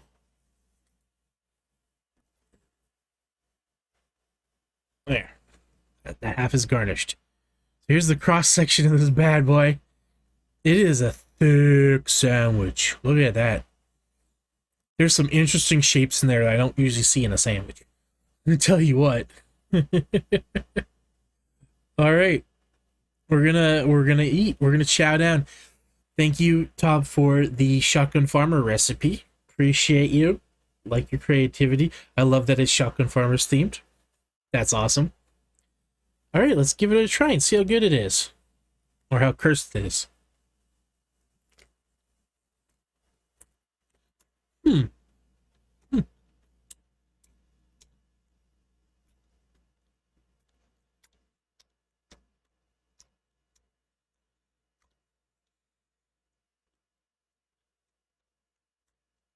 Hmm.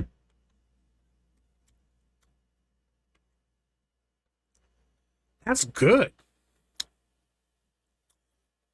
That's actually good.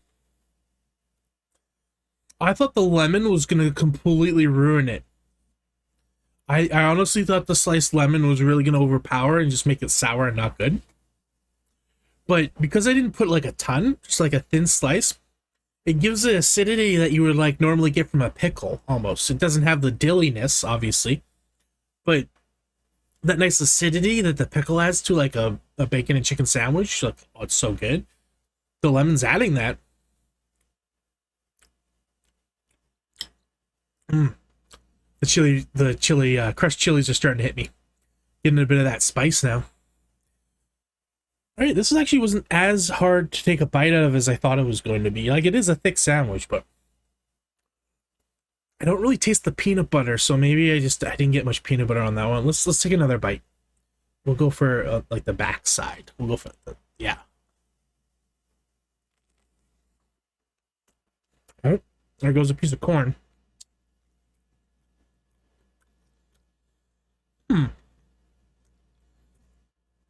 I got more of the peanut butter on that one.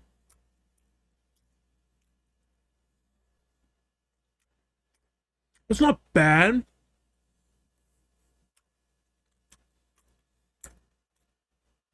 But this sandwich could do without the peanut butter. It's not adding.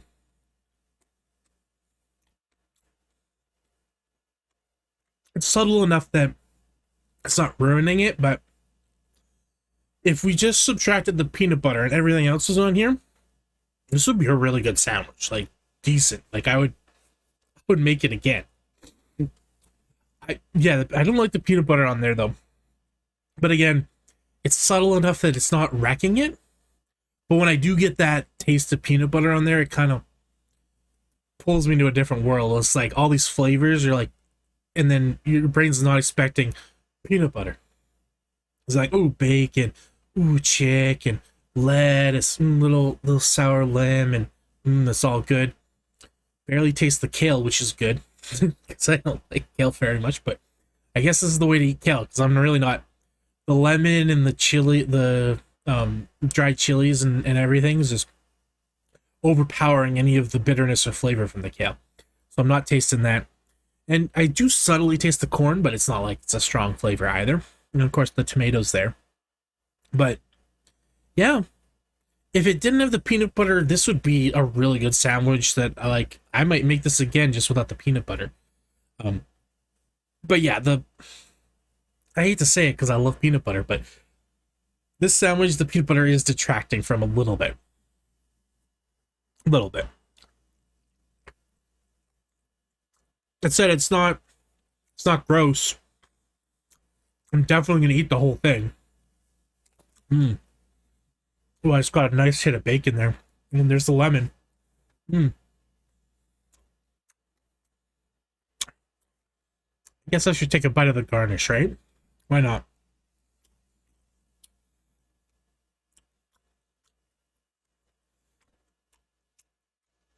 Hmm.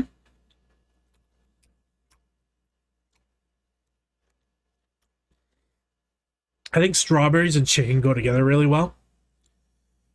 So that's pretty good. But yeah, I would more like just eat this as the dessert after the sandwich was done. But it is listed as garnish, and garnish is usually you pick it off and you don't even eat it. It's usually just to look pretty, but I love strawberries. I've got a whole pack of them and eat all of them.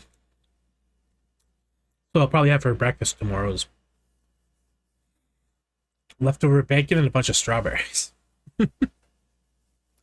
All right, so Top, good job with the recipe. That was very interesting. I liked it, and I will eat the rest of it. Now, time to move on to the scoring side of things. We gotta score. We gotta move to the score screen. Okay, switch over. Sammy scores. So this is the final sandwich of the night. All right, so first up is taste. I got to give that a 3. I got to give it a 3 for taste. It's definitely on par with the crunchy peanut butter and J, the slutty PB and J. I might like, honestly, I might even like it a little bit more, flavor wise. But 3 is max. So for flavor, we're giving it a 3.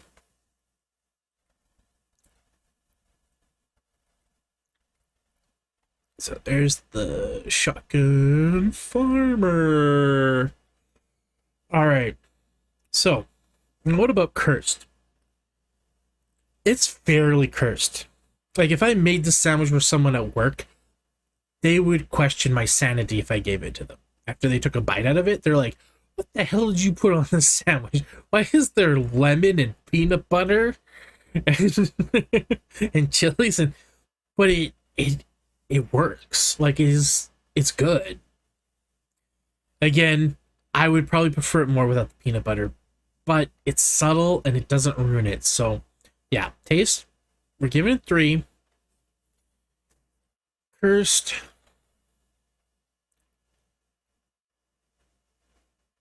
is it a 3 for cursed? Like, what got 3 for cursed? The sardine and onion got a 3, and the sour sweet sandwich got a 3. So, it's not more cursed than those sandwiches. It's not. Is it on par? Is it a 3 though? That's the question. I don't know if it is a 3 or if it's a 2. It's definitely not a 1 because it is cursed. But I question whether it's as cursed as those sandwiches.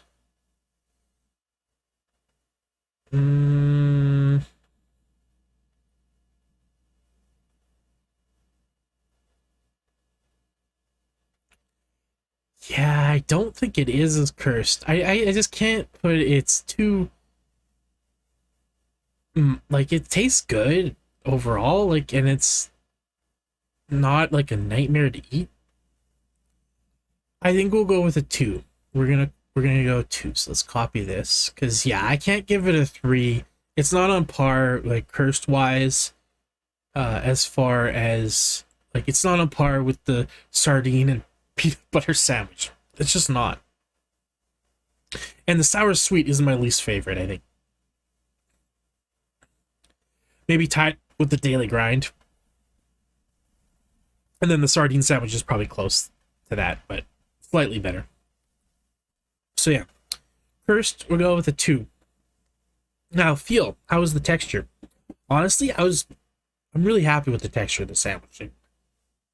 The bacon gives a nice crisp, along with the corn actually gives a bit of texture. It doesn't give a lot of flavor, which is fine. It's just mild corn flavor, so it gives it a good texture. There's a nice crunch to it, and it actually holds together a lot better as a sandwich than I thought it would. I was actually surprised by that. So I don't have any complaints for the feel. It was the lemon, wasn't bad. It wasn't soggy. The bread was fine. Bacon was nice and crispy. All the ingredients together was like a nice mix of soft and crispy. So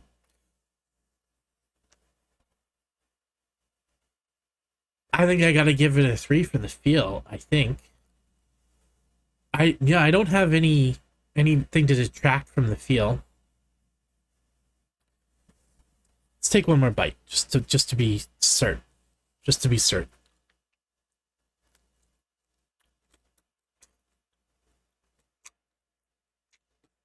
Yeah, I like that, like, especially the way I layered it. Because it's got like the tomato, the lemon, kale, corn, and then there's like chicken and bacon. So you like bite into it, you immediately get a nice crunch from the bacon. And then you get a satisfying sort of bite, like softness from everything else. But it's not mushy. It all holds together. Yeah, I think we gotta go with 3 for the feel. That's my opinion on it. That's what we're gonna go with. See if we can grab a 3 here. All right, let's see if we can grab this one. Okay, so I think that's gonna be the final score for it. Because yeah, I can't go 3 with cursed. I can't go to 3. I can't give it 3, 3, 3. I can't give it 9 because perfect score, because it's not cursed enough. Like, it's cursed enough so I can't put it as a 1, because if I made this like for lunch and brought it to work and then gave it to someone else to have and didn't tell them what it was and they took a bite out of it, they would have serious questions for me. Like, they would come to my desk and they would ask me, what, like, is this a prank? Like, what did you do? But that said, I think it tastes great, and I have no problem eating it. But so yeah, I can't put it as a 1 for cursed. Can't put it as a 3 because it is a little cursed. I mean, there's peanut butter on a chicken sandwich with lemon and corn.